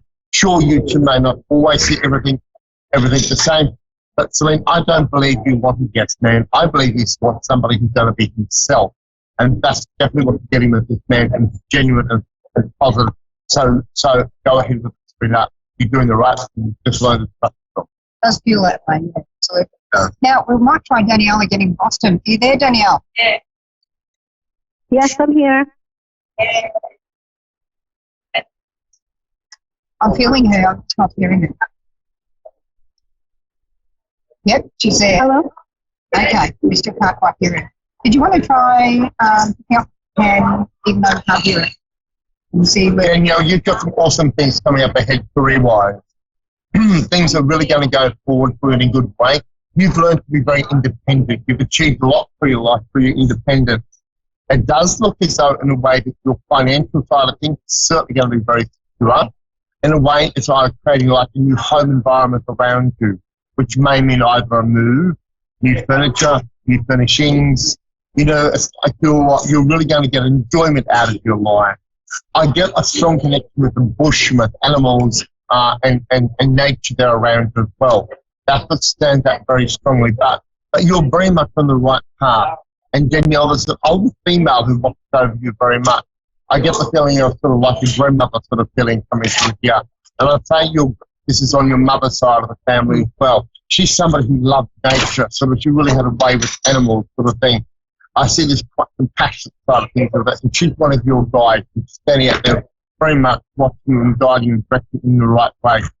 what you've got to learn to do, though, is trust yourself and drop any fear and replace that with faith. You've got to drop the anxieties, have faith, and just go forward. Thank you very much. Awesome to read you, Danielle. Beautiful. I was actually saying the first part is sort of wavy and held back in a bit of a bum there. It's pretty beautiful, that lady. Hopefully that helps Danielle. And Danielle, if you need to, you can always contact the show directly through soulstar.media or go on Facebook for Soulstar Radio, and I can sort of fill any gaps that might be there if you haven't quite heard, you haven't heard us. Also listen to the podcast later. It's been wonderful having you on the show, but let's talk about briefly as well with psychic protection for just a few minutes. For those who are sort of new to it or feeling a bit bogged down with heavy energy, how can they sort of shift that, would you say? So, Jacqueline, what I'm doing is come 2020, I'm actually focusing on 2020 being my teaching year. Yep. Okay, so therefore going to be workshop and courses.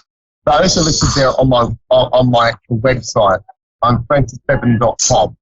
So they're sort of going to be here for all over Australia. Plus, I'm travelling actually to Malaysia. I've been here as well. And that's going to be part of what I'm going to be teaching Malaysian people.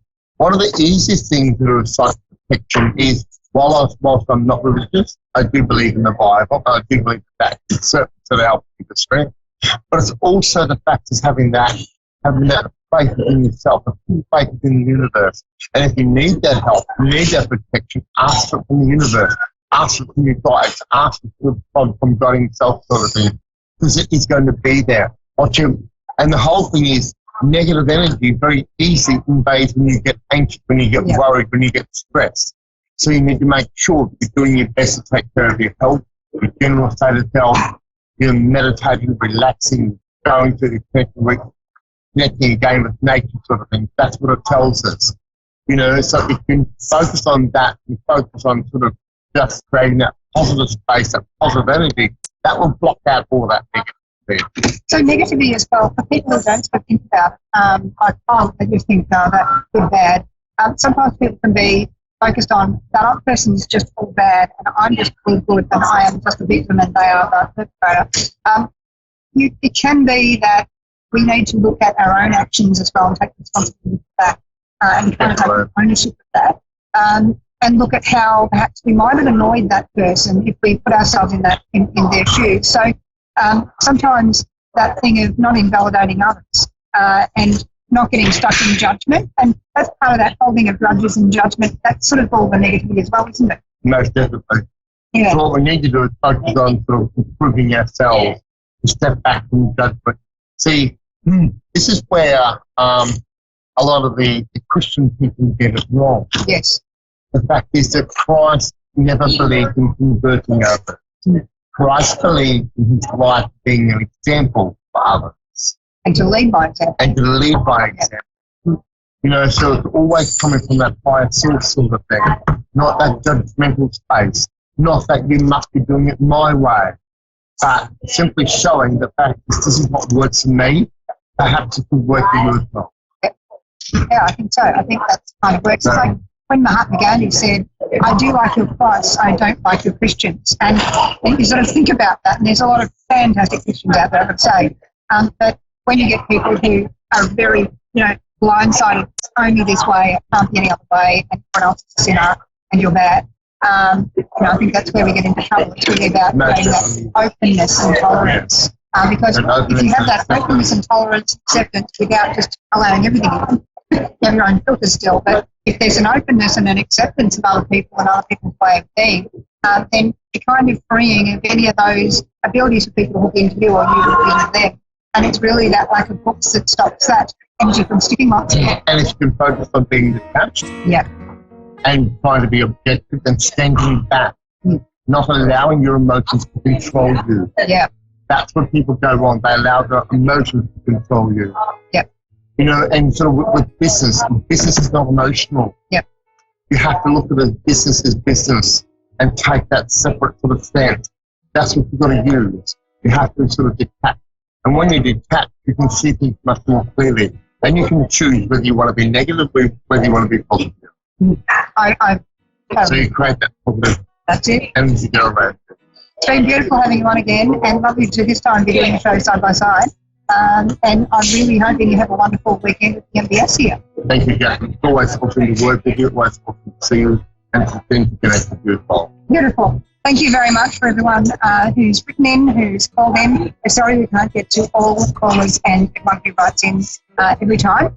We do our best. And so we'll be back, same bat time, same channel next week on Soul Star Radio. In the meantime, we've got a lot of shows coming up tonight on A1R Psychic Radio and Moonstruck TV. Stay tuned for more. In the meantime, I'm going to send lots of love. Bye!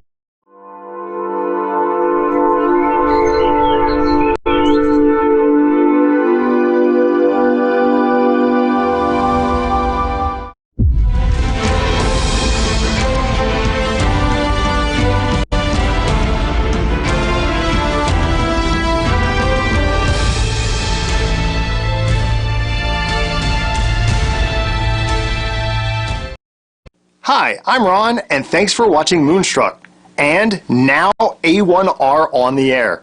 Psychic Talk Radio on Moonstruck TV. Enlightening television. Good morning, everyone. Welcome to the Aussie Goddess Show. I just want to say a quick shout out this morning because we've been undergoing some really severe bushfire stuff here in Australia. Where I live, we've been inundated with, we've had quite a few fires close, but it's been very smoky, and I know that there's a lot of people who've had to be evacuated and a lot of animals at the moment that need some help from us. I understand that probably it's happening in the States as well. It's been a very dry, hot year this year. So I just want to send my love out to those people who've had to leave their homes or, leave their pets or whatever they've had to do. It's very difficult. And I know that the other day the smoke was so bad where we live, and we're some 30 kilometres away from the fires. So please, my heart goes out to all of you. I hope that, you stay safe, and we see some rain soon. It's been a long time since we got good rain. So anyway, on to the show. So first off, I want to say thank you to all the people coming over from my YouTube channel to support me. And it's been lovely to have all your comments. I have a couple of people on some of the other social medias that say it's lovely to see me. And I think I'm not so comfortable about seeing myself, but that's okay. That's why you just don't see me much on YouTube. It's only my hands doing the readings. So I'm going to do a quick reading, and then we'll take a couple of callers this morning. So, okay. So let's see what's happening today. Let's have a little look. There's a lot of planetary movement at the moment. If you're a Capricorn, you're going to probably feel it most. I think that most of the planets are in Capricorn around our birthday. I think I've got a couple of planets returning on my birthday, so lots of changes. Okay, let's see what's happening. So today we have the Hanged Man coming out. So the Hanged Man talks about some sort of situation that you need to look at from a different perspective. The Hanged Man's sort of like the universe putting us in a bit of a holding pattern so that we can look around us and really understand, what's happening for us at the moment. I'm not sure whether to put that in front of my face or next to my face. So, but the Hanged Man's a really good card because this is giving us the opportunity to take a different perspective on something, which is so important sometimes. Okay, behind that I have the Star coming out. So this is really beautiful. This is something with the Hanged Man and the Star that talks to me about, understanding that you have a destiny, understanding that there are things on your pathway, but maybe at the moment you're going through some sort of healing process to move forward. This can be around, perhaps some sort of grief and loss that you've been through, can be some sort of situation where you need to take time out to really understand that things are on your path to help you grow, help you move in a different direction, but also to help you to open yourself up. Okay, so this is what we're doing today. I do have the Queen of Swords coming out behind that. So the Queen of Swords can represent that you're dealing with an air sign, a Libra, Gemini, or Aquarius. But this is often about our energy. This is, our strengths here, being able to see things clearly, move ahead with clarity, and certainly cut things out if they're not bringing us in what we need here, and not being afraid to say, I don't need that in my life anymore, being able to move forward, especially if you're trying to understand here with these other cards what direction you're going in and how you want to live your life. I do have the Four of Swords coming out next. So of course, the Four of Swords is about taking time out, meditation, and really sort of recuperating, giving yourself the time to really get deep inside yourself to understand what you want. This is your time at the moment. This is your time to really decide what you want in your life, what you don't want in your life. You're coming to some sort of crossroads here, coming to some sort of decision on how you move forward. I do have the beautiful card of Temperance coming out next. So this is about bringing balance back in. So maybe your life has been a bit unpredictable, a bit unstable at the moment, and that sort of means that you're trying to sort of bring something into you that you feel more comfortable, more stable with. So definitely changes happening around you. We do have the Tower card coming out here as well. So there's a bit of an upheaval. Now, I know a lot of people look at the Tower and they get a bit freaked out by it, but this is a chance for us to rebuild our foundations. This is a chance for us to, rebuild what we want in our lives. So very much today about being self-focused, understanding what you want to bring in, whether that's love, a job, but trying to work with the universe, trying to create with the universe something that's going to bring you a lot more balance and joy. I feel like this year's been a very tough year for many people. I've heard many people say that they'd be glad to see the back of this year. It's been a big year of loss for people, a lot of transitioning, and a lot more sort of spiritual understanding. So people are becoming a lot more aware of the power they have to co-create with the universe. So today is a day of self-reflection, going inside, having an understanding, being prepared to cut things out and move forward in a way you want to. Okay, so we have Dorothy in Pikeville, Kentucky, USA, ready to talk with us. So are you there, Dorothy? Yes, ma'am. How are you? I'm very well, thank you. How are you? I'm doing okay. Excellent. Okay, so what do you have a question for me, or can I help you with something today? I guess I just need some spiritual guidance. I don't, it's what I'm seeking. I don't know how to ask necessarily what I'm asking. Okay, so what would you like some help with? You tell me what's been going on for you. Relationship's been tough lately for a while due to some family issues. Once the family I was part of, now I'm not allowed around due to some circumstances. And made things really tough and strenuous between the two of us because it's caused a lot of anger between the two of us. So, and then I've had to lay back off school for a little while due to some health issues, and plus this as well. It caused some moving. It caused a change of everything. Everything changed. Yeah, and this is a time for change. It seems that the universe is trying to shuffle us all back to our destined paths at the moment. So a lot of people experiencing quite a lot of change in their lives at the moment, which is emotionally very difficult to cope with. I do see things changing for you, probably coming up in February. There seems to be a bit of a time in between. So I'd say the universe is giving you a bit of time to sort of you're in a bit of a sort of a quiet space at the moment. Let's call it that. Because you're trying to, it's like you're trying to process. So you may be very much a processor, but it feels to me like you're trying to go through things to understand. Sometimes the energy is better if we just let it go and we just go with the flow rather than trying to fight it.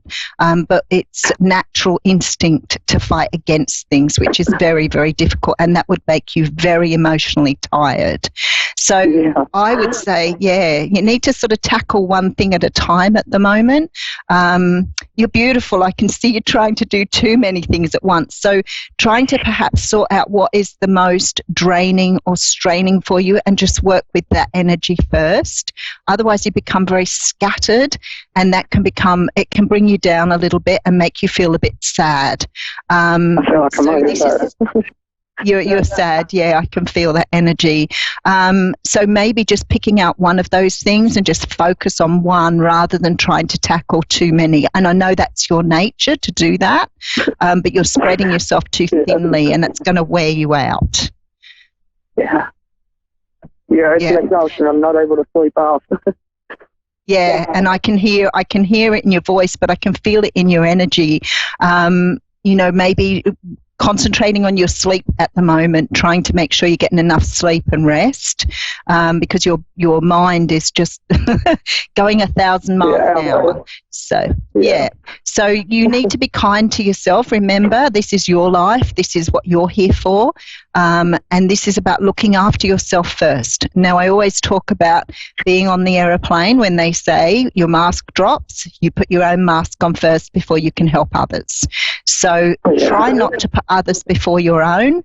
I feel that you've got a couple of people around you that expect a lot from you, and I think it's a time for you to learn to say no to that, and try to look after you, because if you're not around, they wouldn't have anybody anyway. So this is a time to really focus in on yourself.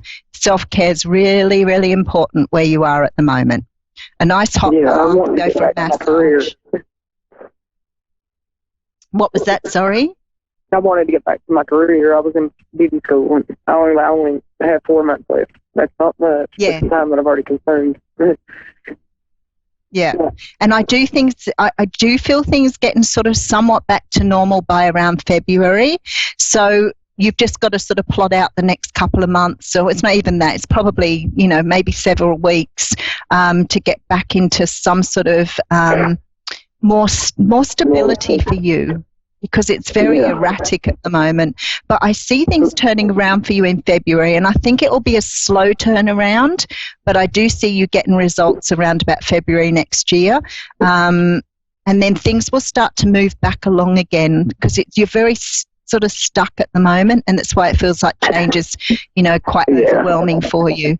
But yeah, by February, I see you really starting to see things coming in. You may get a message you've been waiting on probably early in February that might give you a little bit more, it might give you a little bit more insight as to why some of these things have happened. Okay. I've been looking for an answer, that's for sure. Yeah, and I think, by about the middle of next year, you'll be looking back at this time thinking, wow, that was a tough time, and I'm glad I've put it behind me. So, everything will be back in its place by then. But sometimes we get stuck in life, and the universe wants to move us in a different direction, and we can't see that, because when we're in amongst it all, it can be quite distressing and sad. But once we get into the new situation and we have all the beautiful things coming in, we look back and we think, that was a tough time, but wow, I had to go through that to really understand my own value and the direction I wanted to go in. And that's where you'll be in around about June. You will grow. You will grow dramatically from this. I can promise you that.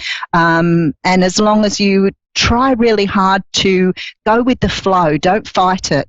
Just understand that things are being put in place for your betterment.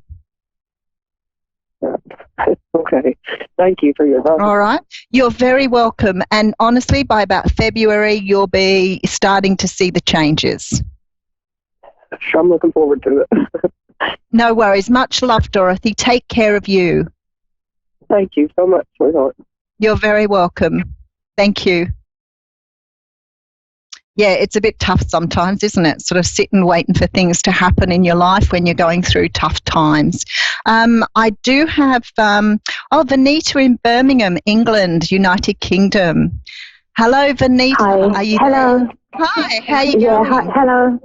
Hi, I'm good, thank you. Oh, good. So Hello? you're speaking to someone who was born in Brighton, so it's been a long time since so you're a fellow person. Vanita, what can I do for you today? I think I would just like a general reading, please, whatever you think I need to know.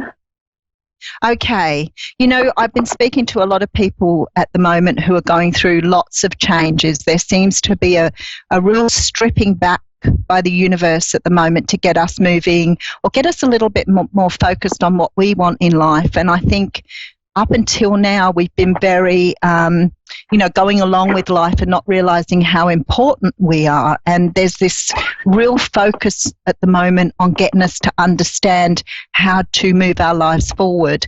And I think this is the point you're at here too, where you're sort of standing, questioning, is this enough? Is it what I want?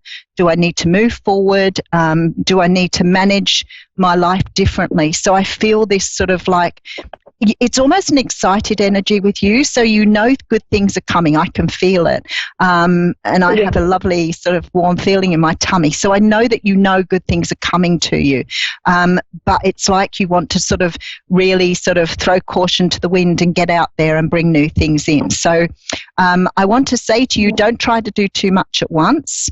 I do see some changes coming around your home situation. So there seems to be changes for you. Either you're moving or you're going to just completely redecorate, like you're over looking at the same things. You could be even thinking about a change in your appearance. So I'm not sure. It's like you want this complete revamp.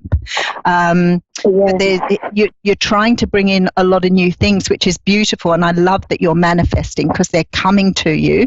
But just be careful you put out there what you actually want. Otherwise, you're going to bring so much in, you won't know where you're at. So I love the fact you're manifesting. Do you have a young daughter? I don't know. I don't have any children. No children yet. Are you married? No. Have you been trying for children? You're not married yet? Okay. I'm not married now. All right. Okay, because you've got a lot of changes around you in the next 2 years. So I want to say to you that life is changing quite dramatically for you in the next 2 years. I just want to ask you if you're a Pisces. No. What's your star sign? I'm a Virgo. A Virgo, okay. You have a strong Pisces feel to you, and I tell you why that is. You have this dream thing going on. It's like you have very deep, big dreams for yourself. There's this feeling here that you're either a very deep thinker, and you do. Do you do spiritual work? Is that what I'm getting? I do, yeah. Okay, and also strangers like that, all like my best friends and my sister who I'm really close to, they're all Pisces. Like women that I'm really close to are always Pisces, which is quite strange. Yeah, and I can feel that Pisces energy around you, so it's obviously very influential to you. But lovely dream energy, and I love that you're very able to go deep within yourself, to look at yourself, like you're very self-aware is what I'm after. And I know that the universe is already co-creating with you, so you're going to bring massive changes in for you in the next 2 years, okay? Okay. Yeah, but you also need to, there's also a need for you to separate yourself from things that don't, because I think that you're a bit of a giver, and there's this energy that perhaps you sometimes put up with a little bit more than you should, and that drains your energy here. But I see changes in the home. If we talk about the things that are coming up for you, definitely changes in your home in the next, I don't think that's very far when I feel that energy. So have you been thinking of moving or relocating or buying? I've actually moved into a new flat about 2 months ago.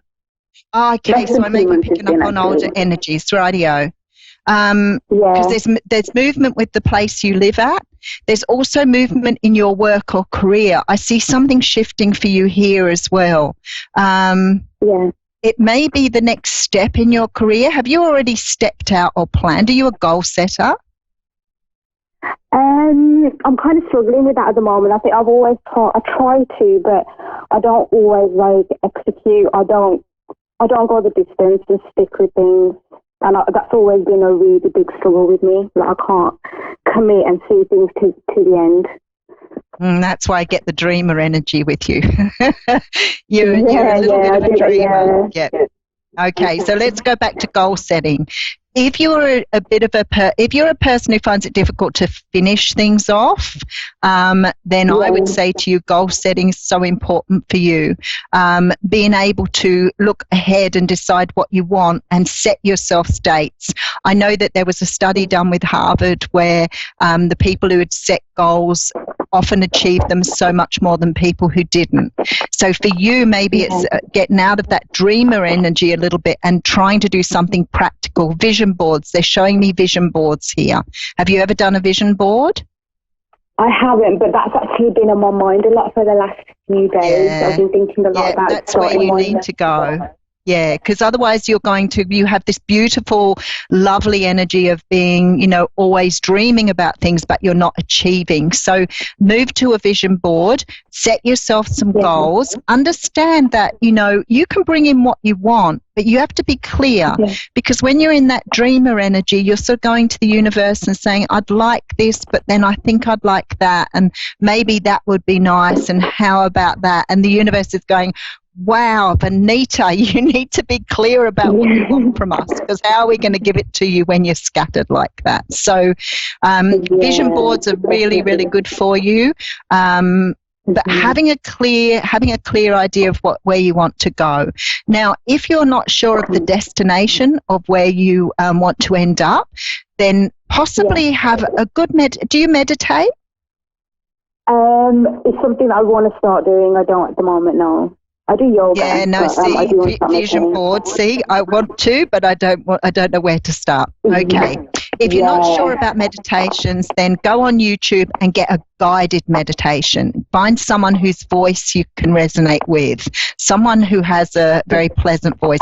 I listen to Joe Treacy. He's very easy to listen to. And if you do guided meditations, then you learn to focus on the person's voice and you don't get so caught up in your own feelings. The other thing you can try, which is really good for getting your focus, is EFT or tapping. Very, very good. Oh, yeah, I do EFT. Beautiful, beautiful. So what I would suggest to you is work on those two first. Get yourself a vision board. Have some goals because life will be so much more fulfilling.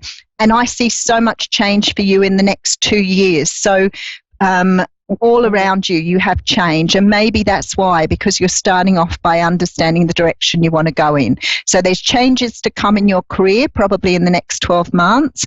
I do see some studies, so I don't know if you've been thinking of taking up some sort of college or university stuff, but I do see you aiming higher in your education, and I do see changes coming in your romance or your life in general. So lots of things to look forward to. It's sort of starting to understand what you want. And once you've got that in your head, then you can start to proceed. Okay, thank you so much. All of it is so perfect. Everything you said is just so perfect. That's exactly where I am right now. There's a bit of habit that I have, and I'm just got to this point where I know it's stopping me from going forward and stopping me from doing things I want. And today I have actually decided that I'm just going to change my habits. So you have the most beautiful energy. Don't lose your energy though. You have the most loveliest, lightest. It's almost like flowers. You have this beautiful energy, so don't lose that. But just find that part of you that you can work with rather than sort of getting scattered, because then you get a little bit irritated and frustrated that you're not going in the right direction. So keep focused. Try and find a couple of those things to do to put in place, and you will bring in everything you want in the next 2 years. Oh, brilliant. Thank you so much.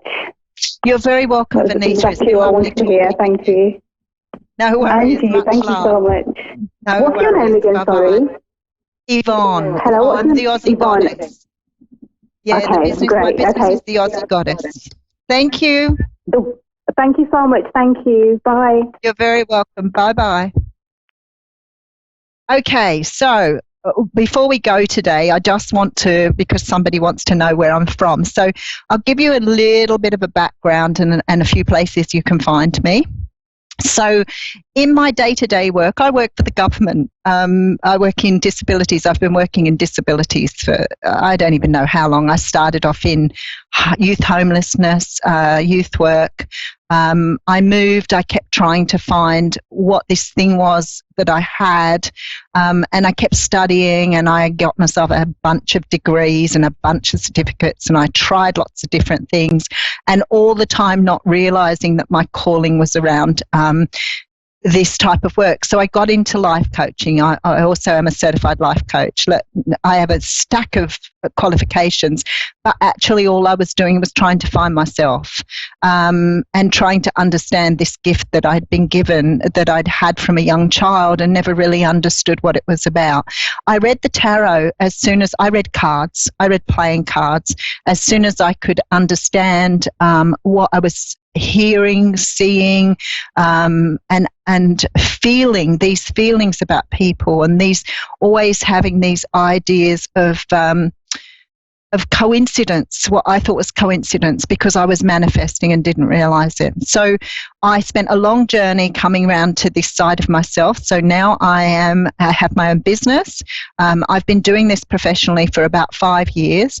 The last 2 years I've really taken it seriously.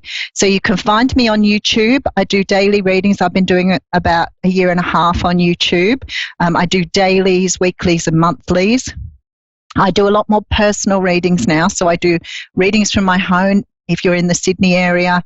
I do readings by phone, Skype, Messenger and WhatsApp, and I go all over the world with those. So I speak to people in a lot of different countries. I do fairs.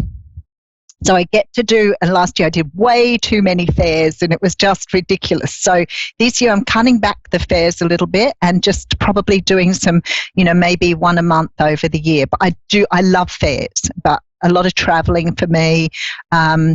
As a mother of 3 very grown-up children and 7 beautiful grandchildren and 1 beautiful great-grandson, my home life is busy too. So just recently I decided I wanted to have a move, so I'm moving closer to be with my family now going forward. Now everybody's getting a bit bigger, and that I've still got 2 baby grandchildren. But anyway, if you want to find me, you can find me on YouTube. I have a Facebook page at The Aussie Goddess. TheAussieGoddess.com is my website.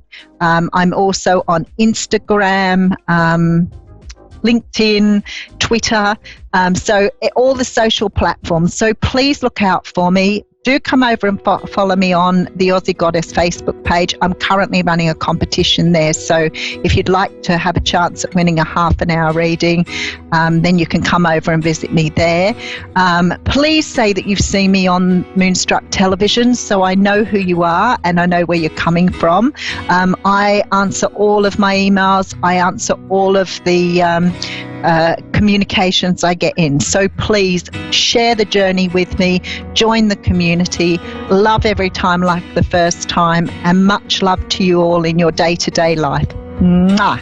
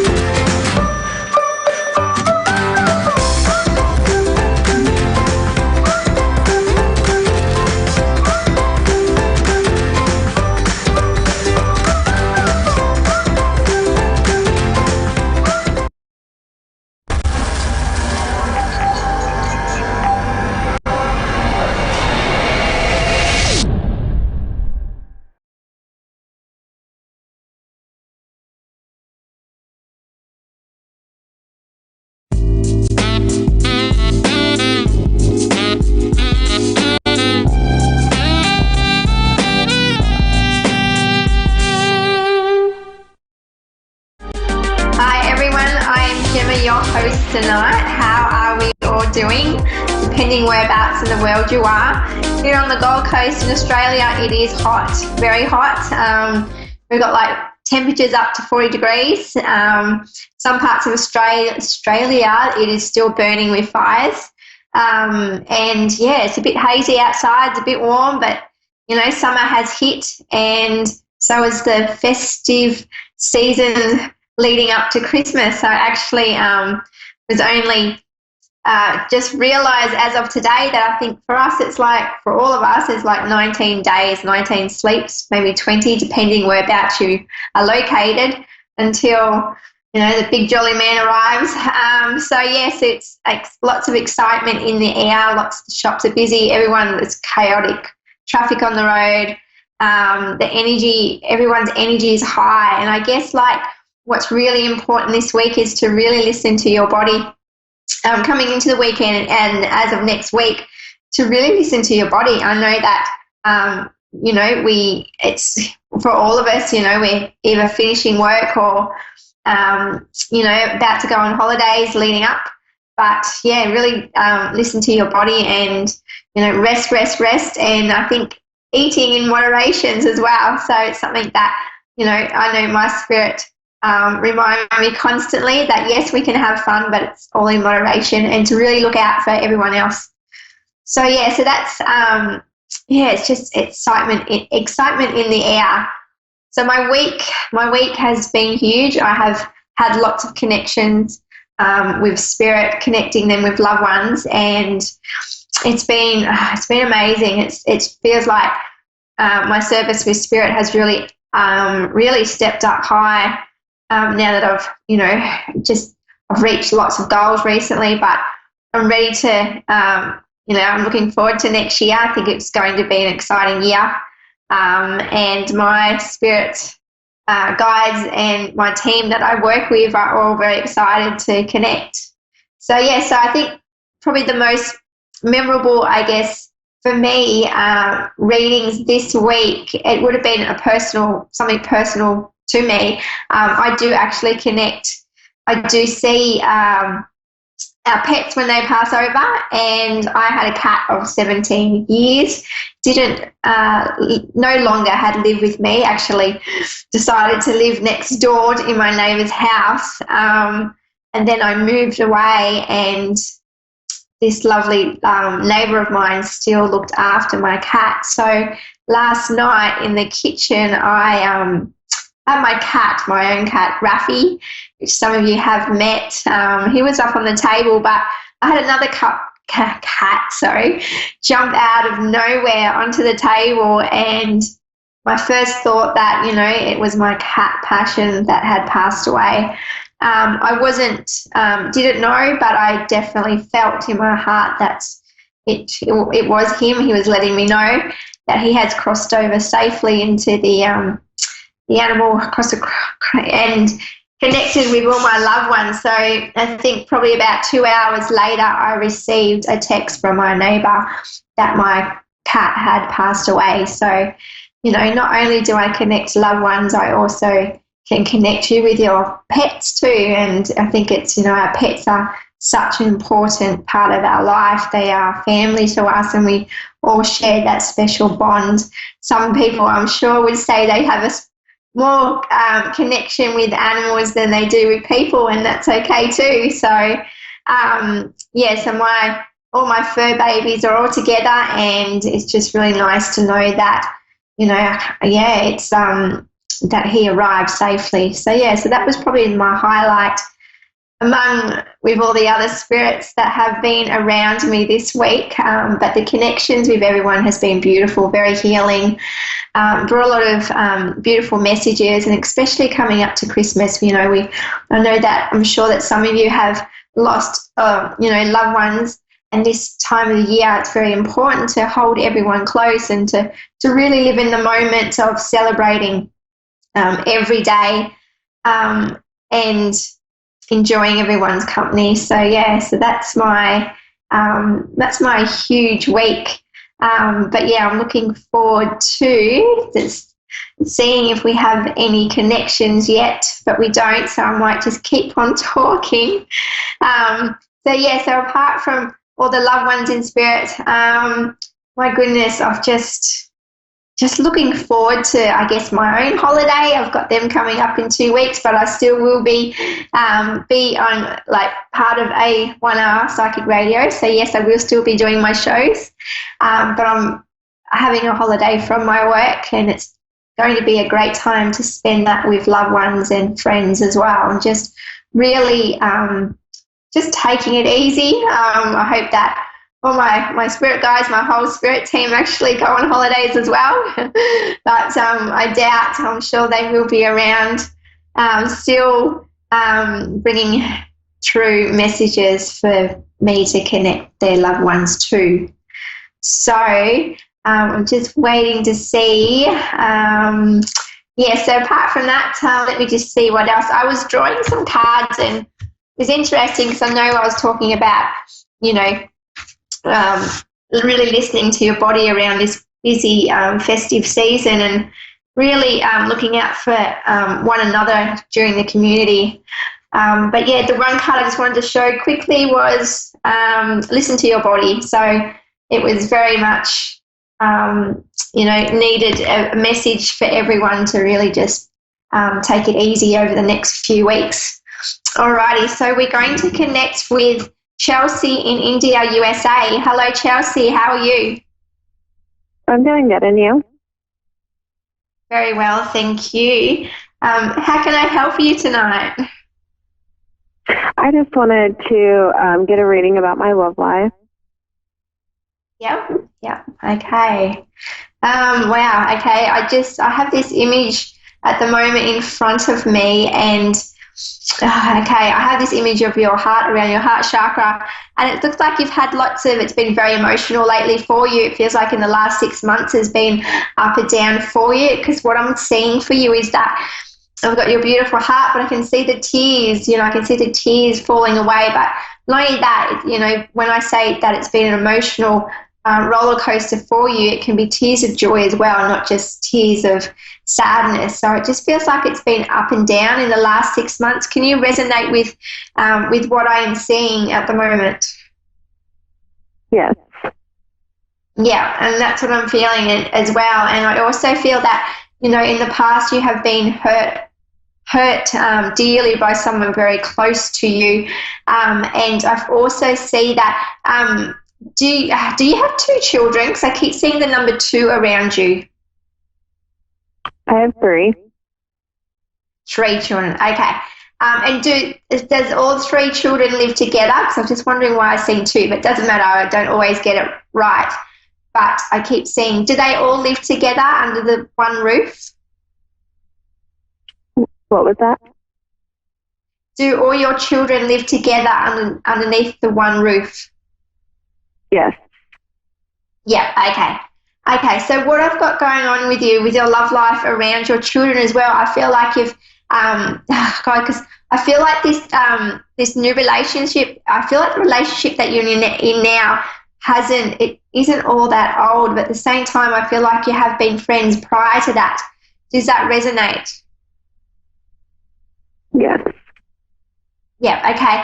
And it's also, I feel that you're very protective of your children and who you let into their life as well as your own.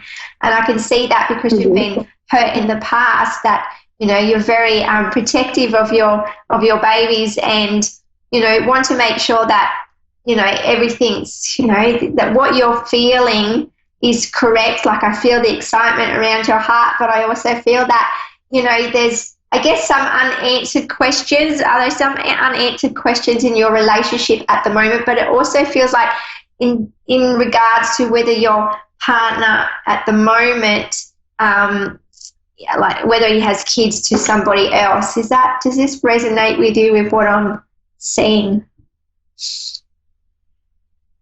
I was in a relationship for 11 years, and we just recently split up. And I was talking with someone else and kind of developed feelings for them, and still kind of in between, like, which way to go. Okay, yeah. And I guess, and this happened very quickly for you. It really took you quite by surprise, didn't it, meeting this gentleman at the moment?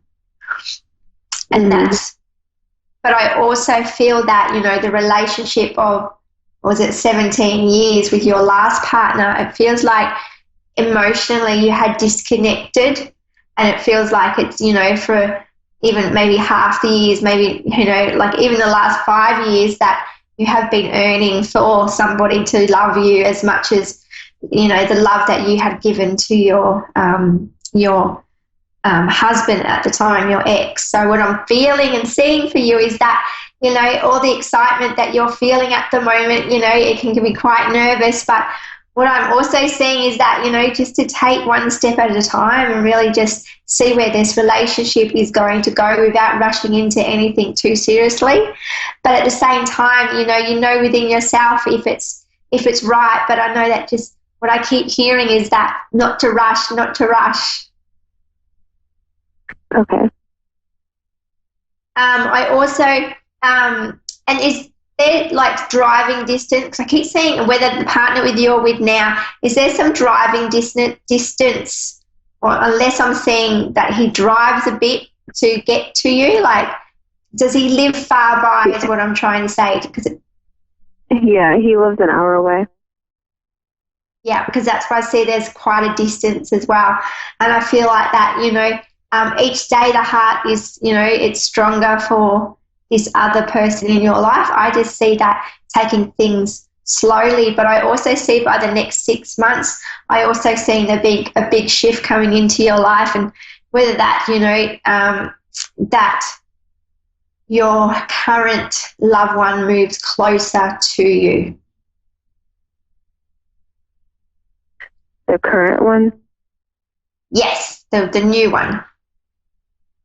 Will move closer to me?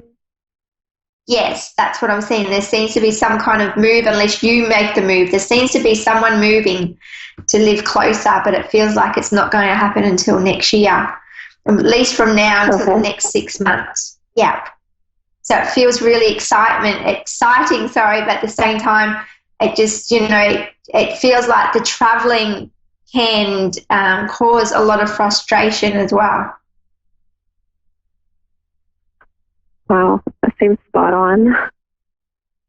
Yeah, and I can feel that frustration as well. And I know that every morning that you wake up, it's like, it's, you get closer each day, but it sure makes the relationship stronger because of the distance that, of how far your loved one is away. Wow. It's exciting times, and it's just to really just keep on. Everything seems to me moving forward with you. Yes, there's always going to be questions, but sometimes if we worry too much about the future, it can cause that anxiety as well. So to really just take each day, each week as gentle as possible with one another, and you definitely, it's definitely going to be worth the wait until that, until the move is closer. I'm excited about everything that you're saying because it's like what I've been feeling. Yeah, and I can feel it. I can see it as well, and it feels really good. It's just, I'm really excited for what's to come for you, and it's lots of new beginnings for you both. But the best part is that you've got this solid, beautiful relationship, so solid, and it's, because you are so far away. So it's like, you can't get through the day without thinking about him. He's always in the back of your mind, and vice versa, because I feel the love that he has for you is quite strong as well. Wow. Can I ask you a question? Yeah, sure. Will my ex ever move on? Yes, of course, because what I see for him is that it's going to take a while for his heart to heal. But at the same time, it's going to be a time for him to find himself.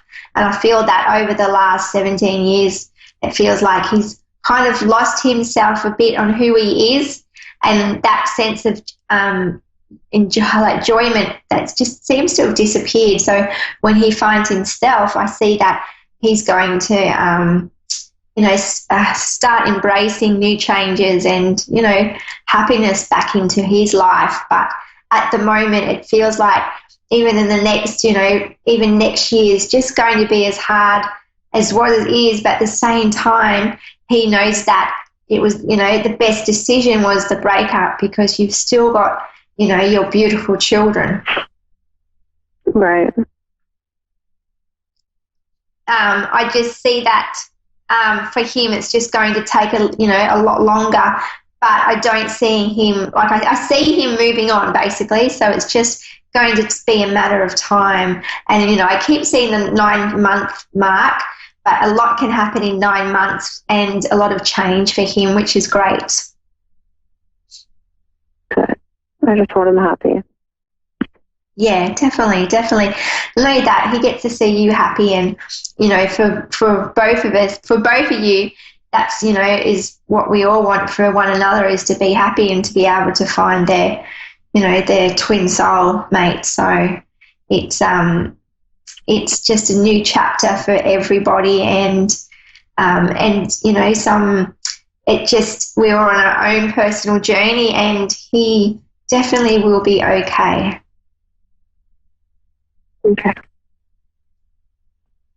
Okay, Chelsea, I'm going to have to end our reading together, and I thank you for our time and connecting with A1R Psychic Radio, and I wish you all the best with your new love and the new beginnings that are to begin, especially next year as well. Okay, thank you so much. That's okay, Chelsea. See you later. All right, bye. Bye. Okay, we have Tara from Whitman, USA. Sorry about that. Hi, Tara. How are you?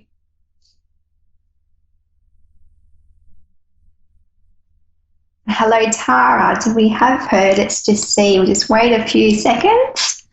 We may have lost. Yeah, she's not too far away, but until Tara logs on, I keep seeing blue around her, so it'd be interesting to see what kind of communication issues that she has going on with somebody close to her. So this is always, like it's everyone logs on, logs off, but I know this connection is still there. I can feel Tara, but I can't hear her yet, so let's just see. So for Tara, let me just see. I might as well just keep on talking in case she looks back at this, but I keep seeing communication is huge for you at the moment with somebody close to you. Whoa, okay, here we go. Tara, hello, how are you? Hi. How are you? Hello. Good. I am doing all right. Yeah, you're good. When you're offline, I keep seeing the colour blue around you, and I feel like communication to somebody close to you is very important at the moment. Have you got some issues around someone in your life that has to do with some kind of communication problem that's happening at the moment? Just a moment.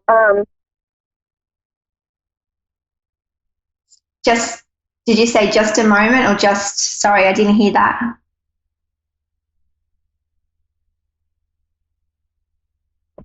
Okay, I apologize about that. Sorry. That's okay. Do you have somebody close to you that has some communication issues going on around you at the moment? Yes. Hello? Yes, you do have some communication problems with a loved one close to you at the moment.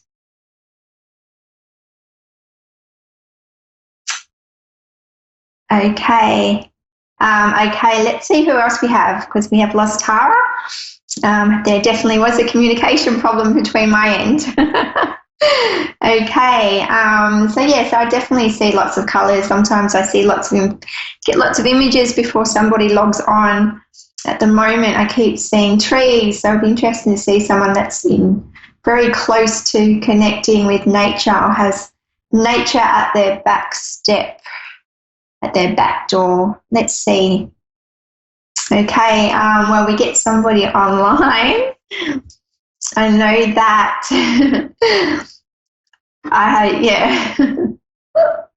Yes, so yes, about that, let's just see what else we can talk about. Okay, so we've got the weekend coming up. I know that we have a new moon. No, not a new moon, full moon actually, next week on the 12th, if you're in Australia. So the full moon is all about tying up loose ends that, tying up loose ends that we feel like you haven't achieved. There's things that you've been wanting to do, depending on what that is, whether, to really look at whether starting it now is the right decision or until waiting for next year. But it's all about tying off loose ends and also letting go of things that are really weighing you down, especially health. I'm really drawn to the health around December. It just feels like I know that how chaotic and fast Christmas seems to come and go. Everyone seems to get sick, but because everyone's stressed out. So enjoy, look after your body. Okay, so we have Annette from Victoria, Hello. British Columbia, Canada. Hello, how are you, lovely? Awesome, thank you. Oh, good to see.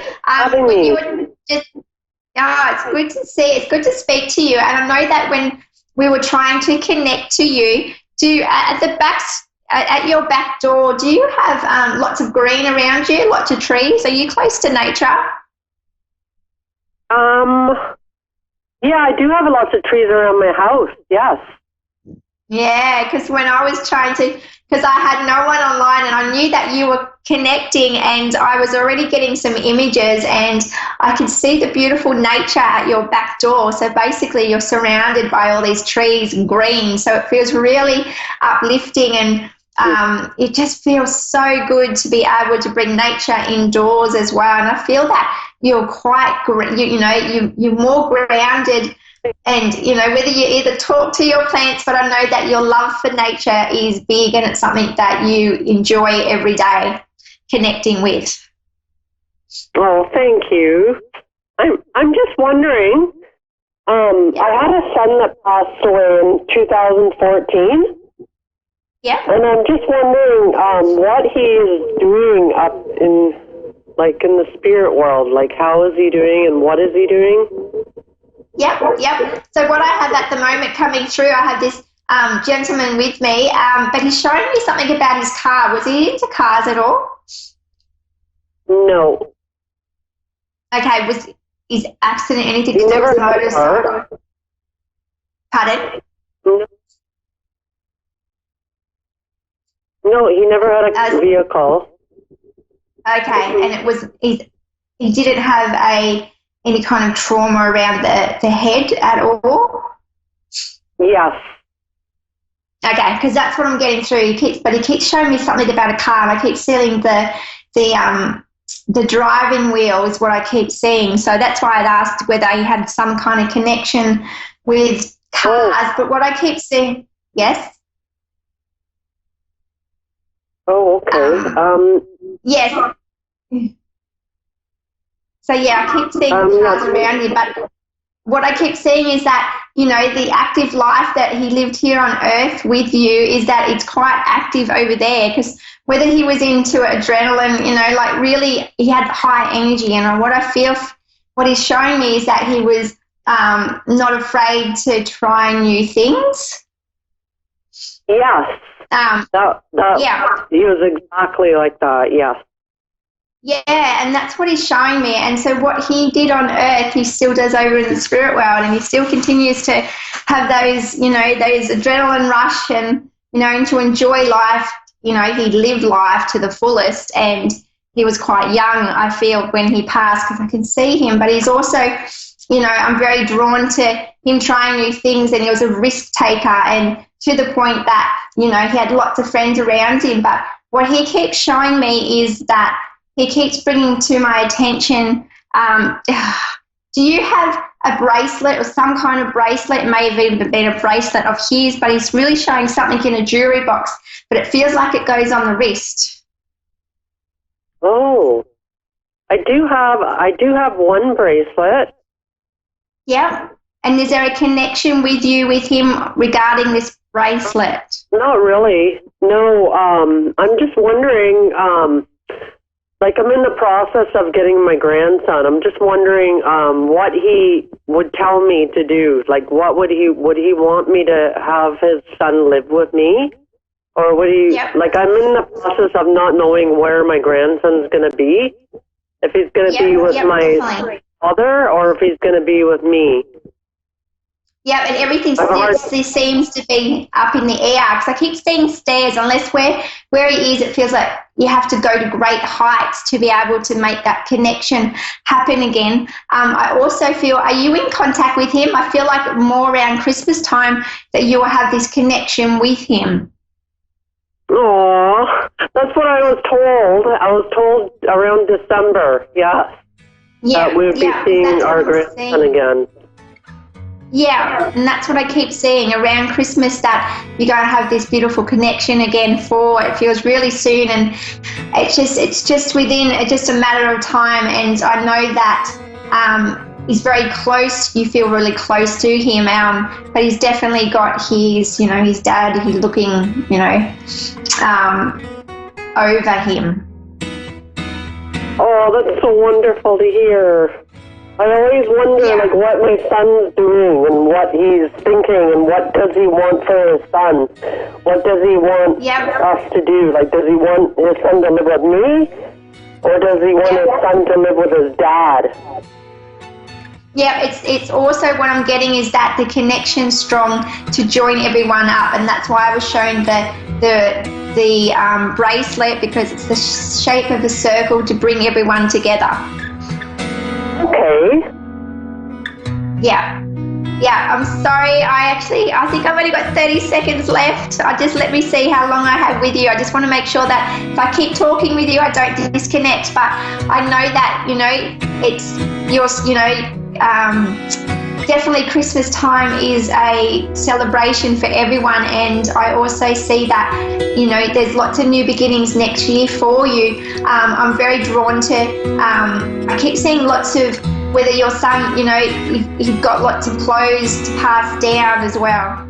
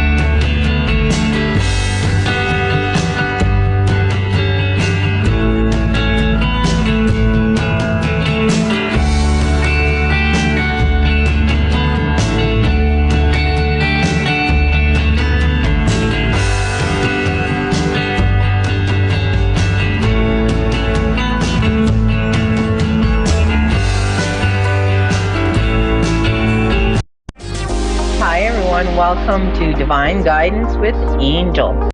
So just in case you do lose me tonight, I just noticed on the intro that I'm having a little lagging on my end on the internet, so please hold tight. Dave will get me back as soon as he can. All right, so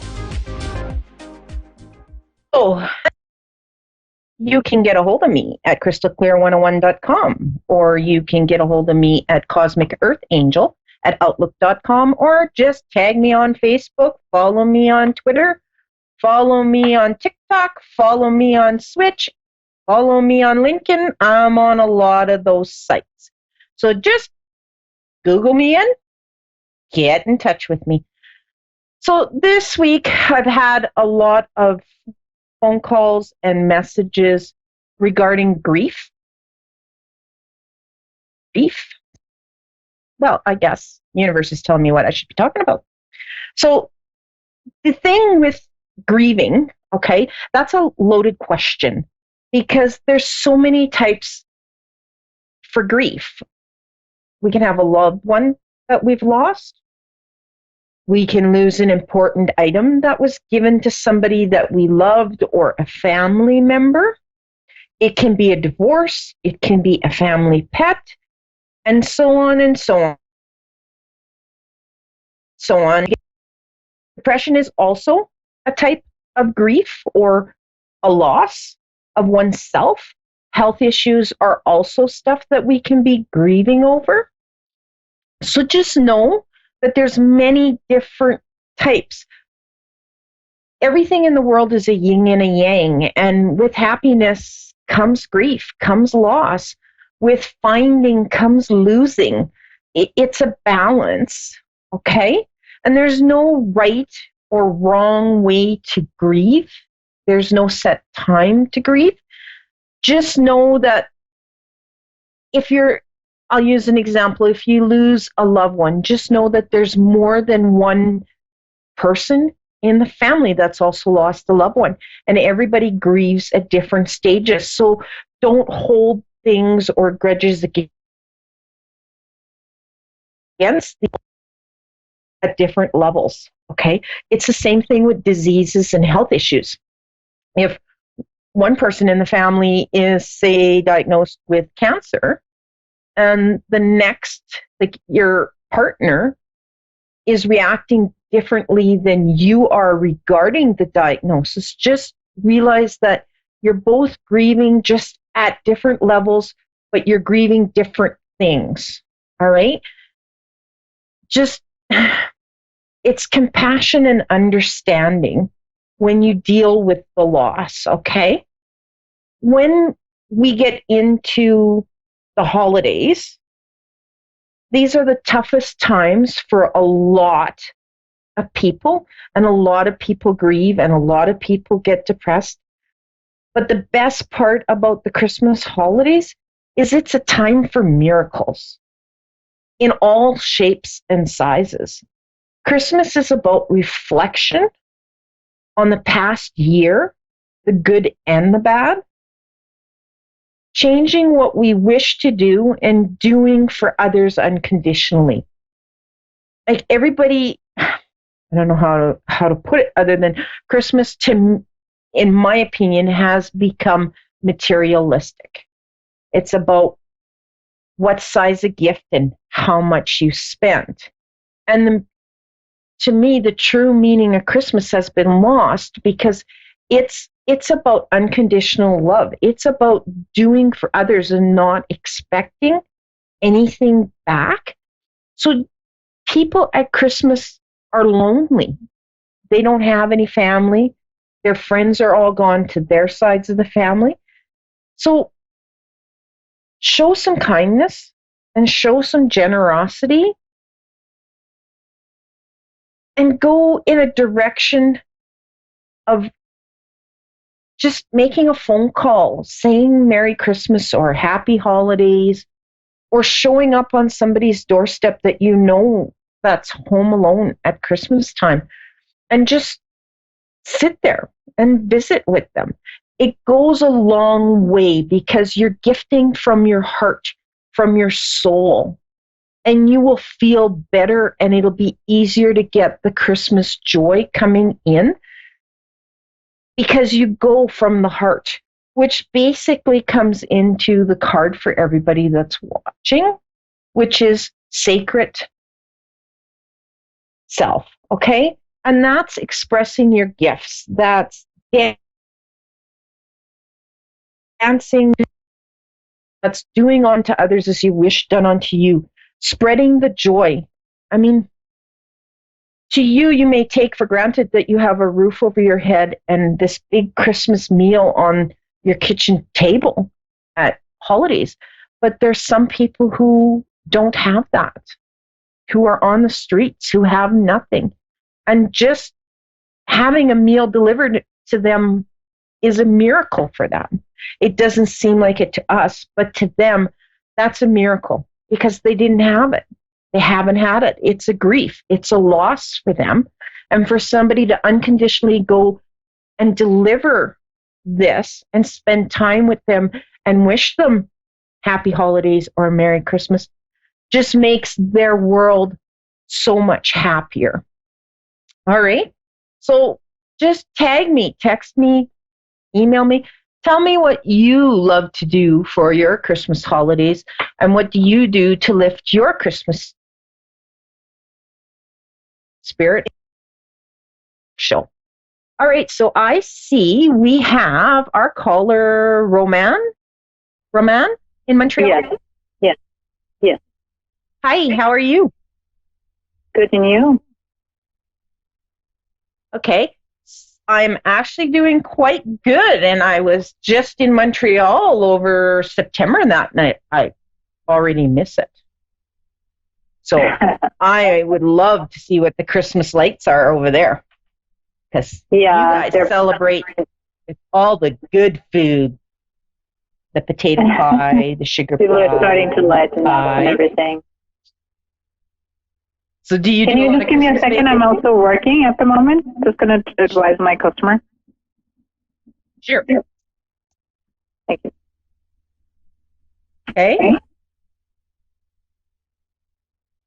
All right. Can you hear me?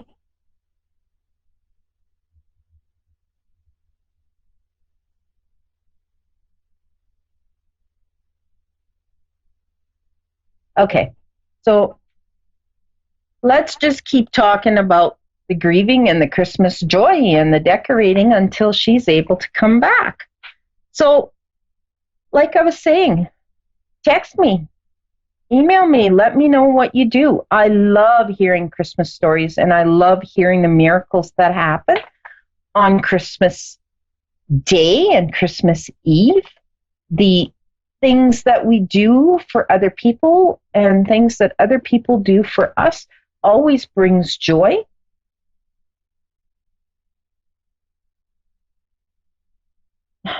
When we're not doing unto others, we seem to lose a part of ourselves, and we seem to get lower in our energy, which then opens us up to be getting sick. So whether it's a cold, whether it's a flu, we just attract it. If we can keep our energy and our spirits up, we are way healthier in the long run.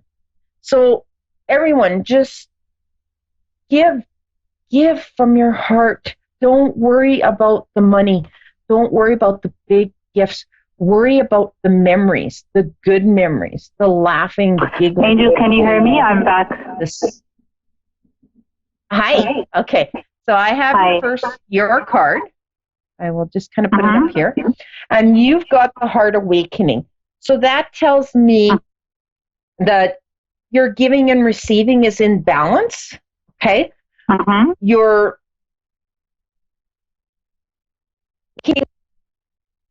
of self-love. Does that make sense for you?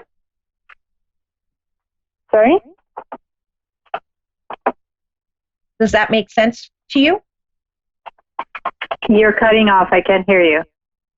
Oh, I finally have my customer. Just one moment, please. I apologize. Okay. Okay. Am I cutting out? Can everybody hear me? Okay. So I'm just going to keep going. She can catch up by watching. So that's more her accepting her divine self. That's her giving a balance in the giving and receiving areas. She is a woman, when I'm picking up on the energy, she is a woman who does a lot for others and puts herself on hold. So knowing this, she needs to start balancing. All right. So this will give her the opportunity to look within and look at what she can change to manage herself in the giving and receiving end so that it's a little more balanced. She's pretty good at it, but it is the holiday season and she's more in the giving than the receiving at the moment. So she'll have to do a little bit of work. I'm just getting kind of a download here. I gotta get a little clarity on it. Okay. Oh, I wish she was on and she could answer. Oh. Okay. I'm getting more in the aspect that she's going to have a lot of changes coming in 2020 in the area of finances and family. So when you get to see this video, if you still need to get a hold of me, you can just email me at cosmicearthangel@outlook.com, or you can go to my Facebook page, which is Crystal Clear 101 Holistic Healing and Products, and you can message me in depth on it. Considering the time and the clock that we have, I'm just going to move on to my next caller, who is Jenny in Houston. Hello. Hi, how are you? Good, how are you? I'm doing good. Am I cutting out? Can you hear me okay? I could hear you, yes, ma'am. Okay. So I've got your card, which is the call to action card. Okay. So this is a take charge and lead by example. So it's a walk the talk type of card. This tells me that you've had I'd say a colorful life, but you've had a lot of life experience, and you can help a lot of people because you're able to walk the talk because you've been there, done that. Does that make sense to you? Yes, ma'am, it does. Okay. Is there anything in particular, or I would like to know about working. Okay. Well, there's definitely something in the pipeline. If you're not working right now, there is an opportunity coming. If you are working at the moment, you have an opportunity to move up, if that makes sense to you. Yes, ma'am. Okay. Have you been they're showing me books, so that can be either you're thinking of going back to school, or the job position that you're going to be dealing with a lot of paperwork. Does that make sense? Okay. Yes, ma'am. It does, okay. You're giggling, so I must be kind of dead on. Yes, ma'am. Thank you. Okay. All right. Now, are you considering moving? I just moved. Yes, ma'am. You just moved from an apartment to a house. They're showing me that it's sort of like you have less chores to do. Okay. I'm moving from an apartment to a house. Yes, ma'am. Okay. So that means you'll have more chores to do. You'll have lawn care. Okay. In the front of your house, you need to plant some roses. And it's almost like they're showing me that there needs to be a rose, if that's possible. Okay, yes, ma'am. Okay. So does the front do you kind of have the walkway up, and then there's kind of pillars with the veranda before you enter the house? Uh-huh. I haven't moved yet. We've been looking. Okay. So this house that I'm seeing has the two pillars with a veranda in front of the door, and they're in the front. You can put flower beds, and you should have a rose bush on either side of the stairway going up. Okay. And then they're showing me that you need to put colorful flowers in there. All right. Okay. And go with what the other flowers, go what feels good. All right. Now, rose bushes kind of is a plant that absorbs the negative ley lines. And okay. So any plant that has thorns is really good for that. Okay. So keep that in mind because I see that coming for you. And this place is going to be closer for you to travel to and from work. Awesome. Thank you. Okay. So don't give up because it is coming. Okay. Now that financial problem that you guys have been wondering about, it's going to work itself out. They're showing me it's just you just need is going to fall right into place and everything's just going to be like a domino effect. And come 2020, it's going to be like your life just exploded and you're going to be starting a new job. You're going to be moving. It's going to be just one snowball after another and you're going to be like, but that's okay because you've had this in the vortex for a while and it's all going to just kind of flow together for you. Are you married? No, ma'am.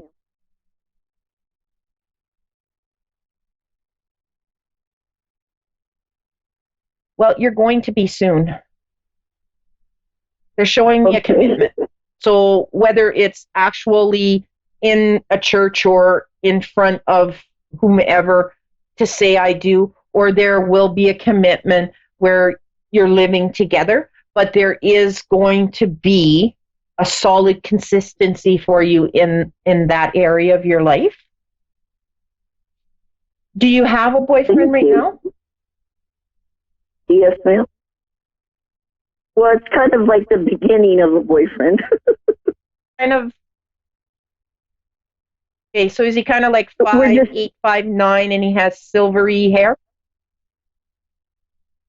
I haven't met him in person. I worked with him, but I haven't been on a date with him. But we've had a lot of communication on the phone. Okay, so this is what they're showing me. So he's going to be around 5'8", 5'9", with silvery hair. And this is going to be the guy that will be coming into your life that you're going to kind of have a commitment with. Okay, you just need to kind of honed in, grounded, meditate, and picturing what is it that you truly want. Okay, because they're kind of showing me in an aspect of you have a lot of things out in the universe, the vortex, whatever you wish to call it, that you've asked for, and they're kind of wanting to know, what do you want them to hone in on? What do you truly want? Does that make sense? Yes, ma'am. That goes the same with work. You've got to get a little more specific in the area. It's coming. They show me. They're not going into the in-depth of what it is. So you need to get a little more centered on what is it that you truly, truly want. Okay? Now, did somebody in your family hurt their lower back? Lower back, kind of right hip? Yes, ma'am. Okay. My mother.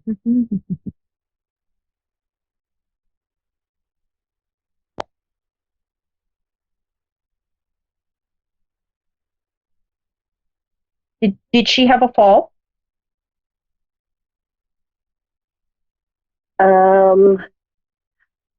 It's been a while, yes, ma'am. Okay. Well. Oh, my grandmother, she just fell. That's who it is. My grandmother, she just fell and got a shiner on her eye.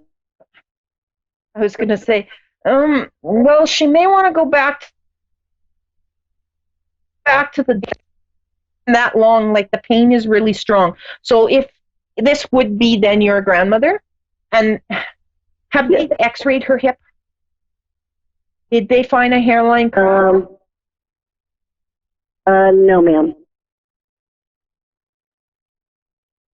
Oh, I'd love to say to go back for a second opinion, because I'm feeling the pain in my hip, but they're also showing me like a crack. So if it didn't show up in the crack, which is why she's in so much pain, and she's going to have one nasty bruise, because she also got her tailbone pretty good when she went down. Now, does she have heart issues? Yes, ma'am. Okay. Yeah, that's almost making me feel like she had the heart issue is what created her to have the fall. Okay. Yeah, I would keep an eye on her. Is she in a home or is she by herself? She's by herself, but my aunt goes and checks on her all the time. Yeah, I think they may want to start looking that she may need a little more help, especially right now with her hip. She's going to need help in getting her chores done, her laundry, her dishes, her meals, because it is like, I only feel a percentage of, yes, ma'am, and I am in pain. Okay, like it is shooting up. It's coming up, like the pain is coming up under my right eye. Like it's just shooting right up the right side of me, and it's kind of coming in and around the front. So that's telling me that she's in a lot of pain. So you guys may want to check in on her a little more and give her a little more help. Now, yes, ma'am. Is your grandfather on the other side? Yes, ma'am. So your grandfather on the other side? Yes, ma'am. Yes, okay. He is. Yeah, he's kind of he's a chatter. He loves to talk. Yes, he is. Yeah. So he's like giving me a list of to tell you guys that you need to do for Grandma. So it's basically like he can see what she needs done, and he's very concerned. Loves her to the moon and back, if that makes sense. He's telling me to say I love her to the moon and back. So as long as that makes sense to her, to you, and he wants her to have more care. Like she needs more help. And he's very like on it, because this isn't the first time. She's had a few little incidents that she's never really told you guys about. Okay? So now does she have stairs in her house? Because he's making me feel like she almost fell down the stairs. She used to. Well, she has like a couple steps in her front yard, to come out of her back door and to come in her front door. So yes. He's making me feel like she almost fell down the stairs. That she became very lightheaded, and that she almost went like fell down. So he's really, really, really okay. And as for you, my girl, do you have, he's making me feel like you have high blood pressure. Does that make sense for you? Yes. It does? Yes, sir. Okay. So he can see everything, and he needs you to take care of that. It's not something that you can push off, because that will lead to heart issues, and he's making me feel like the heart issues run in the family. Yes, sir. That's yes. Homicide. Does that make sense? Okay. Yes, ma'am. Now, who has the trouble breathing? Because right now my chest is just closing up, so it's almost like emphysema, asthma. It's trouble breathing. Does that make sense to you? Yes, my dad. Your dad. Yeah, he needs to get that checked out. Okay? Because I know I'm not a doctor, but it's making me almost feel like it's a bronchitis more than a pneumonia, but it can turn into pneumonia. So he needs to get that, especially the cough, checked out. Okay? Okay. So do you have any other questions? Because I nailed you with no, a lot of ma'am, stuff. that is great. You answered a lot. Thank you so much. God bless you. Big hug for me. Yeah. You give Grandma a great big hug from Grandpa for me, because he wants me to just give a great big hug. And make sure to tell her he loves her from the moon and to the moon and back. I have to say that right. Yes, ma'am. He loves her to the moon and back. Okay? So just pass that on to her. All right? And then you guys maybe might have to do a little planning on how you guys can give her a little more help.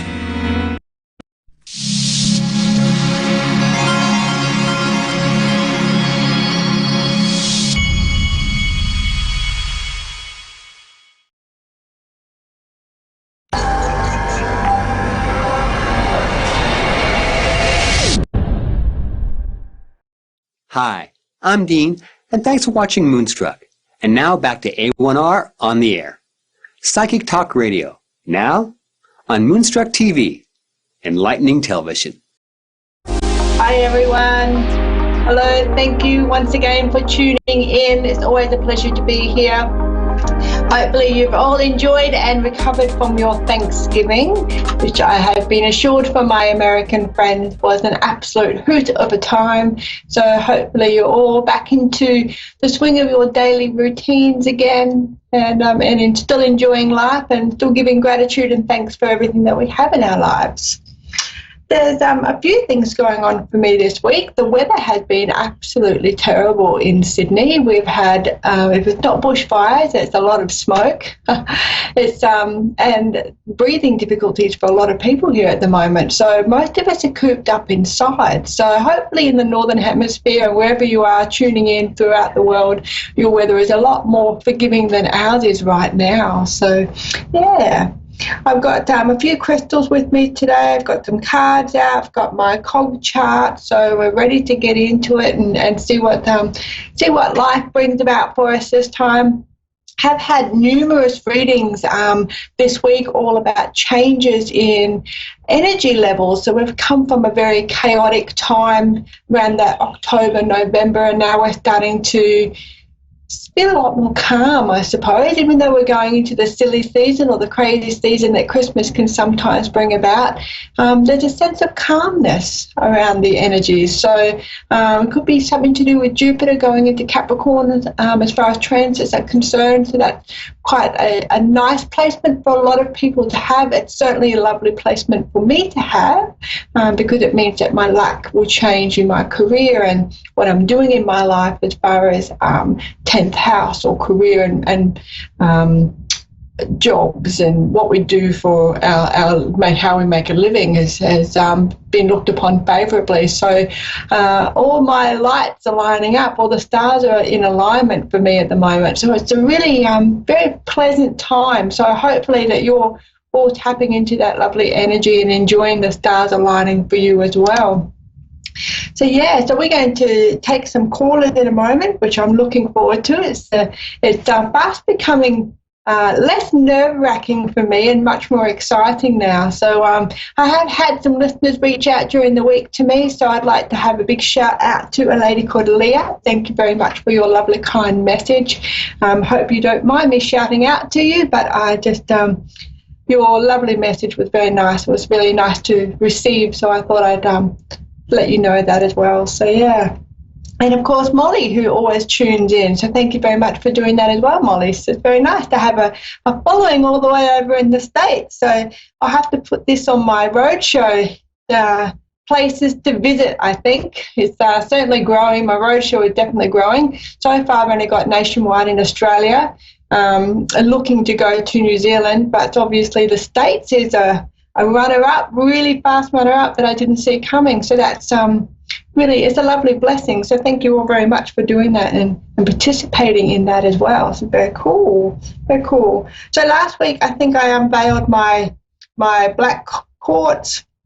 Still have her with me today. I've pulled her out quite a number of times this week to have a little play with her and see what she's capable of and what she's doing. It's actually a really nice energy. I loved her when I first met her, but I'm super head over heels in love with her now as well. So she's just, yeah.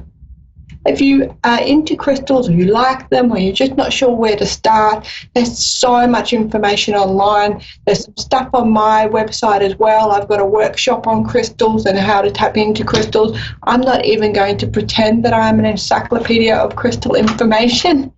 Most of them are really pretty, and then I go, oh, that's so pretty, and then I work out what it is and what a healing properties are from there. But there's so much information out there. I would highly recommend that you choose your crystals intuitively rather than going out there and trying to find the crystal that you think is the right fit for you. It actually might be something better out there for you. So if you walk into a crystal store and pick up the one that resonates the most, the one that's the prettiest, the one that you find that you just don't want to put back down, that's the crystal for you. Then work out what the healing properties are. So yeah. All right, we have a caller.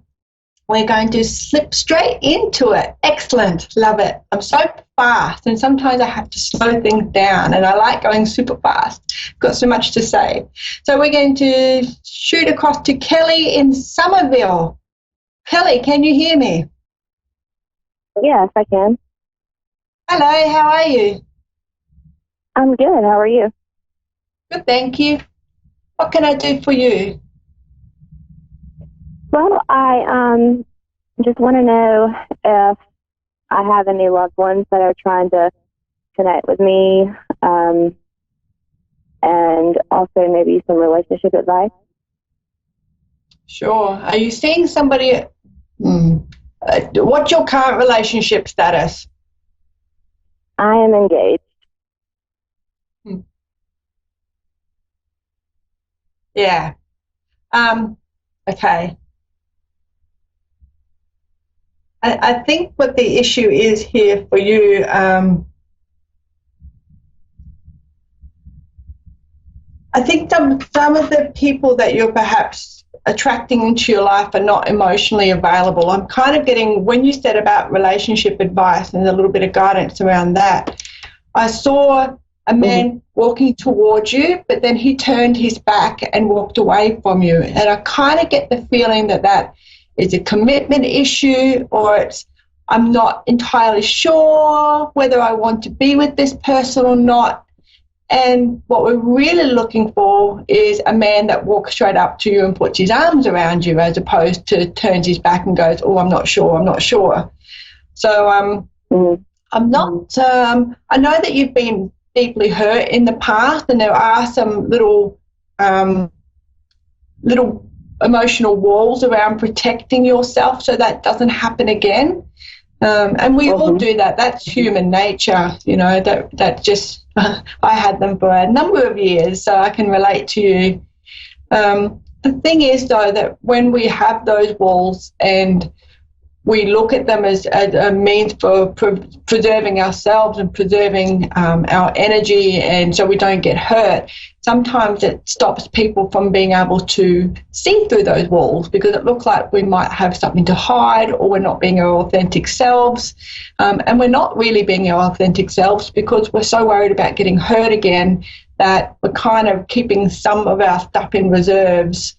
So we've got, you know, something to cling to. We're not just going in head first this time into the next relationship. Right. There's a nice man coming in for you. I want to say his name's Tony, Anthony, Tone, something along those lines. He's just got a really masculine feel about him, but not, can we say caveman? He's a proper masculine man. He's just not a beating chest man, okay? He's kind of nice. He's a bit more quieter. He'd rather probably he's not that party animal that wants to go out all the time. He likes to balance going out with staying home. Bit like yourself and your own energy. You know, people are great, but you need some time out too. And he's just a nice person. He does like animals, so hopefully that works with you as well. And look, I'm thinking he's not that far away. I can kind of feel him. He's a bit taller, around that 6'1" mark. You do feet and inches over there, don't you? Hopefully. Don't make me convert it. I think he's around 185, 186 centimetres, if you do centimetres. Yeah, I'm a medium. I'm not a mathematician, so forgive me if that's wrong. But he's just nice. He's a nice man. It's not going to be one of those power moments when you meet him, okay? Because it's a more mature relationship than what you received from others in the past. Does that make sense? Yes. My fiance, his middle name is Anthony. Ah, right. Okay. And where does he fit in all this? I don't know. I mean, you say mature. He's older than me, so. Okay. I wonder if it's a new one coming in, or he just sees the light and makes some drastic changes. Is he the flighty man? Was he a bit, can't sit still? Was that him? Is he what? I'm sorry. Was Anthony the man that couldn't sit still? He liked to run around and do things and be involved in everything. Was that him? Yeah. Yeah. I don't think it's the same person because he would have to do like a 180-degree turn to he would have to change in a lot of ways. And I just don't think that his path is in alignment with your path. Mm-hmm. Yeah, you've probably in the last 3.5, they're saying 3 years and 8 months. They're being cheeky buggers now. The last 3 and a bit years, you've looked at things differently. You've changed the way you look at things. You changed the way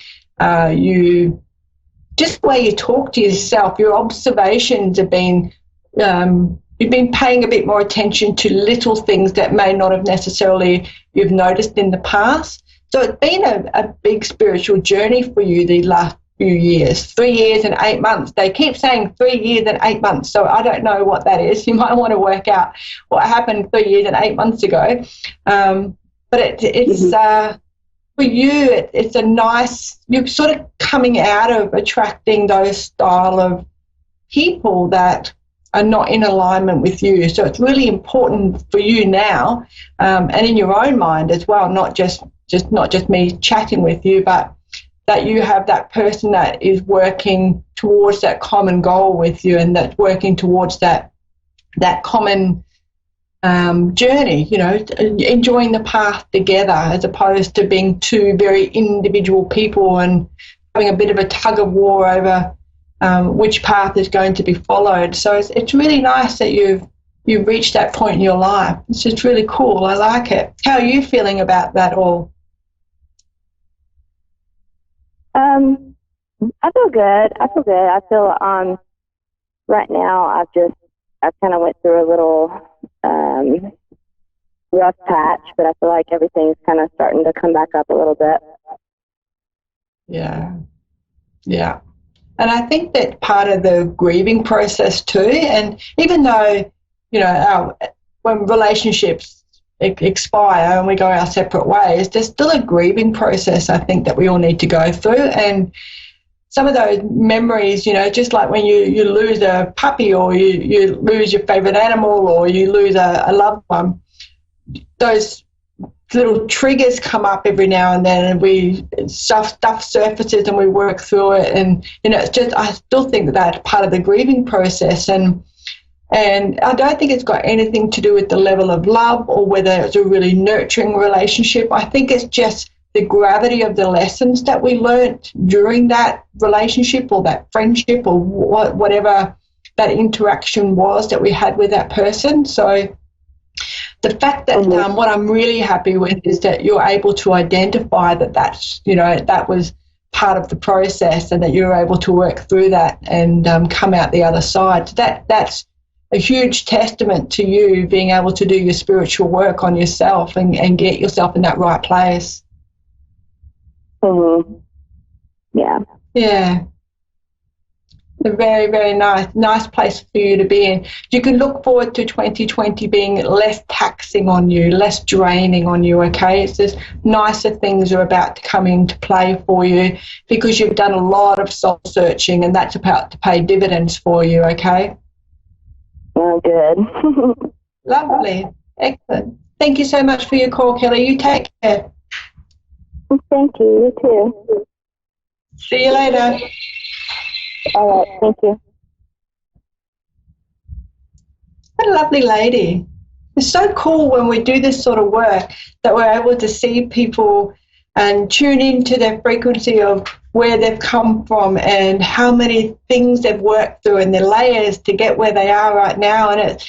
And because, you know, I'm so in love with our self-growth and the whole evolution of ourselves that when I see it like that as clearly as I just did with Kelly, it's such a buzz for me because the ultimate best gift you can give yourself is nurturing and self-development and growth, and it's just amazing. One day I'll tell you my story on Moonstruck, and then you can see why I'm so passionate about really being our favourite subjects and learning about ourselves as much as possible so we can uncover and take all those layers away and look for, you know, our higher self and do things towards our highest good. It's really cool. It's very, very cool. I love it. So if you haven't already noticed. Okay, let's have a look. We've got a lady called Chantel from Baytown in Texas. Hello, can you hear me? Yes, ma'am. Hello, how are you?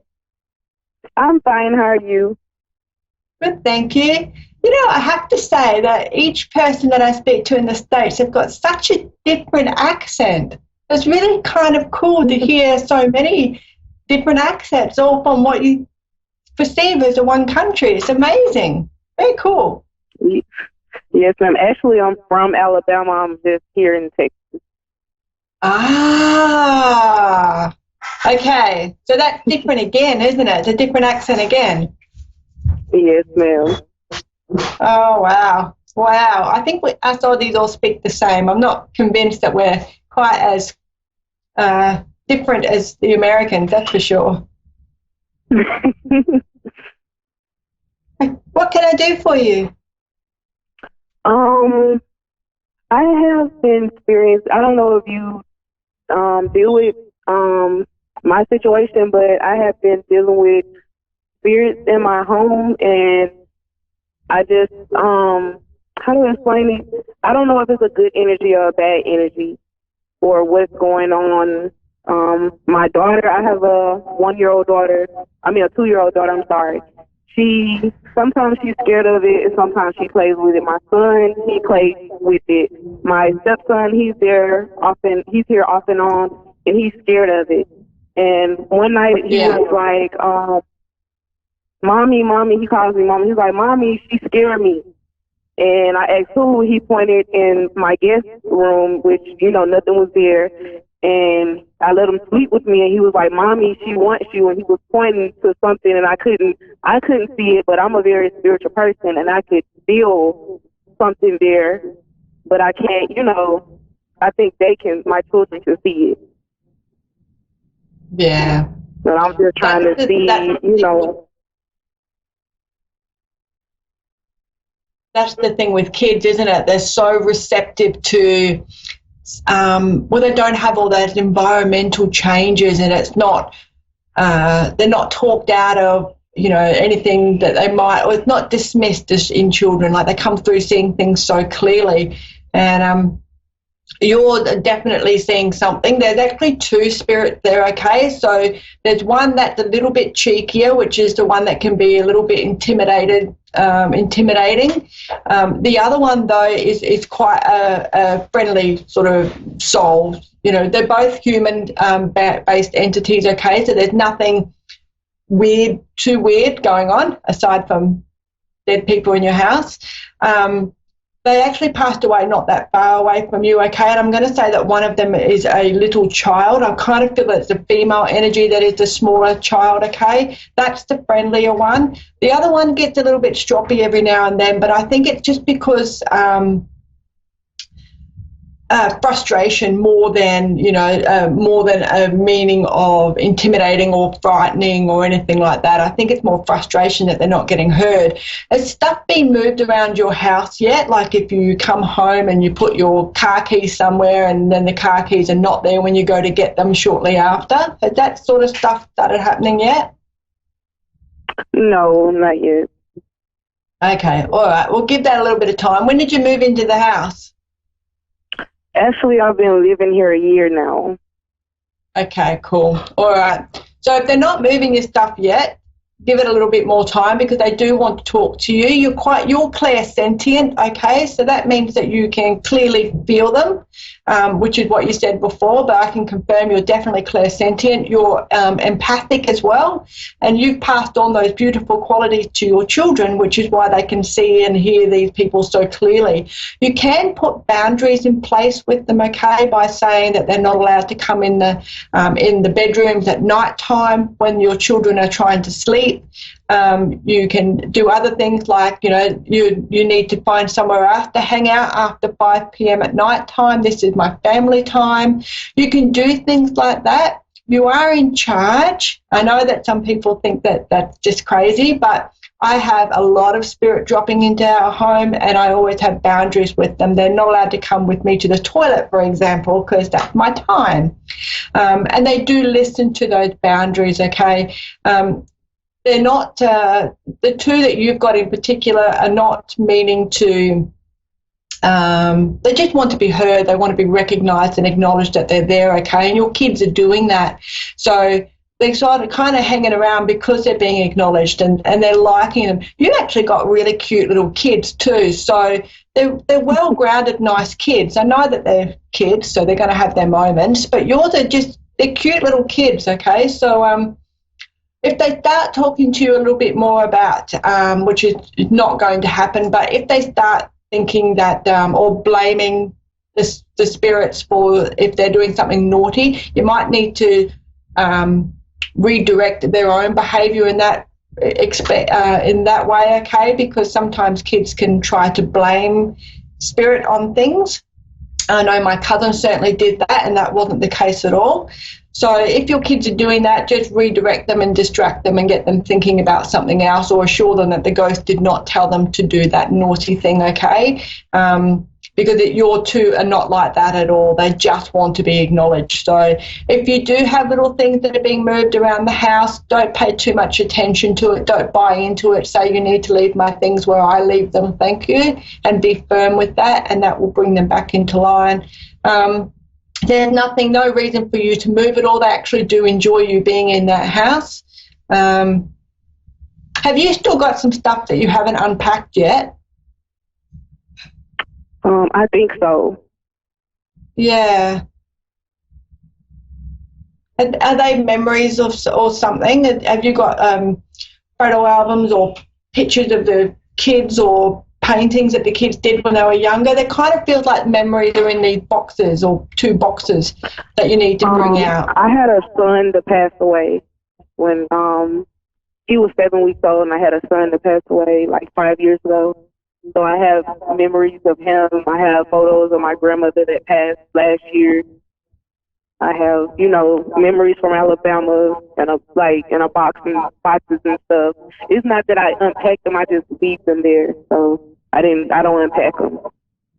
Yeah, keep them safe.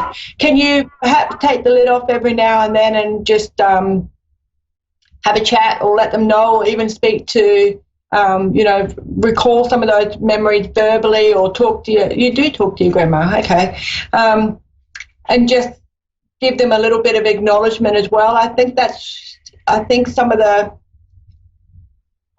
it could be a little bit of you being a little bit lonely as well where you are. I'm not really sure. I know that you've got your kids around you and some other people around you as well, but sometimes there's a little bit of a loneliness thing going on in the back of your mind for you that could be like home related, bit of homesickness or something. I'm not quite sure what it is, but the boxes are the key to that. So it could be a bit of a healing process for you in those boxes to just take the lid off just for a little while and go through them and hold those memories in your heart and then pack them up again, perhaps. Yeah. It's a nice house, though. Do you have are you wanting to put shrubs in your backyard or little trees or something in your backyard or your front yard, or are they already there?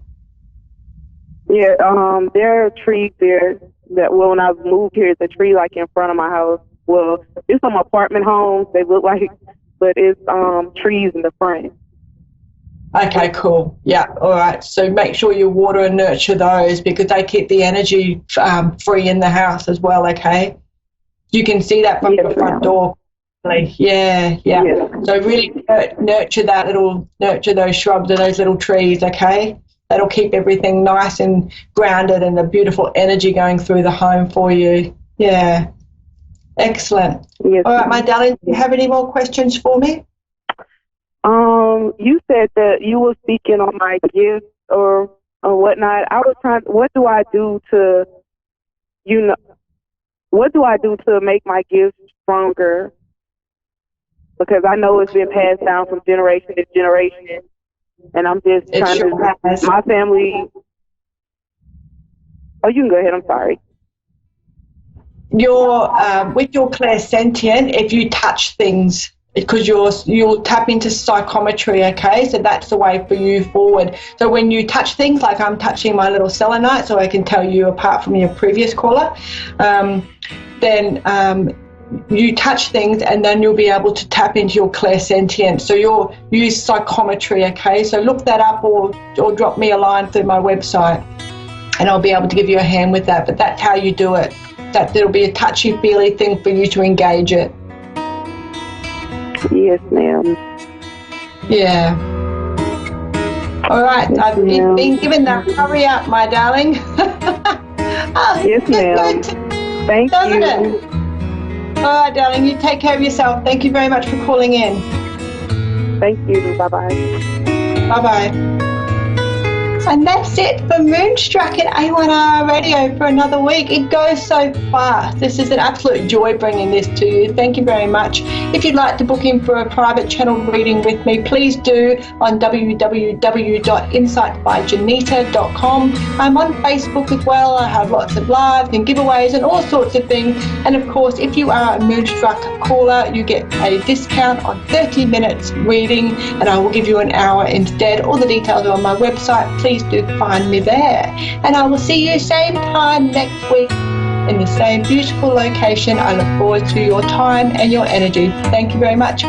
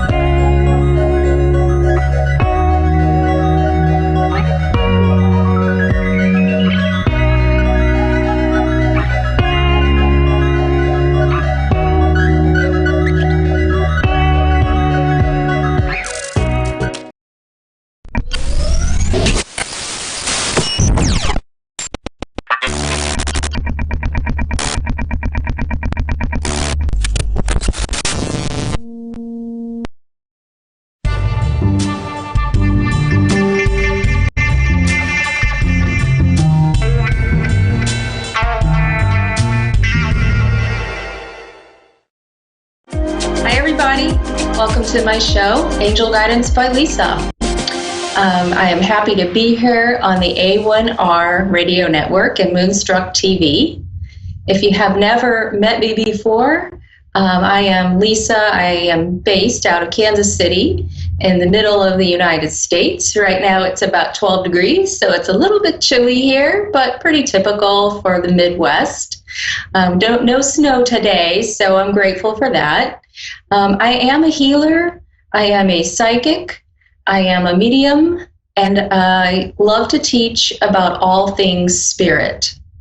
So let me just talk to you a little bit today about something that I do every single day that helps me to get through my day without any stress, without any anxiety. And when I do this, I know things are going to flow. And that's really important, getting into the flow of life. So the first thing I do when I wake up in the morning is I set my intentions. And what I mean by that is I get to decide how my day is going to go. And when I decide that, that means all of the universe is going to support me in that decision. And I decide something like this. My day flows in divine harmony and all is well. Isn't that a lovely intention to set for yourself? It is for me. I love to set intentions. Some people wake up in the morning and think about everything that can go wrong, think about all the people they're going to have to deal with that day, and maybe think about how hard those people are to get along with. You really want to shift your thinking there and decide how your day is going to get to go for you, because you know what? You have that power. Start claiming it. So I set my intentions. Second, when I get out of bed, I step into an imaginary bubble. And this imaginary bubble is surrounding me from the bottoms of my feet all the way up to over my head. And I visualize it. And you can even draw it like I just did in the air. If you have a hard time imagining, draw that imaginary bubble and fill it with white light. And intend, like you just did earlier, intend that this bubble is going to protect you from other people's energy. And it's going to bounce, their energy is going to bounce off of it and not going to be able to penetrate. You'll be able to hear them. You'll be able to have compassion for them and hear and listen with your feelings as well. But you're going to be protected because people's energy just kind of pushes out of them and goes in different directions. And if you're all open and not protected, guess what? You're going to absorb that energy and it's going to just sort of sink into you, and you're going to start feeling some things, maybe some of their anxiety, maybe some of their stress. If they're angry, maybe some of that. You know how I know this? Because it happens to me. If I don't protect myself, I'm like a walking sponge. I pick up on other people's energy so easily that I understood at an early age that I needed to protect myself. And once I do that, I don't have that issue anymore. So the next thing I do, so my day flows smoothly, is I cleanse my energy. So when I'm in the shower, or if you want to just do it before you start your day, you don't have to actually be in the shower. Just visualize white light coming in above your head and just visualize it coming in and flowing in and cleansing everything in your body from the top of your head all the way through your body and out the bottoms of your feet. And what that's doing is it's taking all of that dirty energy, the dust, dirt, and negativity that you may have collected from other people, or you may have actually thought of yourself, because sometimes our thoughts are negative. We want to cleanse all that out. So once you cleanse that out, that means it's going to drain through your body. That cleansing light is going to wash it all away, and it's going to go out the bottoms of your feet down the drain. And so it's really like taking a shower, but an energetic shower. Okay, so those are the first three things. The other thing I do every single day, no matter what, is I ground myself. And what does that mean exactly? Well, visualize yourself as a tree, okay? And if you can visualize yourself as your head sort of up here where the branches are, and your feet and legs are going to be down where the roots are. So visualize your feet or legs as being the roots. And you need to really balance yourself every single day. If you're in your head a lot, if you think about things over and over and over again, you're going to be sort of unbalanced. And there's a way to do a counterbalance, a way to root yourself. And let me tell you, there's a couple ways. First way is you can just take a walk. Just go outside, get some exercise, allow nature to remove any of that excess energy and naturally ground you with the earth. If you can walk barefoot on the grass, even better.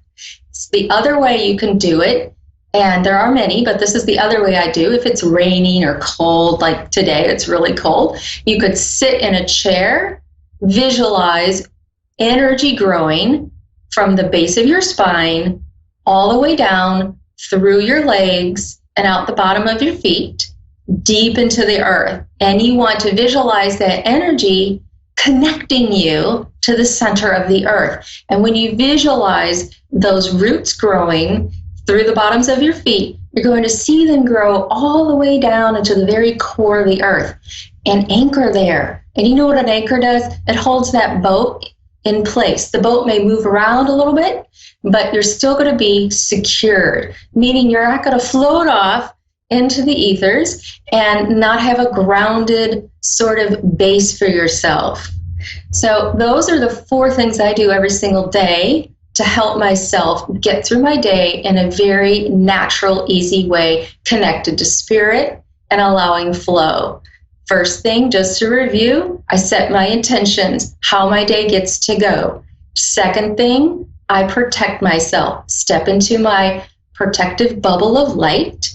Third thing, I cleanse myself in my white light shower, taking all the negativity out through my body, out the bottoms of my feet, down the drain. And the fourth thing I do is ground myself, either in a chair, seated, or taking a walk. Now, these things I suggested do not have to take hours and hours, okay? Everything I suggest can take 10 or 20 seconds, literally. If you want to do the grounding and you walk outside, obviously that would take a little longer, but you could do 15-minute walk. You know, if you can only do it at lunchtime on your break, do it then. It's really important to have all 4 of these things in place to offer relief from anxiety, from stress, from anything that's on your mind. It will lower the stress level of your body. It will connect you with your higher self, and it will allow you to step into the flow of life. So I hope these tips are helpful for you. So I'm going to take a few callers today, and the first person I'm going to speak with today is Alyssa in Sacramento, Kentucky. Alyssa, hi. Hi. Hi. How are you? Good, I guess. Good? Okay. Well, good. Welcome to my show, Angel Guidance by Lisa. Alyssa, what can I help you with today? What's your question? I'm just wondering if my husband will take me back, let me come back home, either now or for Christmas. So, Alyssa, have you been in conversation with him? Have you talked to him? Yeah, he calls me babe every now and then, still tells me he loves me every now and then, asks me what I want for Christmas, stuff like that, but he doesn't give me a definite answer on when I get to come back home, and I just want to know when he's going to, or if he is. And are you feeling guilty about something, Alyssa? I've hung out with a few men, but I've felt guilty about it, but Okay, so the separation for you has been over 6 months? It's been since August, the middle of August this year. August, September, October, November, December, so 4 months, so about 6 months. And Okay, so what I need you to do, Alyssa, is you need to decide right now that if this is what you want to do, you get to do it, okay? And you're putting all your power and all of your decision making into the hands of somebody else, okay? Now, your husband and you may have had a disagreement about something, and that does happen. However, you are married, right? This is a marriage. Yes. So this marriage means you have, need to have balance in your relationship, which means you need to talk about what you are feeling, okay, and where you want to be. Have you told him you want to be back home? Yes, many times. Okay, many times. Okay, good. And his response is sort of iffy to you, like he says yes. No, okay. So what I need you to do then is set a date where you're going to know either way if you're going to go back home or not. So have you set a date where you said to him, I need to be back home by December 25th, for example, Christmas? Have you said that to him? No, I had not said that to him because he doesn't do ultimatums. He would get very angry with me. Angry with you. Okay. Well, this anger to me feels like there's something unresolved between the two of you, and that's not discussed, that hasn't been talked about, that needs to be brought up. It also sounds like you could actually use someone, like a third party, like someone who's not someone you know, who might be able to be objective about it, to sit down and talk to you too. It doesn't have to be a counselor, but it would be nice if you could have someone who you both respect sit down and sort of be a mediator between the two of you. Is that possible to find someone like that? It's possible, and my husband doesn't like to bring our relationship up to other people. So that's kind of out of the question most times. I see. So what I'm hearing you say is that he has all the control. Basically. And so with this, have you looked at this separation as an opportunity or as something that is negative? Negative. Negative, okay. So if it's negative and that's all you see it as, you're going to keep getting more negative things in your life from him. Did you think, or have you thought about looking at it from a different view? Looking at it is, this is an opportunity for you to release what doesn't serve you. Right now, it looks like you'd be going back into an angry person's home who doesn't really support you and give you the love that you deserve. Does that sound right? Do you want to go back to an angry person's home? Why do you feel? I want it to be better. Well, yeah, you want it to be better. Do you feel like he's suddenly going to change overnight? I have no idea. I don't know. I don't know with him. Right. There's a lot of unpredictability with him, and because he's so unpredictable, he keeps you on the fence, and that's where he wants to keep you. It feels like he's not willing to allow you back into your home with him. If that's the case, if someone doesn't want you, do you really want to be with them? Ask yourself that hard question. I know it's not something that you really want to hear, but sometimes we have to really decide who to let into our life. Now, if you allow him to continue to treat this way, I don't feel like my guides are saying he's not going to change. He's not going to change how he's treating you. He's going to keep you on the fence because that's where he wants you. Do you understand that? He wants you on the fence. He's not going to let me back home, is he? It doesn't feel like that way to me. It feels like he wants to keep you on the fence. He wants to keep you under his control, but still not completely free you. Do you understand that? He doesn't want to completely let you go. And that is you letting him have power over you, okay? And maybe he did have power over you while you've been married, and maybe that's been the circumstance, but it doesn't have to be that way forever, okay? So you get to decide if you're going to change and go your own way, or you're going to continue this power struggle with him.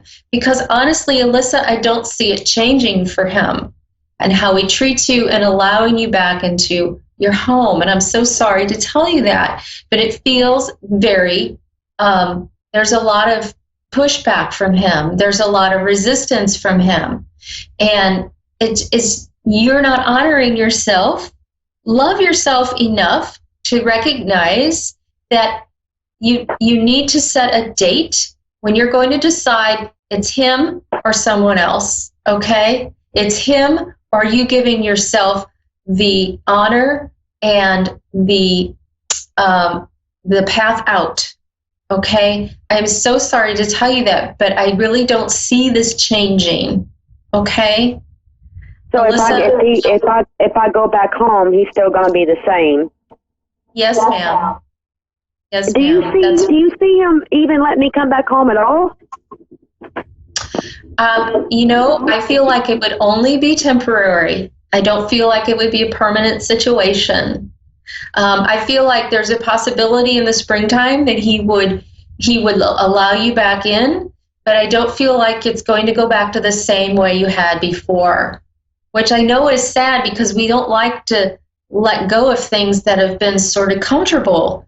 But sometimes we have to in order to grow, right? And sometimes we have to do that for the benefit of not just us, but our children, our family, etc. So I'm not seeing this happen, and I'm very sorry to tell you. Okay? All right. I'm so sorry. All right? Please know that you deserve the best. And if he's not going to give it to you, you will find someone who can. Okay? Consider that there's someone else out there for you, and it's not him. All right? Look at him as giving you an opportunity to find that person. All right, Alyssa? Okay. Well, thank you for your time. Sure. Thank you, Alyssa. Have a good day. Bye-bye. Okay, Tiffany in Delavan, Illinois. Hi. Hi. How are you today? I've seen better days. Oh, I'm sorry to hear that. Tiffany, tell me what's going on. I'm going through a financial situation right now. Also, too, I've been dealing with somebody off and on for 14 years, and I really don't know where it's heading, and I would like if something in the future can let me know if I need to keep going or let that go. Okay. And it's been going on for too long, too. Okay. So, all right. So, repeat to me what's been happening for 14 years. What were you letting go or deciding? I need to know if I need to decide to let it go or not. It's a relationship that I had for 14 years. Your relationship, but it's also financially connected. Is that what you're telling me? No, I separate from that. I have financial problems right now. Okay. All right. So let me see. I feel like, okay, first of all, I feel like you have an inner voice that you're not paying attention to. I feel like you're pretty intuitive, actually. Would you understand that? Explain it a little bit to me.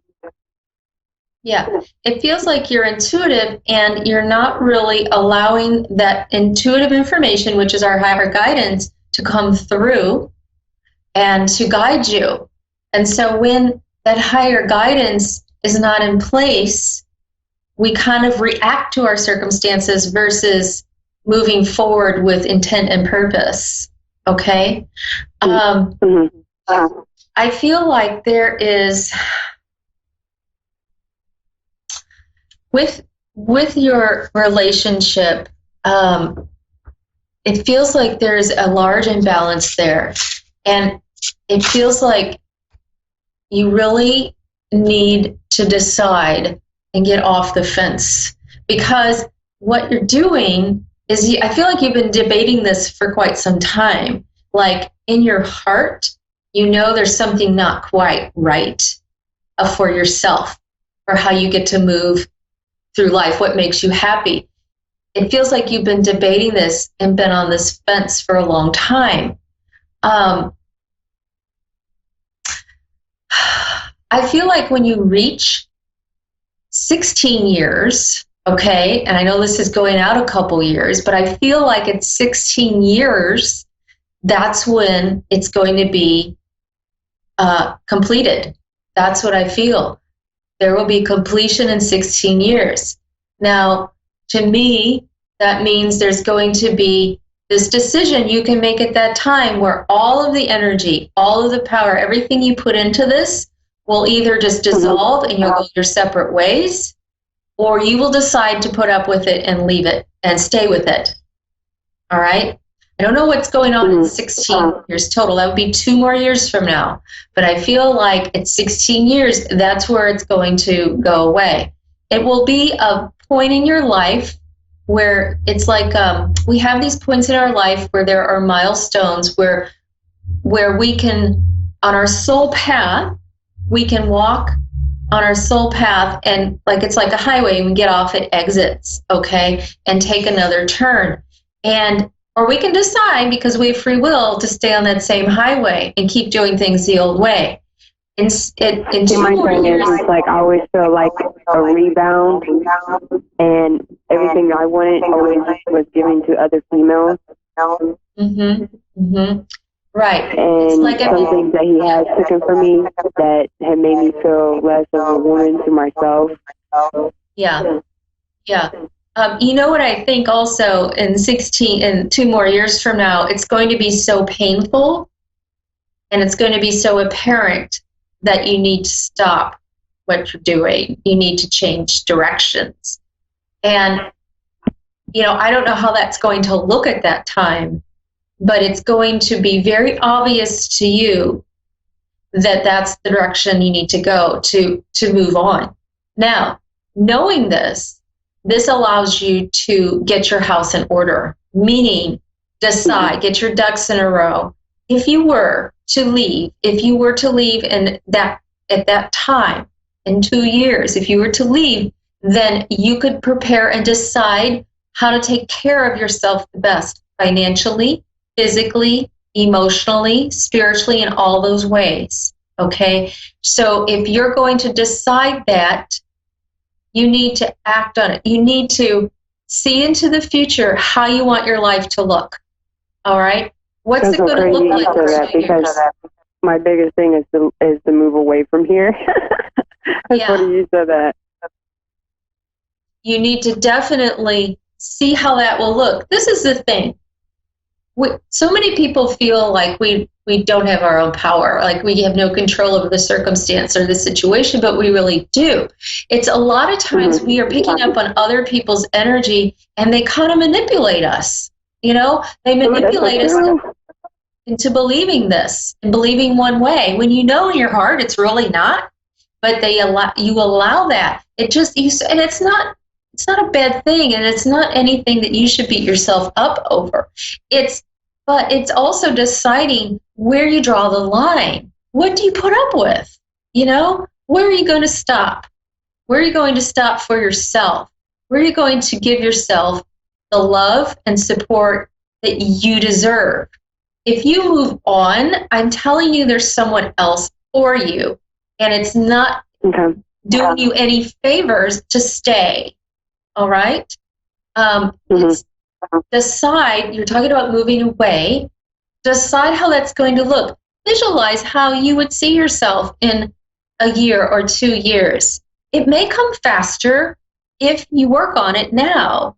So understand that if you decide that you want to see yourself in a loving, mutually beneficial, supportive relationship, put it out there that that's how it's going to be for you. And start seeing yourself. And how do you feel when you're in that relationship? How does it look? How does it feel? Do the same thing for your finances. If you're feeling like your finances and your money situation and your job, or however that's all connected, is not supporting you, how does it get to be for you? Start setting intentions. Start deciding how it's going to get to go for you. You have more power than you realize. I feel like you sell yourself short. Does that sound right? Because start deciding how things are going to get to go for you, because my dear, you have the power. Okay?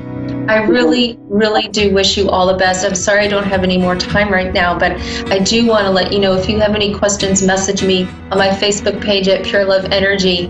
I am going to be starting up a Facebook group in 2020, helping people with situations like this. Okay?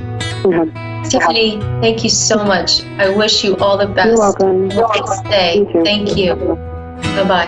Bye-bye. So we had a couple questions today about relationships, and you know what I heard is that I hear people who aren't claiming their power.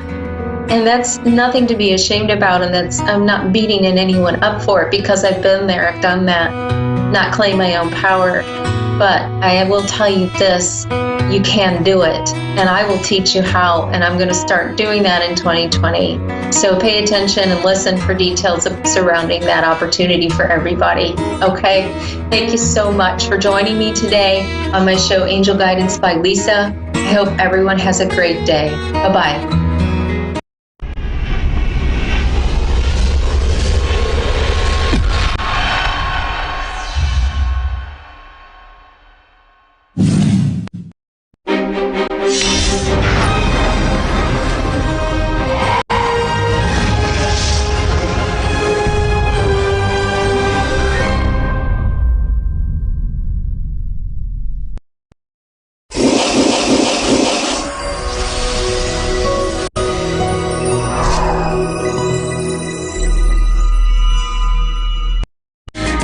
Good evening, everyone, and welcome to Your Time to Shine, a radio show designed to help you explore your own divine gifts.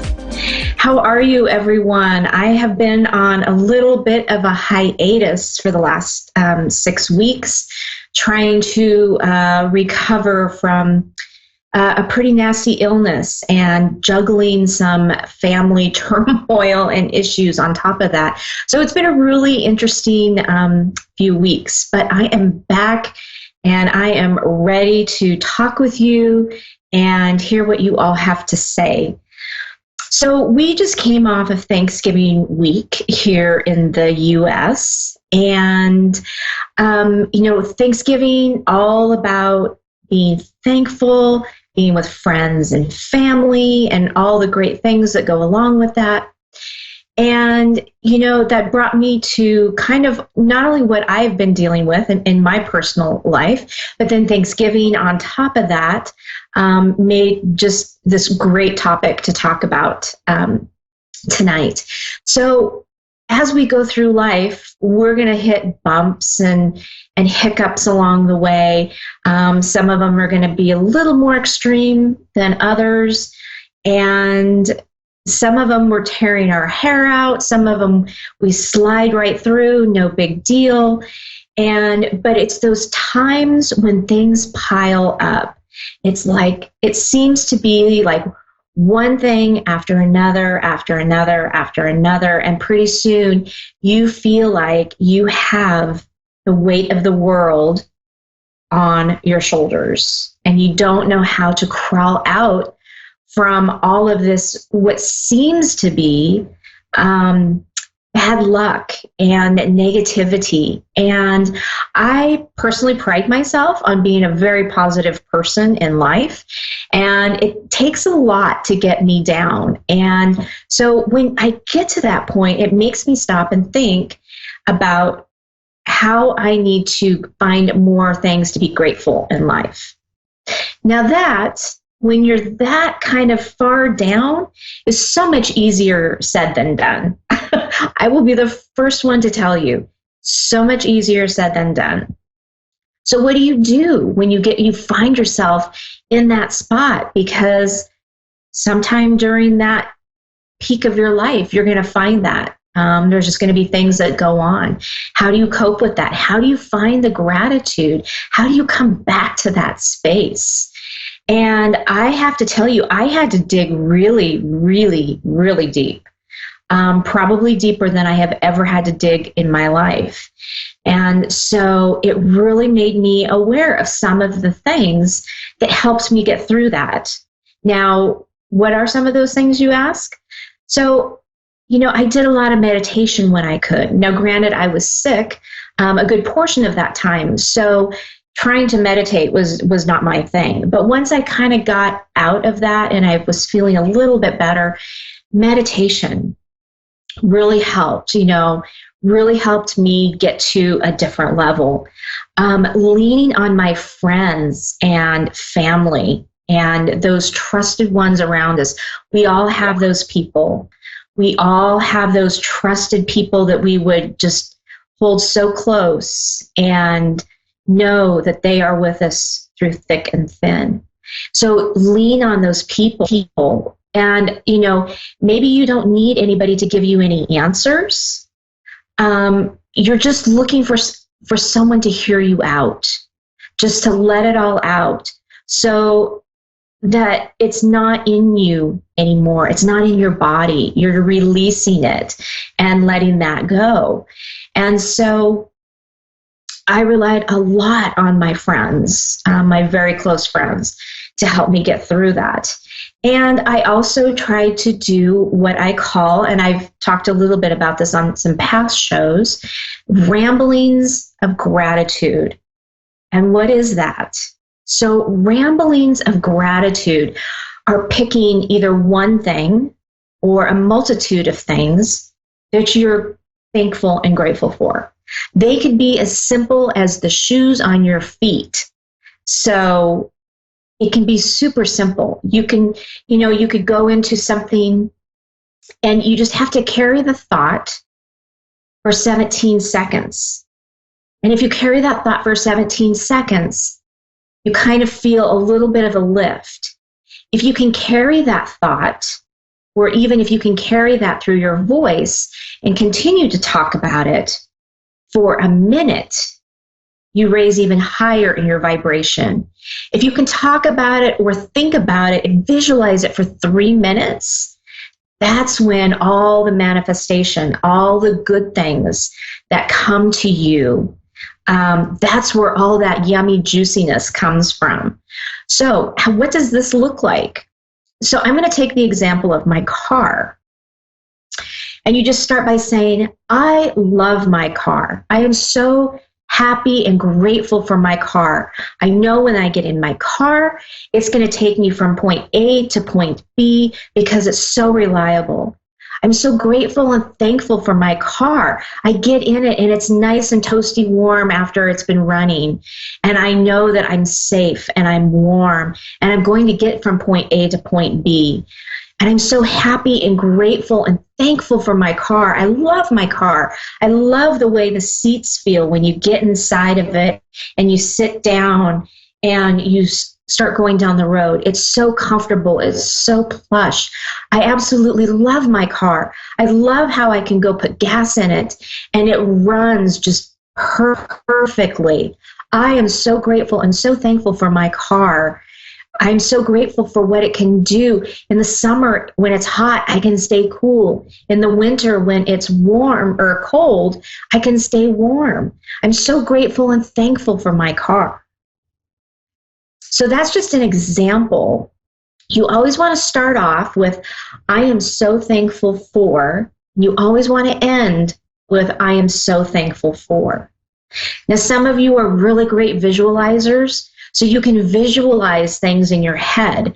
You can see yourself sitting in the car. You can see how it feels. You can see it going down the road. You can see it driving from your house to your office. And that works great. For those of you who don't have that great of, the imagination, that's a hard one for you. You can talk it out just like I did. You can talk it out silently, or you can talk it out aloud. Now, voice projection is going to be way more powerful in the universe than just saying it inside and keeping it inside. But it doesn't mean that it doesn't work the same way. You can even write it out. You could write it out on a piece of paper, why you're so grateful and thankful for something. Now, again, I just focused on my car. You don't have to do that. You can be thankful for the shoes on your feet. You can be thankful for your car. You can be thankful for your job. And you can just keep going and going and going. Whatever makes the most sense for you, whatever it takes to raise your vibration and get you out of that space that is not good for you and no fun, because you don't want to stay there for very long. You want to bounce right back out of that. So try that, the ramblings of gratitude. See how long you can keep it going, because as you work with it and as you practice it, 3 minutes, believe me, 3 minutes will go just like that, and you'll see how easy it really is. So if you have any questions about the ramblings of gratitude, how to do it, what it looks like, feel free to reach out to me on Facebook at Julie Yeager Walker Medium, or you can catch me over on, my other Facebook page is Your Time to Shine, or my website is www.wingsofsoulswithjulie.com, and I'd be happy to help you get through that process. So now we are going to head to the phone lines. We have Kura in New Wales, Australia. Oh, Lynn, pardon me, I read that wrong. Lynn, good evening and welcome to Your Time to Shine. Good evening. How are you? Yes, I'm good, thank you. Excellent. So what can we do for you this evening? I would just like to know what's ahead in the next 6 months, please. I'm sorry, can you repeat that last part again? I would just like to know what's ahead for me in the next 6 months, please. Okay. Perfect. So let me just tune into your guides and see what they have for you.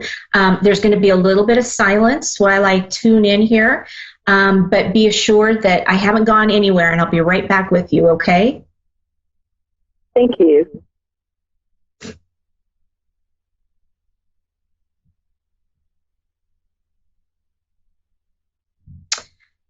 Wow. So immediately my guides are showing me that you are going through a huge transition.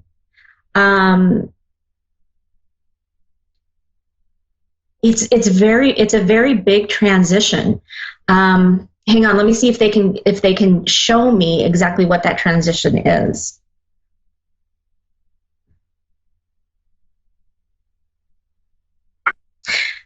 They're showing me a crossroad. Do you feel like a split in the road? Are you feeling like you've come to this crossroad and you don't know where you're headed? Yes, that's right. Okay. So what they're telling me is that either direction you take at this crossroad is going to be okay. They said what you need to decide is you really need to drop down into your heart and think about what it is that's really going to fulfill you in that journey. Because they're showing me that no matter which way you go, it will be okay. One is probably going to be a little bit more fulfilling for you than going the other direction.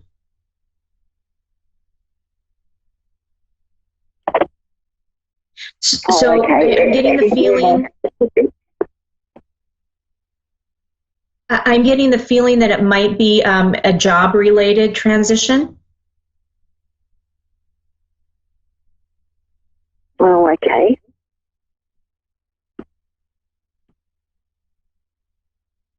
That there is. Have you been thinking about changing jobs, or has that been kind of swirling around, or has something been catching your attention and making you stop and think, and you think, I wonder? Not with work, no. Okay. Well, they're showing me that there is some kind of a transition coming up. Whether that is a transition within the same company, within the same, like maybe they're showing me it's like what you're doing right now, there's like another direction or another offshoot that you can take. And it's very possible that it's still within the company you're with. It's just a little bit different direction than what you're going right now. Okay. Okay, thank you for that. Yeah, you're welcome. I'm just looking to see if there's anything else that they want to show me here. So one moment.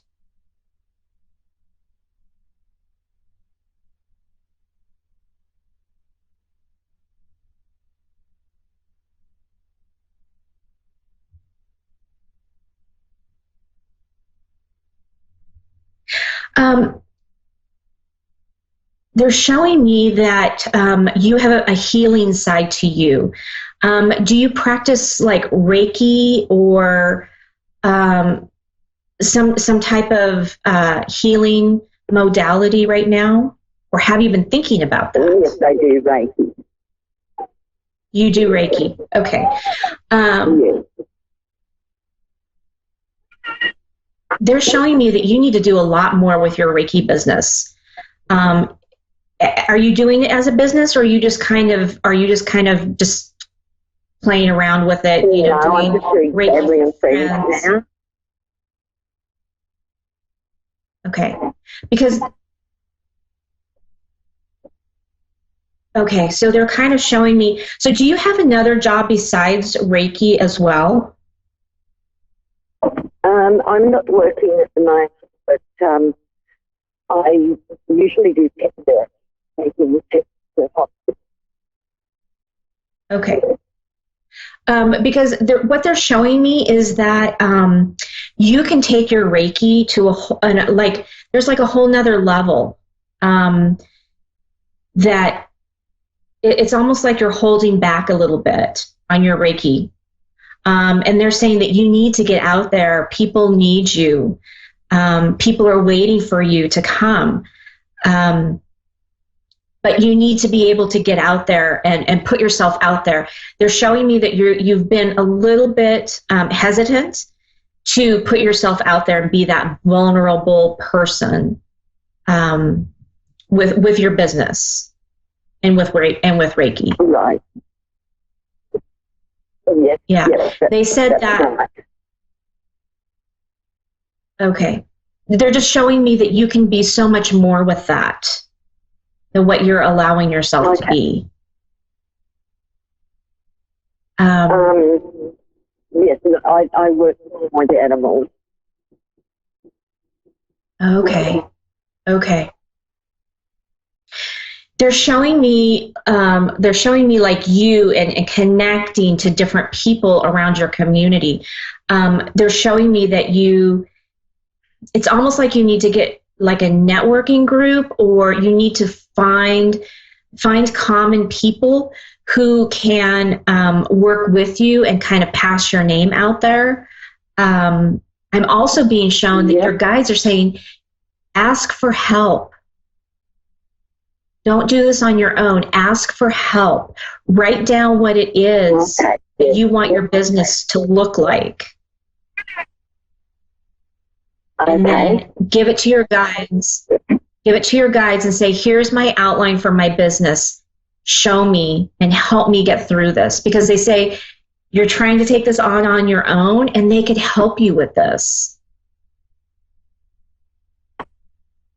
Right, okay, thank you.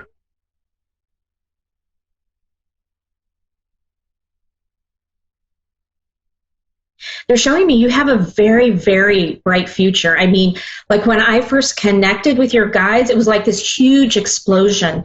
And it wasn't an explosion that's like a devastating explosion. It was like an explosion of bursting out, of, you know, connecting and getting out there. 2020 is going to be a really powerful year.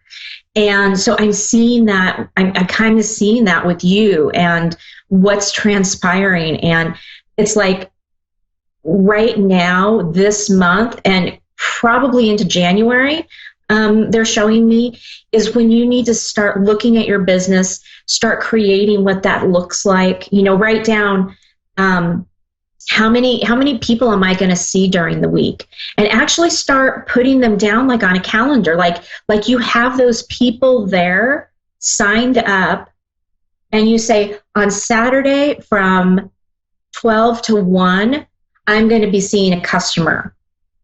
I'm going to be seeing a client. And from 3 to 4, I'm going to see another client. So get like a calendar and a schedule and just have fun with it, play with it. Say, this is where I want my people to come. This is where I want my customers. Yes, okay, that sounds like a good idea. Yeah, yeah. I mean, it's very high, powerful, exciting energy around you and around the Reiki. And I can see how the animals really, really, they just take to you. I mean, it's like they're butter in your hands. I mean, they just melt. So it's a fantastic, beautiful, beautiful thing.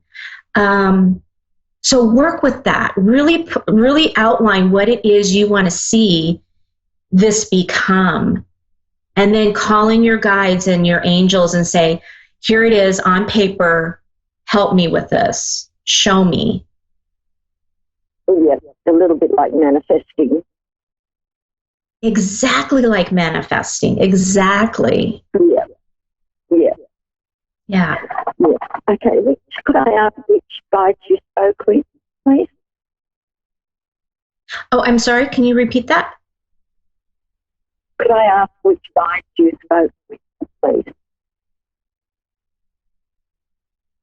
Ask which guide you spoke with or connected to. Oh, which side? Which guide? Oh, which guide? Yes.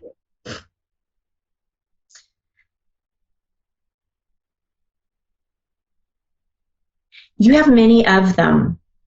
Archangel Michael comes really heavily into the forefront. Yes.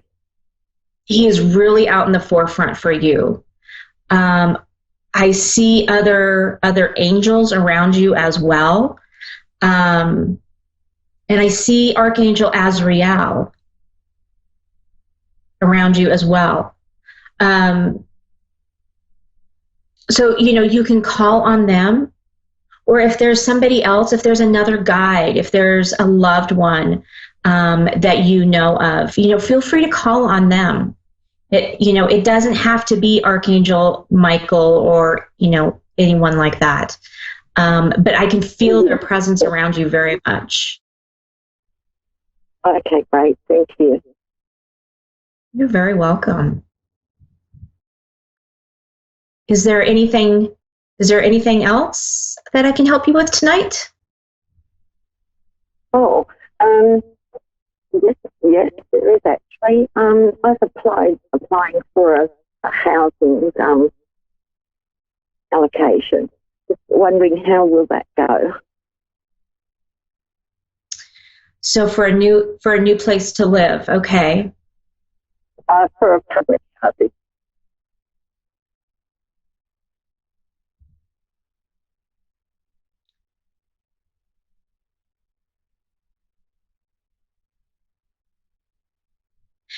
So is this a place that you've been looking at for quite some time, or that you've been going back and forth with it for a while? I've been going back and forth with the application. They just keep sending more and more details that they need. Okay. Yes. They're showing me you haven't found it yet. There's one coming up. Coming up, though, is there a length of time, or long or short, or?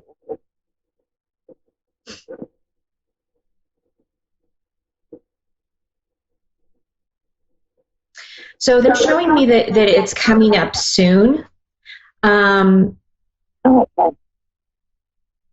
Yeah, they're showing me that it's going to be sooner rather than later.